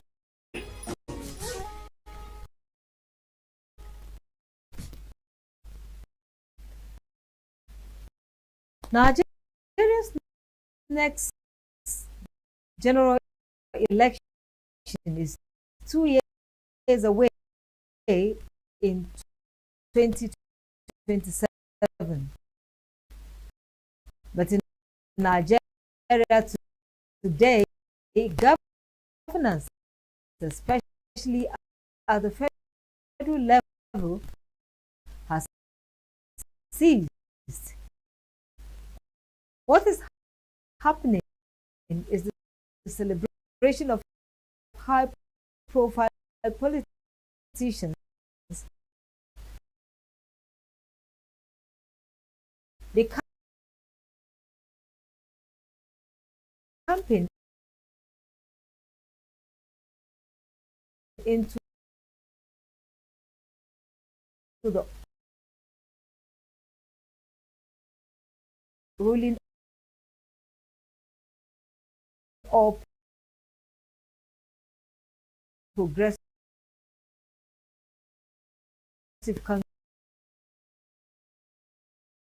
APC and swelling the ranks of those who join political parties with neither conscience nor conviction to show how in a hurry for 2027 election he is.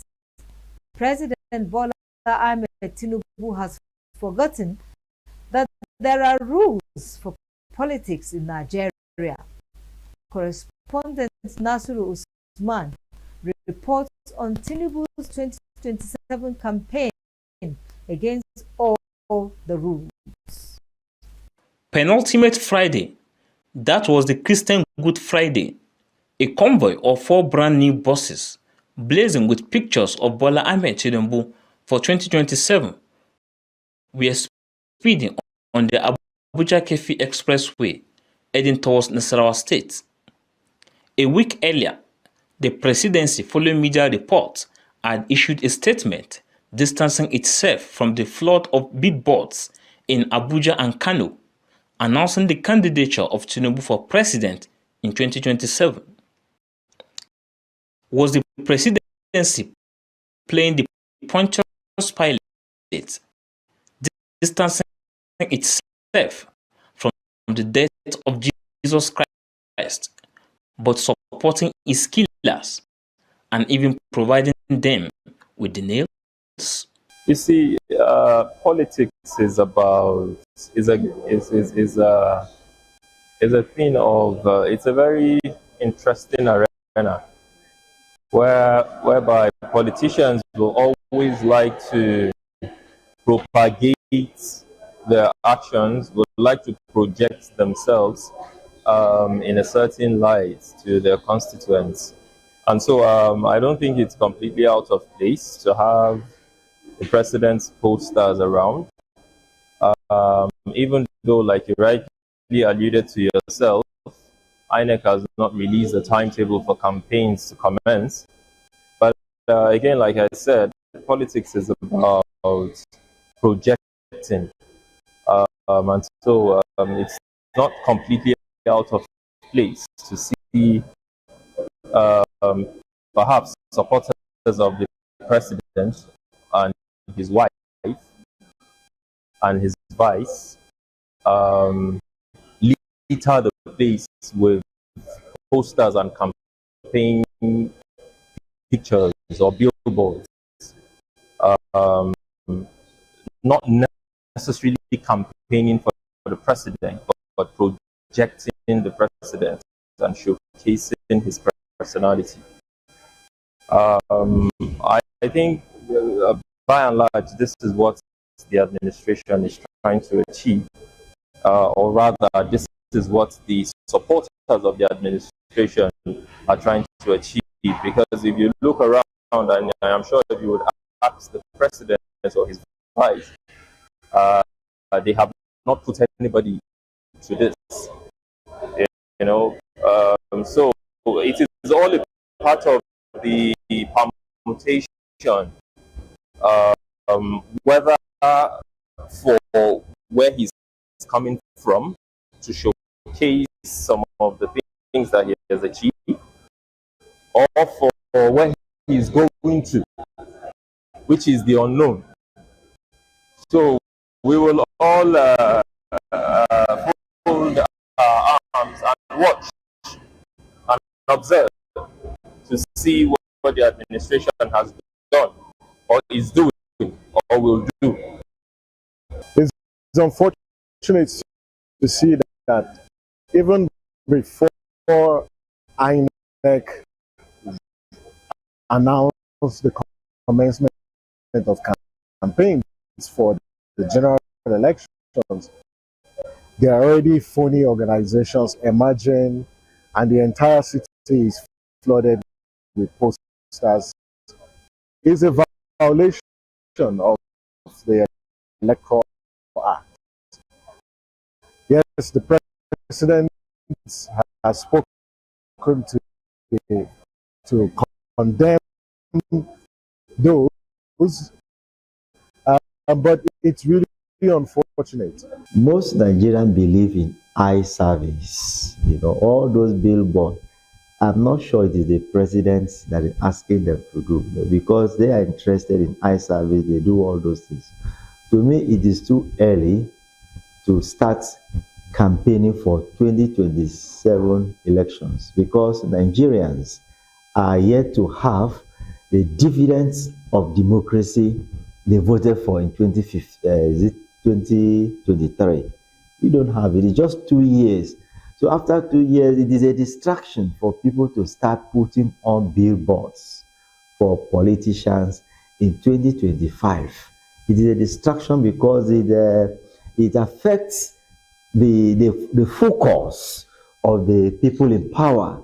They'll be thinking of 2027, leaving the basic provisions of what actually the people need. It is a basic proposal. It is a good thing that the president has came out to say that they should remove it. They should remove it because it is too early. And I believe those doing that are doing that for their selfish interest. The Independent National Electoral Commission, INEC, has its electoral timetable, which includes the time for the commencement and conclusion of election campaigns. The National Broadcasting Commission imposes heavy penalty on broadcasters who violate the rules in election campaign. So, as the Commission announced the commencement of the 2027 election campaign, if it has Why is it that only Bola Ahmed Tinubu is the candidate campaigning so aggressively? INEC refused to speak to Signature TV because it said only INEC press corps are permitted to raise issues such as disobeying election guidelines. Because INEC, for whatever reasons, refused to react to Bola Tinubu's impunity and lawlessness, Bala Mohammed, the governor of Bauchi State, has seized the entire Bauchi town with his campaign billboards and posters. It is Kaura 27, Bala Mohammed for president. Who has the moral fiber to question him? And to be sure, more candidates will beat the gun, and election campaigns in Nigeria against 2027 will be a game without rules. But who should be sanctioned for the infraction of electoral rules? Candidate Bola Ahmed Tinubu, APC, the political party sponsoring him, those mounting campaign billboard. Candidate Bala Mohammed, a tattered PDP, or those mounting his billboards. I do not know the offenses they have committed in putting billboards on the way. Before you place a billboard on any place in Nigeria, there is an agency you pay some money to. Yes, and they will give you the authority to put those billboards. I believe these people must have satisfied all those conditions. So the blame is not on the man that put the billboard. The blame should be on the man that give them the permission to do that. Because the man, if you don't know if that's their personal business, a man in a free society, any man can do any legally acceptable business. If their business is to place billboard to make the president happy or to make the governor happy, they will do it. But it is the institution in government to say, well, this is not the right time for you to do that. You have to wait till the right time. But if I put billboard down on the road without payment of anything, they will come and remove it. So for those billboards not to be removed, it means there's somebody giving them the right to do so. So it is the fault of the agency in charge of granting the permission to do that, because those things that cannot be there without authorization. If you don't authorize them to be there, they won't be there. The president's son, Seyi Tinubu, says that his father is the best president Nigeria has ever had. That should be what matters now, as President Tinubu redeemed his election promises to Nigerians, to detract from pursuing the fulfillment of those promises and begin hiding the electorate now into trusting him with another mandate will amount to taking things for granted. This stark reality is the campaigns for 2027 actually started last year. And that tells you the nature of politics that we play in the country. Where we don't wait to deliver on governance, and every cycle we are campaigning and we're almost in an election mode. So where then is the time for governance?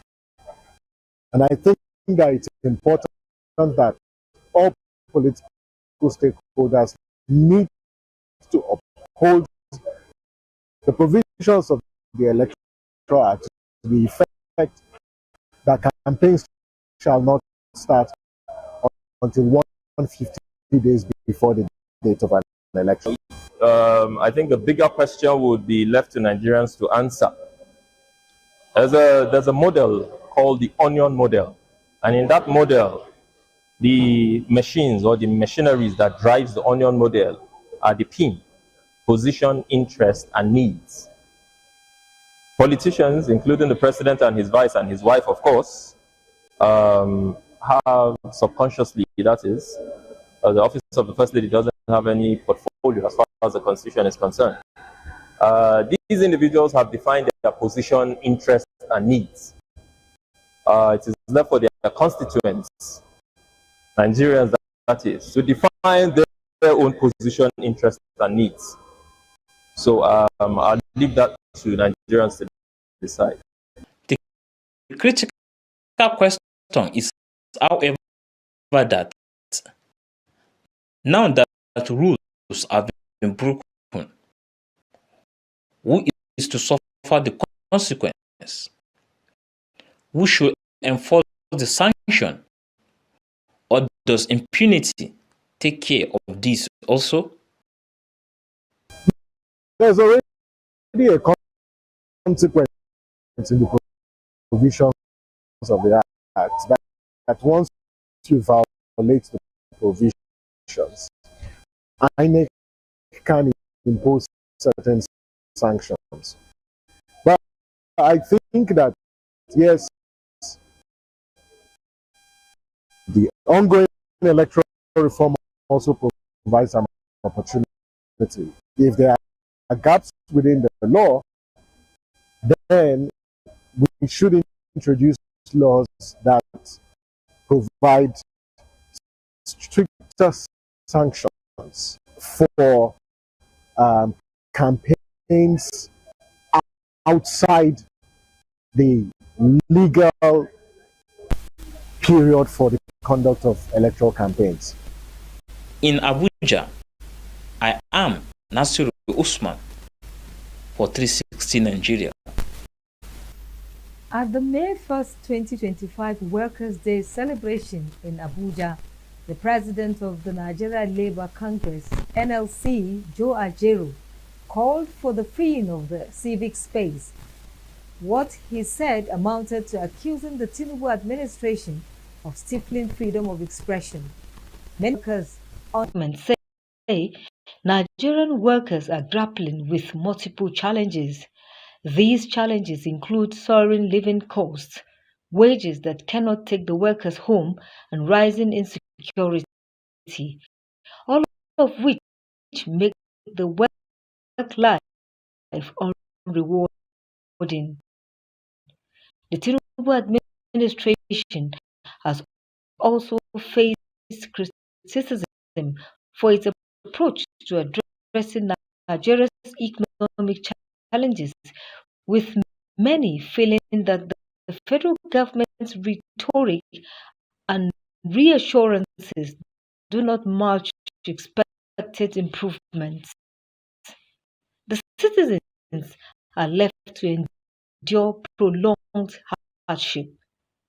Many Nigerians are struggling with the harsh realities of daily life, marked by rising inflation, declining purchasing power, and increased hardship. The Tinubu administration, however, maintains an optimistic position while implementing policies which seem to further strain the working class, exacerbating their economic burdens. In this economic storm, the civic space is our lifeline. The arena to redirect governance. Neoliberalism and anti-worker policies loom large, but we cannot falter. As Karl Marx warned, the participation of the working class must be the act of the working class itself. Our task is clear: unite, organize, engage, and reject division, embrace solidarity, reject fear, embrace courage, reject despair, embrace hope. We must push back against forces dragging Nigeria downwards. The ingredients we endure: job insecurity, stagnant wages, unsafe workplaces, we persist unless we reclaim the civic space. You set aside on a particular day to celebrate yourselves and try to leave the problem behind. Even those that are earning far above minimum wage, because they have brothers that doesn't have job, they have sisters that doesn't have job, because we don't have social health care. They have parents that are looking for job. Parents that are sick that needs to be catered for the hospital. Even if you earn 2 million naira per month, you will see that it is still nothing, because you have to cater for a lot of people that are around you. So that is really the challenge. So irrespective of what you earn, there is a challenge in the country, there's a challenge in the economy, there's a problem that must be resolved.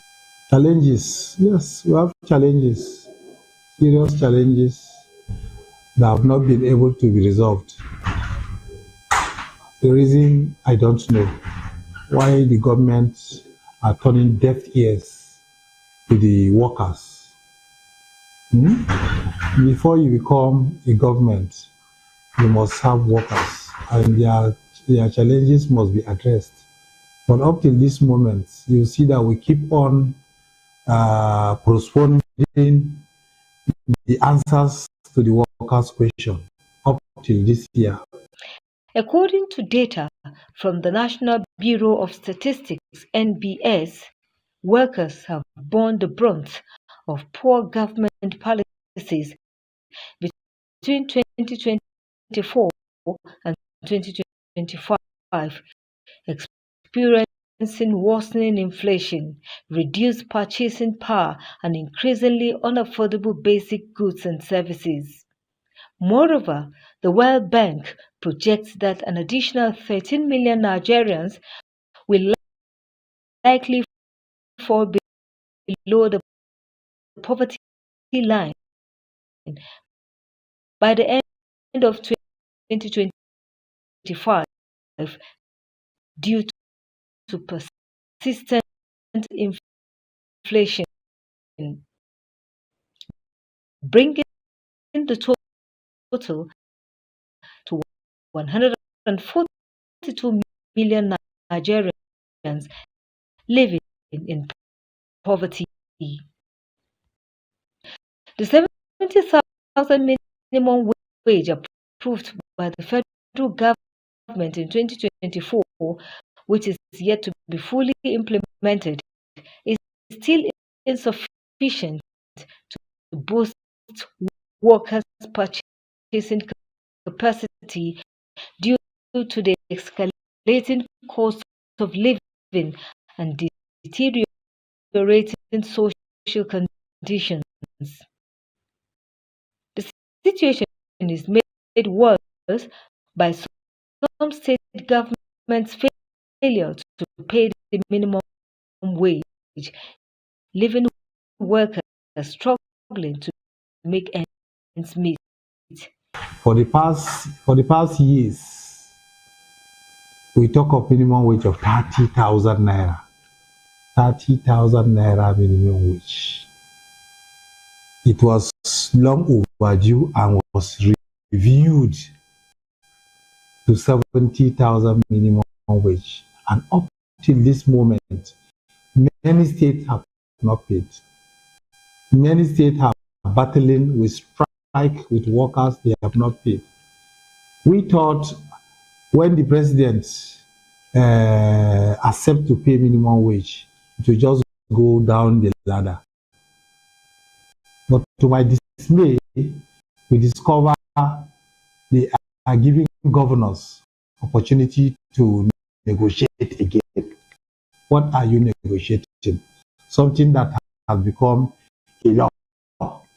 To me, if the president wants to make it right, it's just to give a direct matching order for everybody to pay, because it's a law. And the governor that have not paid, I think he should be standing. It's an impeachable offense. The union wants to push further. The last resort of the union is to embark on strike to get what it wants. But even the workers themselves have issues. When you call them out, they will tell you that their father is sick, or they forgot their biro in the office, they want to go back to the office, or they forgot their charger. They don't even want to cooperate with us. That is the most challenging thing we find ourselves in this country. You let anything go. You don't want to fight for your right because you don't want to die. You don't want to be queried. You don't want to be this. Then how do you get your right? The union are doing their best. Even we are called names, but we know the challenges we are facing. And the rulers knows us better. The moment things like this come, they know what to tell one or two persons, and the whole thing will be broken down. It will surprise you that you embark on strike, the government will buy your members, give them money to come and challenge you while fighting for them. You will be anti. You will be talking this way, on non-entities will be gathered somewhere and they say different things. It's so unfortunate. While government claims its policies are bearing fruit, the experience of the Nigerian worker seems to tell a different story. The welfare package is not of Nigerian workers in general. It's nothing to write home about. Look at the minimum wage is level of 70,000 naira. Work and 70,000 naira. And that is how it is, even in construction industry in Nigeria. So we are calling on the government and even the employers of labor in the construction industry to look into the plight. As you rightly said, the construction workers, they build the nation. And if you want to see how a nation is progressing, how developed a nation is, just look at the construction. A nation where construction is not taking place, it means that they are not making it. So, and not only that, construction is a low-hanging fruit that you can use to tame insecurity. We've been advocating that, we've been talking to the government that look, dump money into construction in Nigeria. Then see insecurity coming down automatically. The flight of local government workers, even though the minimum wage has been signed into law, and in some states it has been implemented to the local government workers. But still, as every Nigerians know, the 70,000 minimum wage is grossly inadequate because of the devaluation of our currency, of Naira. And we still have some states where local government workers are still not enjoying the minimum wage. States like Borno State, Gombe State, Yobe State, FCT, they are still yet to start implementation of this minimum wage, despite the fact that it has been signed into law. The minimum wage, the new national minimum wage, workers will get value for the service they render. Don't forget, the most valuable resource in any economy is the worker, because it's the worker that creates the wealth.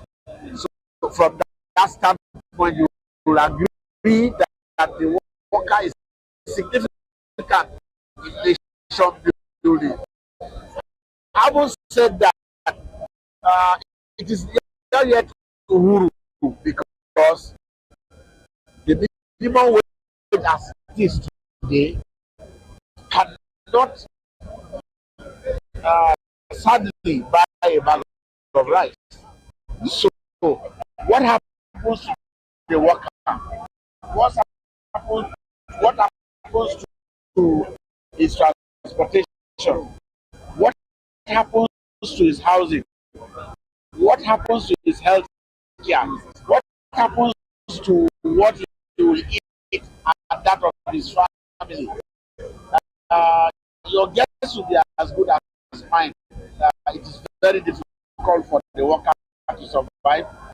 The pledge by the Tinubu administration at the 2025 Workers' Day celebration to work with labor unions, the private sector, and civil society to drive job creation, poverty alleviation, and economic stability only reflects the need for concrete actions to bridge the gap between government promises and workers' harsh realities.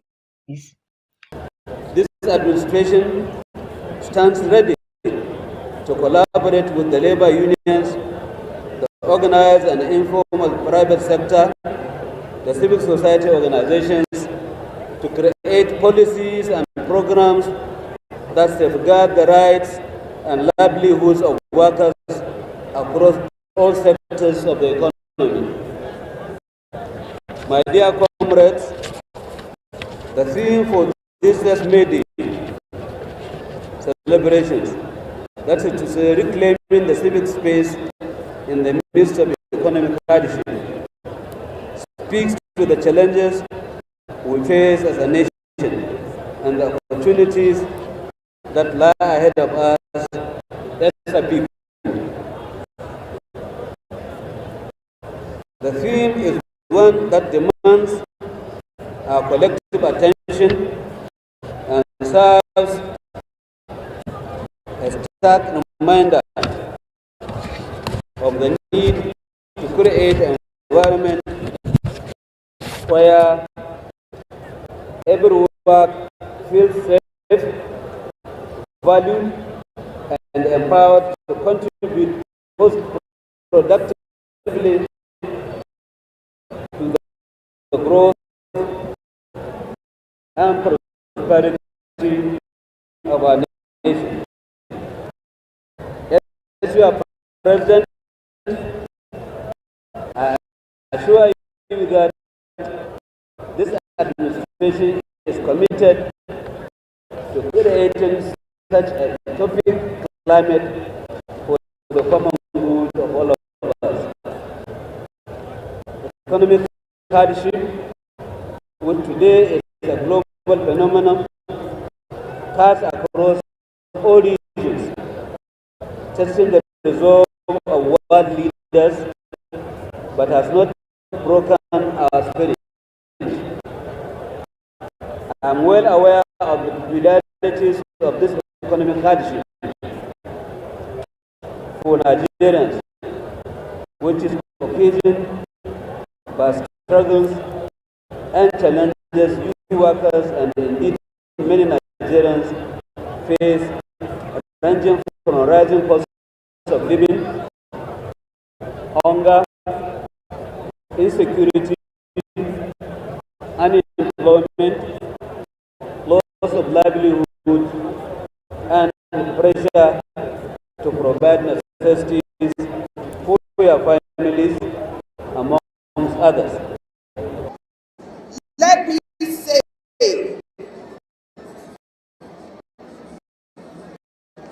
this clearly.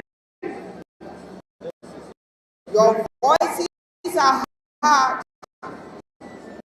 Your concerns are valid. And your resilience is deeply respected. This administration is committed to the renewed hope agenda of Mr. President for a new Nigeria, and very soon we will be there. The Nigerian workers, as a government, we do not deny the weight of the economic hardship many citizens are currently facing. Inflation, unemployment, and social inequality are not just statistics. They are realities that affect families, homes, and futures. We acknowledge these challenges and we recognize that the required audience is inclusive and transparent responses. But we must also acknowledge that progress is being made with dialogue, engagement, and a civic space that is very open and protected and respected. This is our commitment towards moving Nigeria forward. The government, no doubt, agrees with you that a vibrant civic space is essential.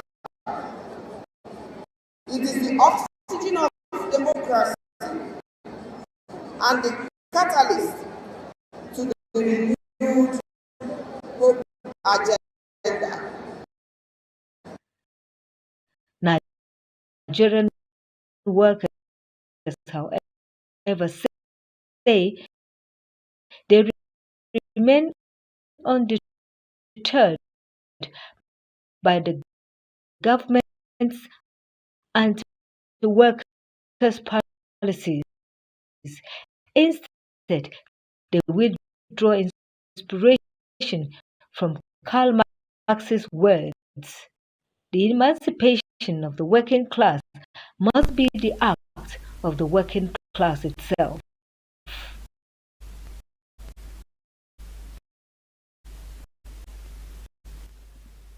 This is 360 Nigeria on Signature TV.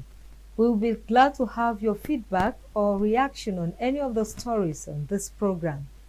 You also have a right to reply if you consider our perspective not telling your own side of the story. Just get in touch with us using any of our social media handles or email. We'll take another break and return shortly. Please don't go away. Every second, every minute, every day, news is breaking. Events occur, and there are new developments. At Signature TV, we follow these stories objectively, bringing all sides without bias, explaining the complex issues, breaking down the numbers, and investigating the issues behind the news. Anywhere and everywhere, near or far, wherever the news is, we will be there. Signature TV. News in your pocket.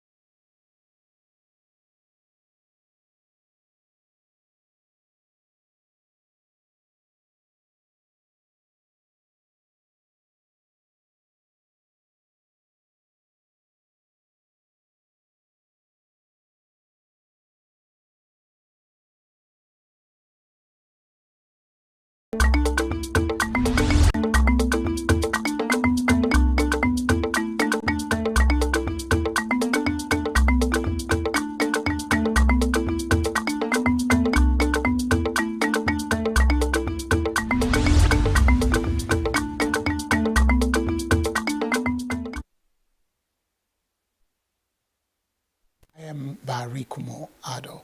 It's a warm day in ENUGU, and I hope it's warm wherever you are. Let's go straight to the headlines. Post-Primary Schools Management Board Chairman warns of severe sanctions for exam malpractices. Abia State government to turn animal waste into cooking gas to stop use of harmful tires at Longpanta cattle markets. These are headlines. For more details, join us. Stay with us. Every second, every minute, every day, news is breaking. Events occur and there are new developments. At Signature TV, we follow these stories objectively, bringing all sides without bias, explaining the complex issues, breaking down the numbers, and investigating the issues behind the news. Anywhere and everywhere, near or far, wherever the news is, we will be there. Signature TV. News in your pocket.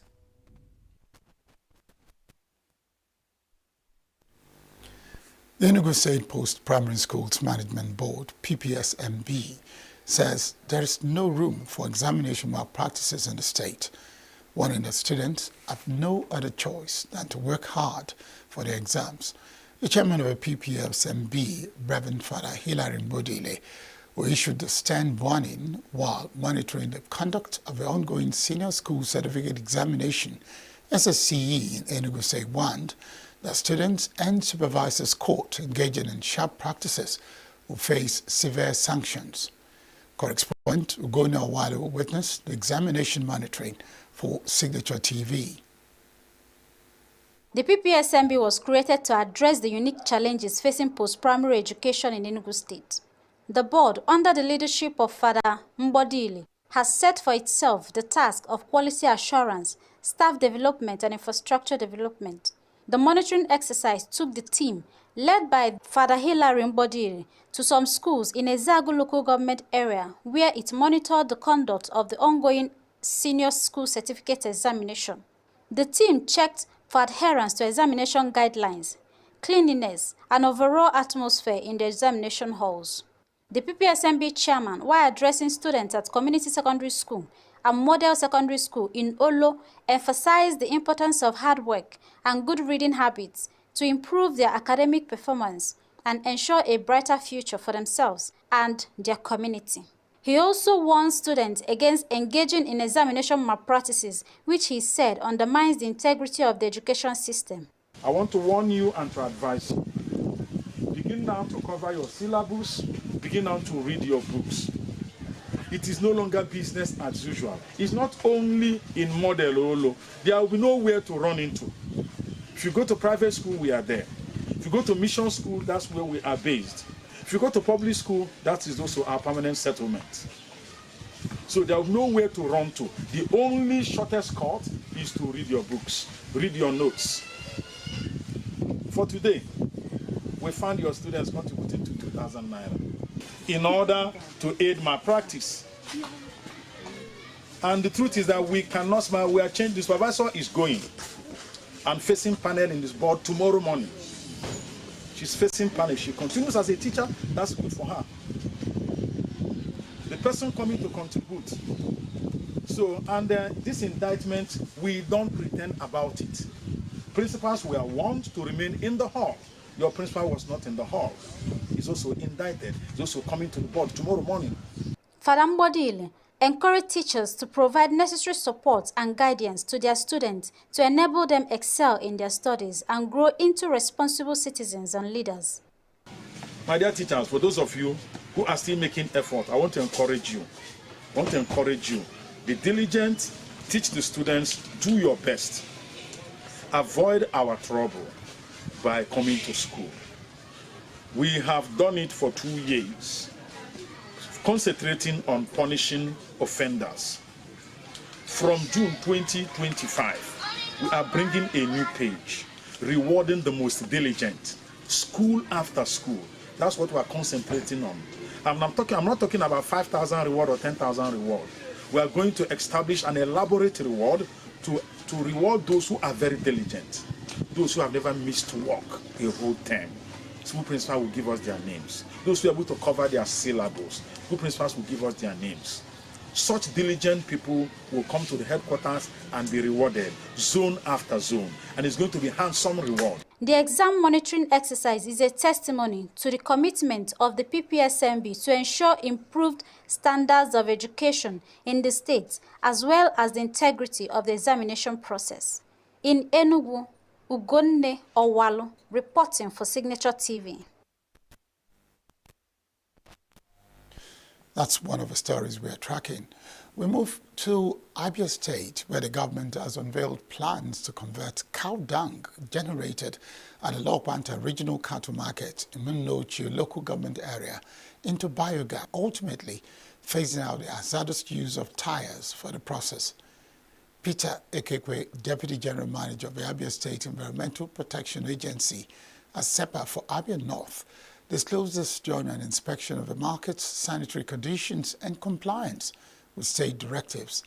According to Ekekwe, consultations with technical experts are at an advanced stage, and the biogas project is expected to commence within the next month. He issued a stand directive to bushers and traders to prioritize cleanliness, warning that the government will no longer condone unhygienic practices. To further enforce the order, Ekekwe gave a one-week ultimatum to traders operating outside the fence perimeter of the market to relocate within the designated area or risk demolition of their structures.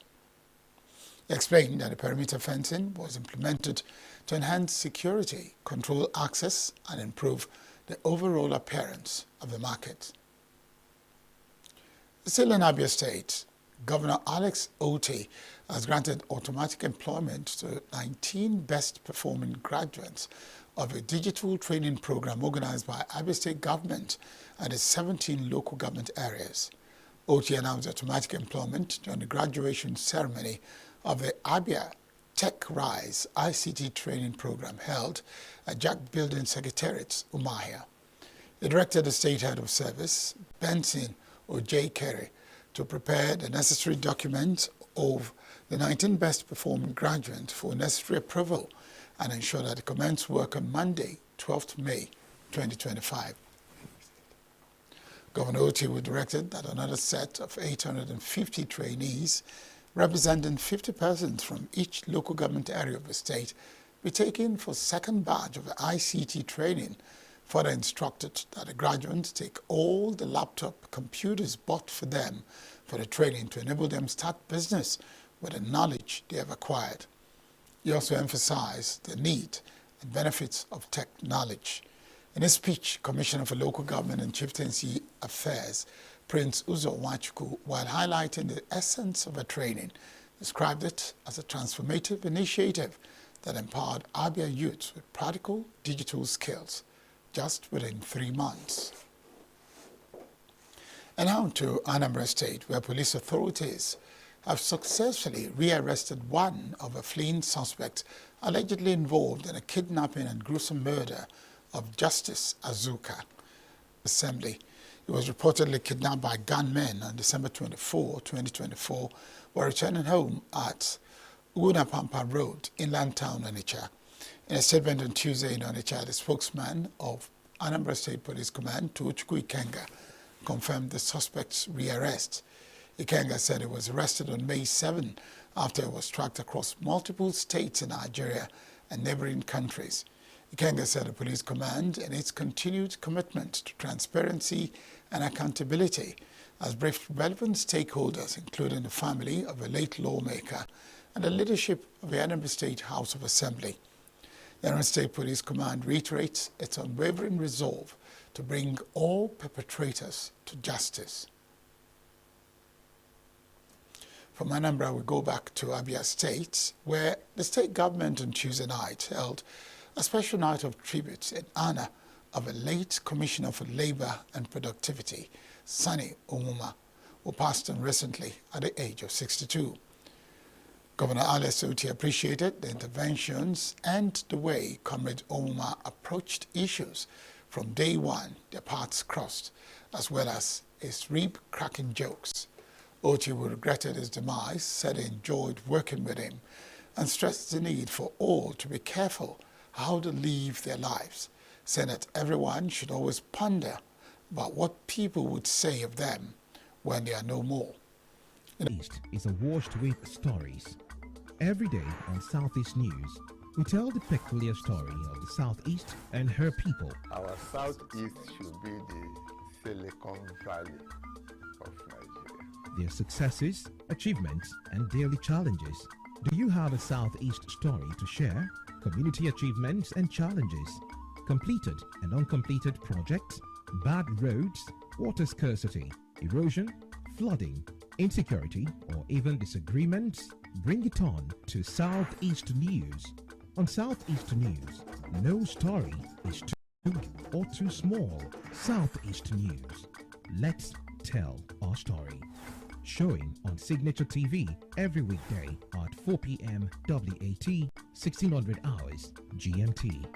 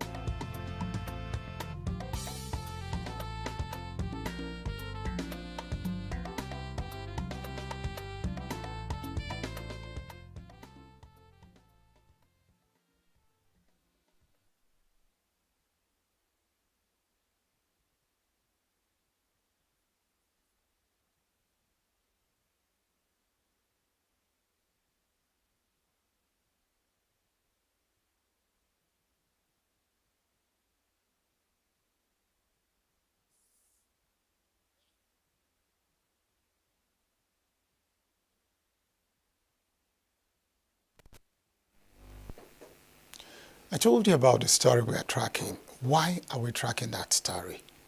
We're tracking the story because in Nigeria, when it's that season for exams, whether it's WAEC or SSC or NECO, GCE, you name it, you begin to hear strange tales coming from schools. And that's why in Enugu State, the PPSMB decided that it was time to take a tour to find out what is happening. The real story, the cocoa, if I may use that word. And one of us, my colleague,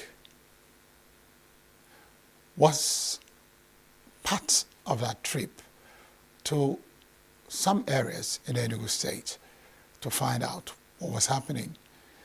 If you're just joining us, you didn't hear the report. But if you had joined us earlier, you would have heard that report. They went to several areas, but one that caught my attention was in Olo. Olo is in Ezagu local government area of Enugu State. And of course, my colleague is here. Good afternoon. Good afternoon. Ugone Awalu, you're welcome to Southeast News. Thank you. The trip, the scenario, students, teachers, and then the board. What does it convey? What impression does that convey? You know, this is the senior WAEC examination period, and before now, or within this period, students do not actually read their books. Now, going out for the monitoring and checking how they do their exams by the PPSMB chairman himself is to know exactly, to see these things happen himself. We're going to just hold it there. Just keep that thought. We'll be right back. Let's take a quick break. We'll be right back.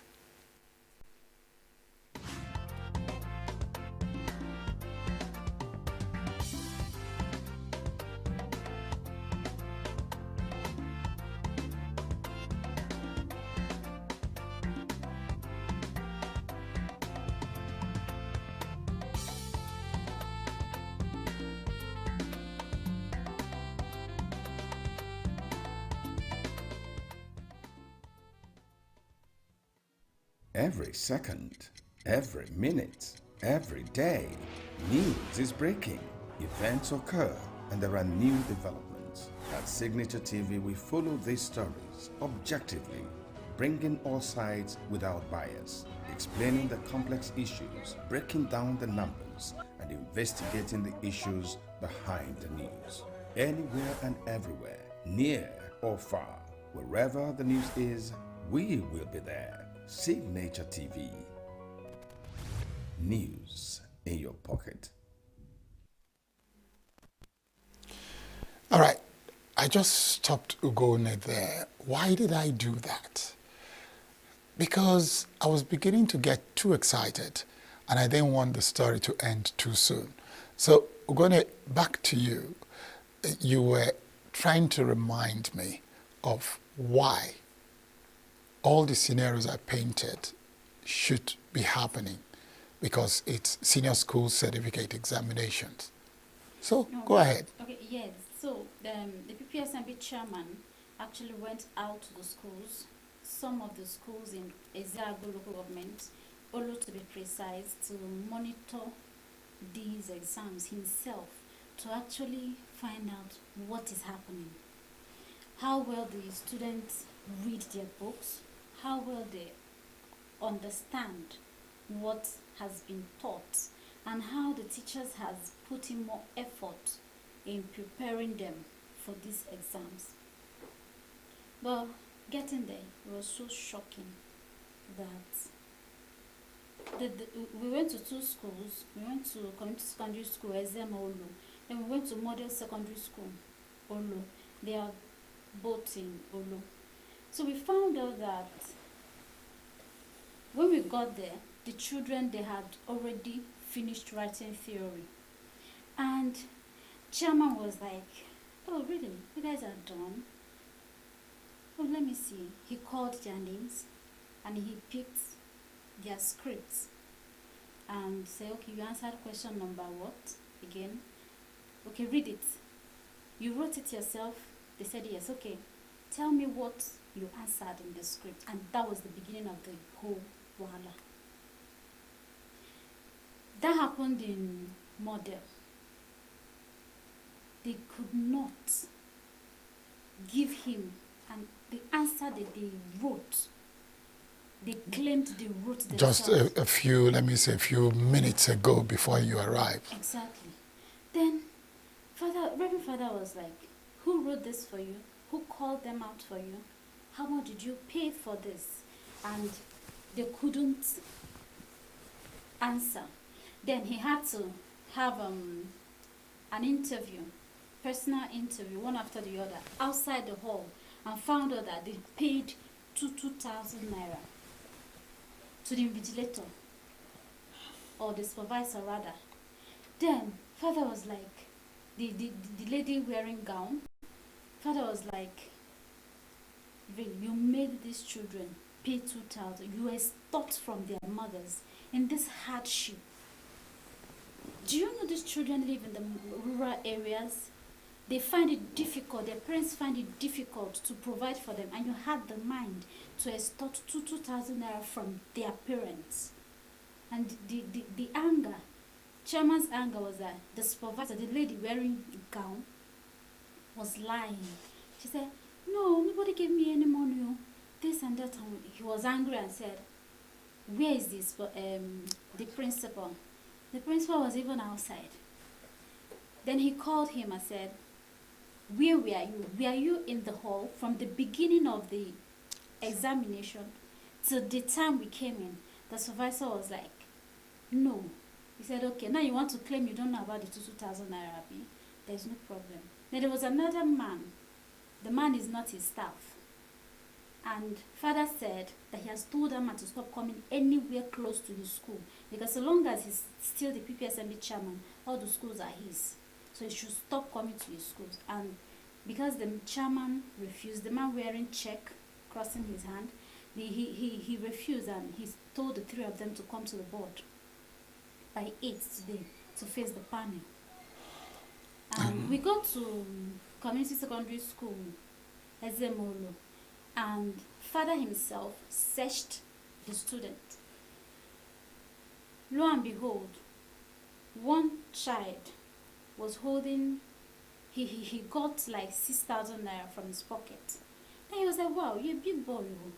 Why do you have such money in your pocket? He said, but first of all, he asked him, where is your house? He said his house. He pointed very close. That's very close. He said, okay, so what are you doing with the whole 6,000 naira? He said, that is his lunch. And I said, your lunch? What do you want to eat in this village that is up to 6K? Then he searched the other one. That one was holding 3,000 plus, a little amount on top of, and he got angry. Then the supervisor was like, you people should have given me the money. Why didn't you tell me that you had so much amount? No, it's not that. He looked at the supervisor and was like, you think I'm crazy. He was so angry, and he was so disappointed at the way like they didn't actually call these children, like they didn't tutor them well, because if they had, they would be so bold to write the exams. While we were there, it was time for objective, the shading part. We stood there for like 30 minutes. These children were shading their names and their numbers. For 30 minutes? For 30 minutes. And the PANSEC was with us, the PRO was with us. And okay, you can just watch him there trying to search someone. And they were like, they called the principal and was like, why are these children not writing anything for 30 minutes? They're just shading their numbers and their names. What is the problem? Because if you had invested so much in these children, they wouldn't have been doing this, wasting time in answering these questions. Then Chama was like, had it been there's an emergency and I decide to just to say I'm waiting and I'll go with the papers myself, what will you score? It was so heartbreaking. Not a good story to tell, especially when we consider the fact that education is a key that can unlock the potential of any young person. And it's not a good story to tell. But now, from what was found out yesterday, and those that were told to report at the board, the situation in the schools, it didn't just happen yesterday. So we need to also ask, what was the board doing before now? We need to also ask that question. What was the board doing before now? How's the board been playing its supervisory role, ensuring that people, specifically teachers, are not just in school, but they are doing what they were supposed to do, teach the students? Yes, actually. You know, during the chairman, Reverend Father Hilary Mbodili, he was having, he had an interactive section with the students, then later with the teachers. Then one teacher said she was laying a complaint. Then she said, Father, please, that they have challenges, but one of them is transportation. The father was like, what do you mean by transportation? That they come from ENUGU to the village to teach the children. Father was like, you just reported yourself. You have failed the guidelines laid down for teacher to be close to where they were posted. You are supposed to live not even a place where you take 500 or 200 naira to the school. You are supposed to live in a walking distance to the school where you were posted. Had it been you were close to the school, these children will bring their homework. They will bring their notes and say, Ma, please, I don't understand this.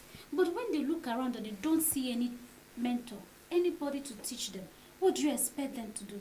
Then he was like, for instance, when you were in school, then, I'm sure you still remember, your parents, if you actually schooled in a village school, your teachers lived in the school quarters. Yes, in the school quarters. And they didn't stay far from you people. And it made school to be very fun, because students will come by and be like, teacher, we don't understand this. Then it is your obligation, whether you like it or not, to spend extra time. And that is the reason you were posted to that community. But he said it's a story for another day, but the teachers will actually come to him and tell him why they come from ENUGU to the village.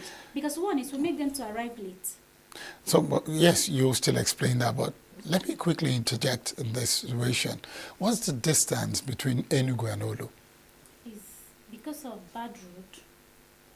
I'm just imagining, if you're taking a commercial vehicle, how long would it take you? Is it, let me just say, is it 30 minutes, 1 hour, an hour plus? It can be 45. Yes, it can be 45. If you have a personal, 30 minutes, 45. If you have a personal vehicle. Yes. So now, if you look at some of the images from your report, you'll notice that some of the structures in the school have issues. So we still go back to the supervisory role of the board. Yes, people have been posted to a school. Yes, they are expected to live close to the school or within the school premises. But we always talk about having a conducive environment for work and study. So when you got, not the model school now, because even if you look at the two signboards, that of the model secondary school, Olo, is welcoming. That of a community secondary school, Olo, looks as if it's something, an idea that stopped developing at a point. And that gives you an impression what would have been happening in the two different schools, although they are both located in the same community. So, from what you saw, do you really think that change will come quickly and the students will have a turnaround? Probably not this set, because the exams are already here. Yes, actually. The change will come quickly, though, but like you said, not with this sets, actually. But from what the chairman said, he said from next term, which is September. But we actually went with an engineer, a structural engineer. Okay. But he told him to look at it, look at the edifice, then see what can be done. He should write his quotation and submit to him. But on the other hand, he was skeptical about it because the schools, they have four schools in Olo. So he's not even sure where the merging will come. So he said he should look at all of them. So when the governor, when all of them decide, then they will know which one to work on properly, then know what to do with the other ones. That's also a good move. Now, we are tracking the story. Why are we tracking the story? Because exam malpractice seems to be a major issue in Nigeria. And the latest results from JAM also shows that we have a problem with our educational system. And there have been so many issues raised of parents influencing promotions in school, parents influencing grades and all that. And that with JAM, using the model they are using, it's beginning to expose the flaws in the school system. From what the chairman said and the responses you got, is there hope for us? Hope like getting the teachers to do what they are supposed to do, and also encouraging the students to begin to see life from the perspective of, just as the chairman said, reading your books, reading your notebooks, attending classes. Of course, there's actually hope, because from the interactions I've had so far with the PPSMB chairman, I've had an interview with Commissioner for Education, and the idea of the smart school, you know, the whole idea will make school interesting for the children. Now they are going to, there will be, for the teachers actually, the smart school will provide accommodation for them. So this one that the teacher was saying, they live far and all that, that issue will no longer be there. They will be provided with textbooks from the informations I gathered so far. So when they have textbooks, definitely schooling will be very interesting. Now, they will have laptops, desktops. Of course, when you have something like that, you want to study. And when your teachers live very close to you, they will guide you and all that. And of course, it's going to be less expensive for their parents. So they won't be grumbling that this one is expensive and everything will be all provided for, and in a very neat and conducive environment, not like we saw in the areas we went to. Because if the environment is sweet, conducive, neat, why won't the child not go to school? If the roofs are not leaking, if they are properly done, if they have enough beautiful seats, you know, like this is model.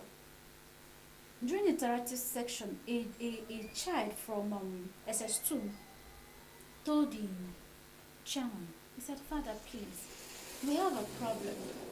Father was like, "Okay, what's the problem?" He said, "Like, they don't have biology teacher." you don't have this one, you don't have that one, teaching them on science subjects. That she doesn't even know much in biology because the teachers are not there. And the equipment, they don't have a lab, no apparatus for them to use.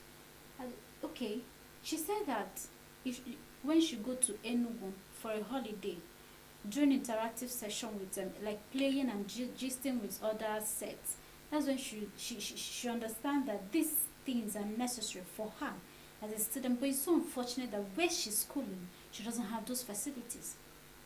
So chairman was like, that these things will be taken care of. All right. Then, just before I let you go, the thought just came to my head. I know that you mentioned smart schools. The thought that came to my head is, by the time the smart schools begin serious school sessions, what would happen to the existing schools? They will be merged. How are they going to merge them? All the junior ones, like you from like I said, in Olo, for instance, they have 4 schools, and in all the 4 schools, the junior sections in all the 4 schools will be in one school, one location. Then the seniors in all the 4 will be in another. So like they are going to have like 2, junior and secondary, and not 4 schools anymore. So you just have 2 schools, junior and secondary. And senior. Yes. GSS and SSS. Yes. But I don't know. I do understand that for each community, why they set up schools is so that the facility is not too far away for their children. So when you're going to merge schools, say all junior come to school A in so location, won't we still have the issue of that distance? How transportation becomes an issue again, because it's no longer within a walking distance. It becomes an issue. So what will be put in place to ensure that that environment, because you said when the environment is clean, is fun, it becomes easy to learn. So what will the government be planning to put in place so that these students can really learn and turn this ugly situation around? You know, private schools have school buses that go pick their children.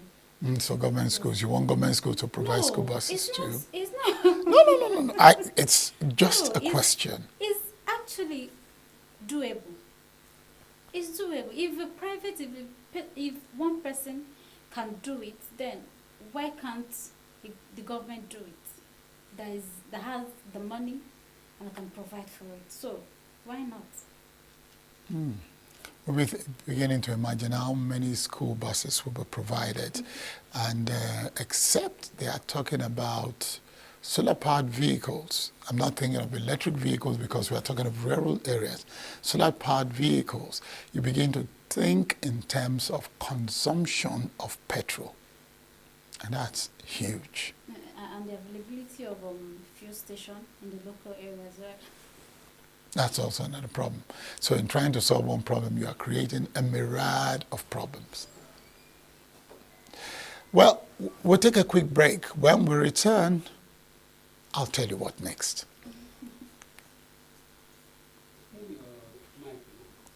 Why are you talking? Go find out Every second, every minute, every day, news is breaking, events occur, and there are new developments. At Signature TV, we follow these stories objectively, bringing all sides without bias, explaining the complex issues, breaking down the numbers, and investigating the issues behind the news. Anywhere and everywhere, near or far, wherever the news is, we will be there. Signature TV. News in your pocket.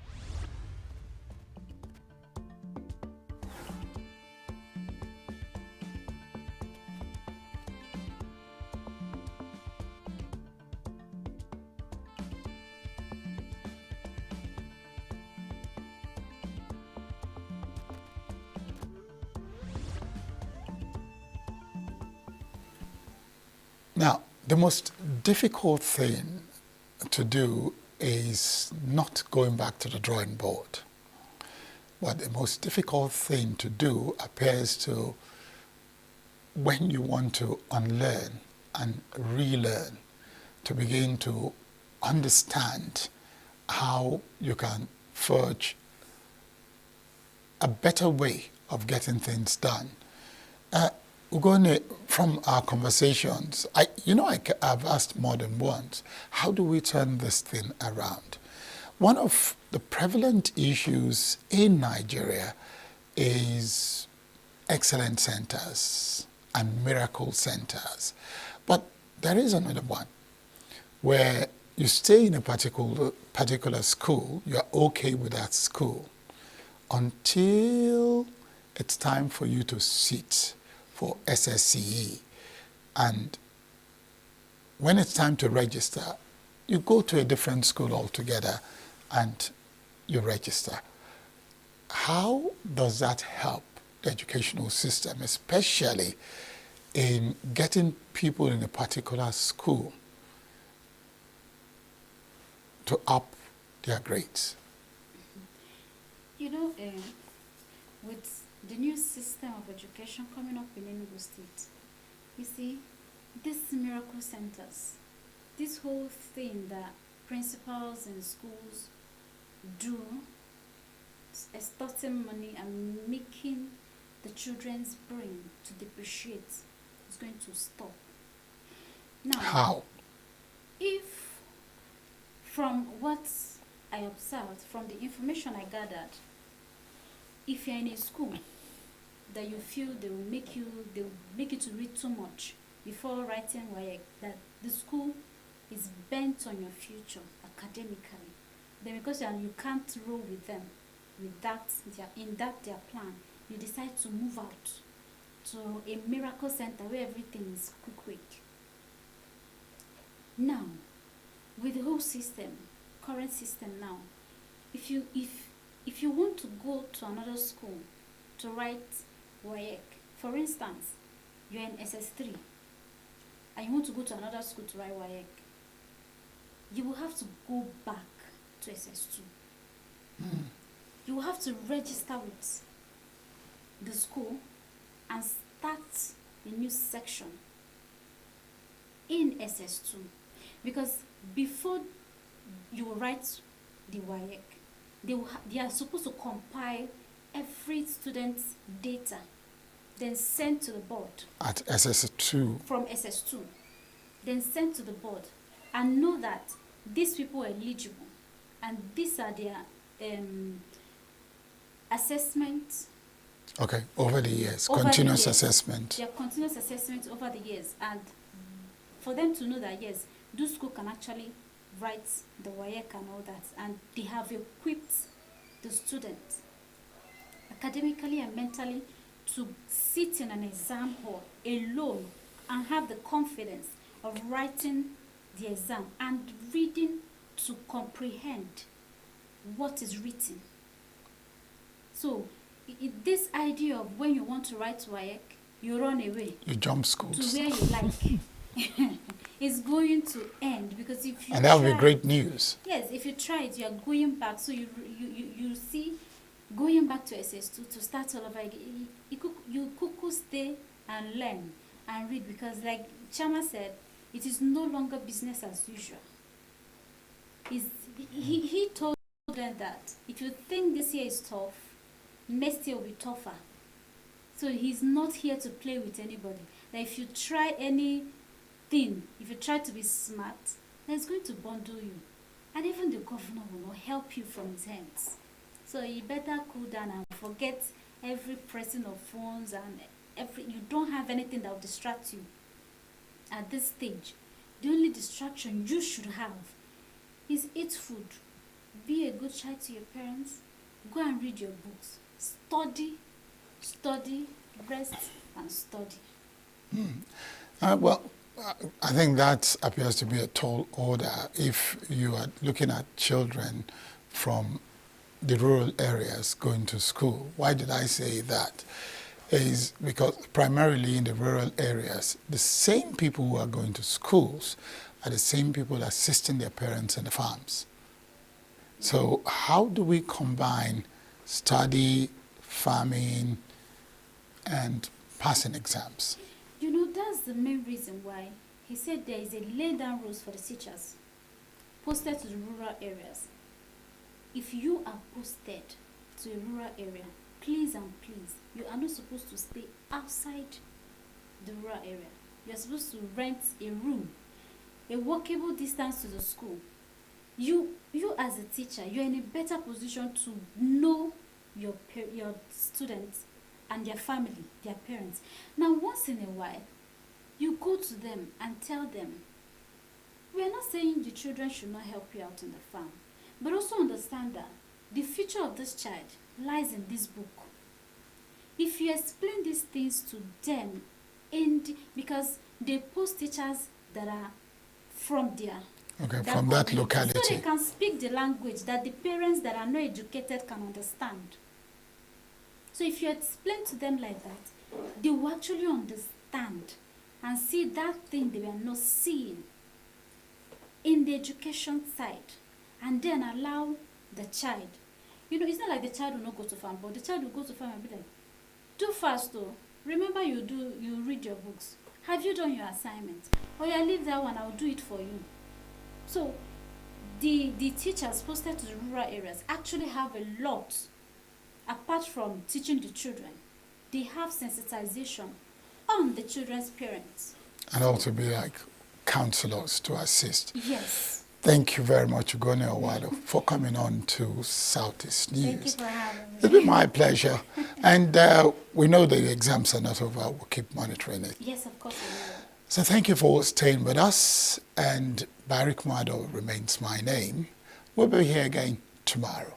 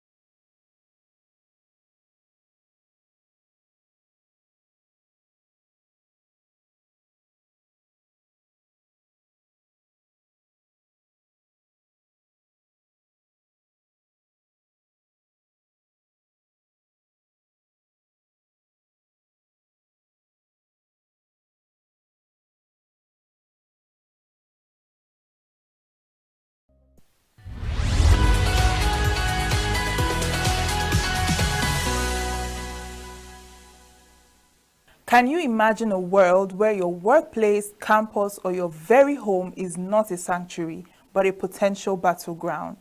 I mean, this is the harsh reality of sexual harassment and assault that we must confront. Thank you for joining us on another edition of Gender Perspectives on Signature TV. I am Uchenna Chimdi Oluoha. And if you haven't figured it out yet, our discussion today is on combating sexual harassment and assault in our society. But before that, let's take a quick break. I'll be back shortly.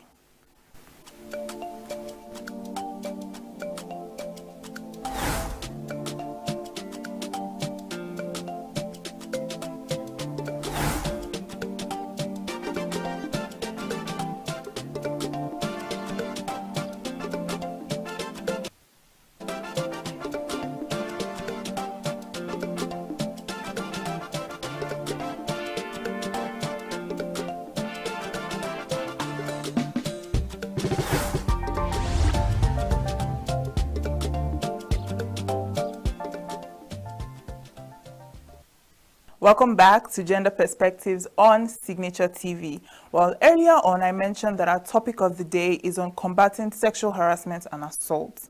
Now, what is this sexual harassment and assault? This refers to unwanted sexual activities such as touching, kissing someone without consent, rape, while harassment can include comments, behavior, and unwanted sexual contact. It can take the form of jokes, threats, and discriminatory remarks about someone's gender or sexuality, and it can happen in person or online. It can also happen between people in romantic relationships. It can happen in families, at work, and between friends and acquaintances, and even strangers. It is any unwelcome conduct of a sexual nature that makes someone feel upset, scared, offended, or humiliated. It can also be a behavior intended to make someone feel that way. It is a form of discrimination, and it violates a person's dignity, creating an intimidating, hostile, degrading, humiliating, and offensive environment. Now, we have a background report that will give us detailed information on this. Sexual harassment and assault cast a long and pervasive shadow across the globe, representing fundamental violations of human rights and deeply ingrained manifestations of gender inequality. These are not isolated incidents but rather interconnected forms of gender-based violence that demand comprehensive understanding and multifaceted responses. At its core, sexual harassment encompasses unwelcome conduct of a sexual nature that creates a hostile environment. This can manifest in insidious quid pro quo scenarios, where professional or educational advancement is contingent upon sexual favors, or through the creation of a hostile environment characterized by offensive jokes, unwanted physical contact, and the display of sexually explicit material. Distinct yet often intertwined, sexual assault involves non-consensual sexual acts, ranging from unwanted touching to the violent trauma of rape. The critical differentiator lies in the concept of consent, a freely given, informed, and enthusiastic agreement that can be withdrawn at any time. The absence of a no does not equate to consent, and factors such as power imbalances, coercion, and incapacitation render any purported consent invalid. The prevalence of sexual harassment and assault paints a grim picture globally. While data collection methodologies and reporting rates vary significantly, the World Health Organization estimates that approximately 1 in 3 women worldwide has experienced physical and/or sexual violence in their lifetime. The insidious nature of sexual harassment often leads to underreporting, yet studies across various sectors consistently reveal alarmingly high rates of experienced harassment. Regional variations exist, influenced by cultural norms, legal frameworks, and socio-economic factors. In Nigeria, while comprehensive national data is still evolving, anecdotal evidence and emerging studies point to a significant problem within educational institutions, workplaces, and public spaces. The roots of sexual harassment and assault are deeply embedded in a complex interplay of contributing factors. Foremost among these is the persistent issue of gender inequality and the inherent power imbalances that often exist between genders. Patriarchal norms and cultural beliefs that normalize male dominance, objectify women, and perpetuate harmful stereotypes create a fertile ground for such violence to occur and be tolerated. The lack of accountability for perpetrators further exacerbates the problem, fostering a culture of impunity where actions go unpunished. Victim blaming, a societal tendency to shift responsibility onto survivors, discourages reporting and shields perpetrators from scrutiny. Furthermore, Inadequate comprehensive sex education leaves individuals ill-equipped to understand consent, healthy relationships, and respect for boundaries. The digital age has also introduced new frontiers for abuse, with online spaces becoming breeding grounds for cyberstalking and online sexual harassment. Tragically, conflict and humanitarian crises often amplify existing vulnerabilities, creating environments where sexual violence is weaponized. Access to justice remains a significant hurdle, often impeded by fear of retaliation, societal stigma, and a lack of adequate support systems. The impact of sexual harassment and assault are profound and far-reaching, leaving indelible scars on individuals, organizations, and society. Survivors often endure significant physical health consequences, ranging from injuries to chronic pain. The mental and emotional toll can be devastating, leading to depression, anxiety, PTSD, and a diminished sense of self-worth. Socially and economically, survivors may face difficulties in education and employment, experience strained relationships, and grapple with financial insecurity. Organizations that fail to address these issues face reduced productivity, reputational damage, and potential legal liabilities. On a broader societal level, sexual harassment and assault perpetuate gender inequality, incur significant economic costs, and erode social cohesion. Providing comprehensive support for survivors is an indispensable aspect of addressing sexual harassment and assault. This includes ensuring immediate safety and protection, access to medical and psychological care, legal assistance, and dedicated support services. Adopting trauma-informed approaches in all interactions with survivors is crucial for fostering healing and recovery. Sexual harassment and assault are deeply entrenched societal problems that demand a comprehensive and unwavering commitment to change. Ultimately, dismantling the enduring shadow of sexual harassment and assault requires a fundamental shift in societal attitudes, a commitment to gender equality, and a collective responsibility to create a world where everyone can live free from fear and violence.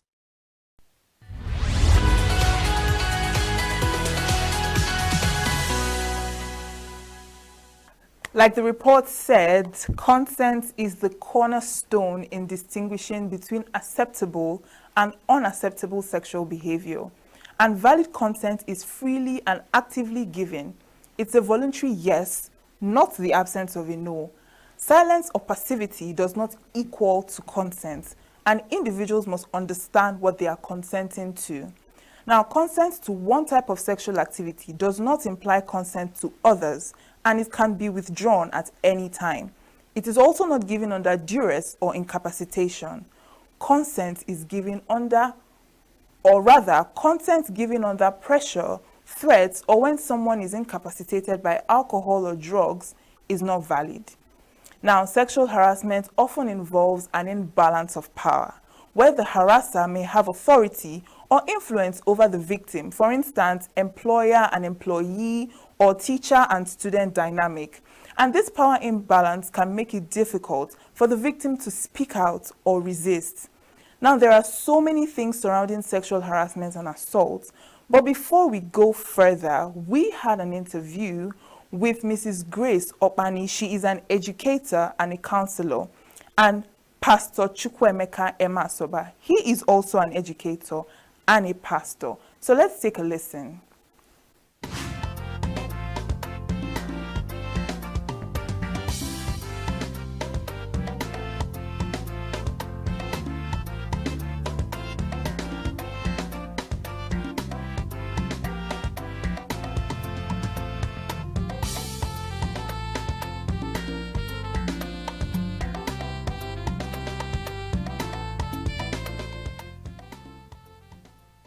Today we have a discussion with two very interesting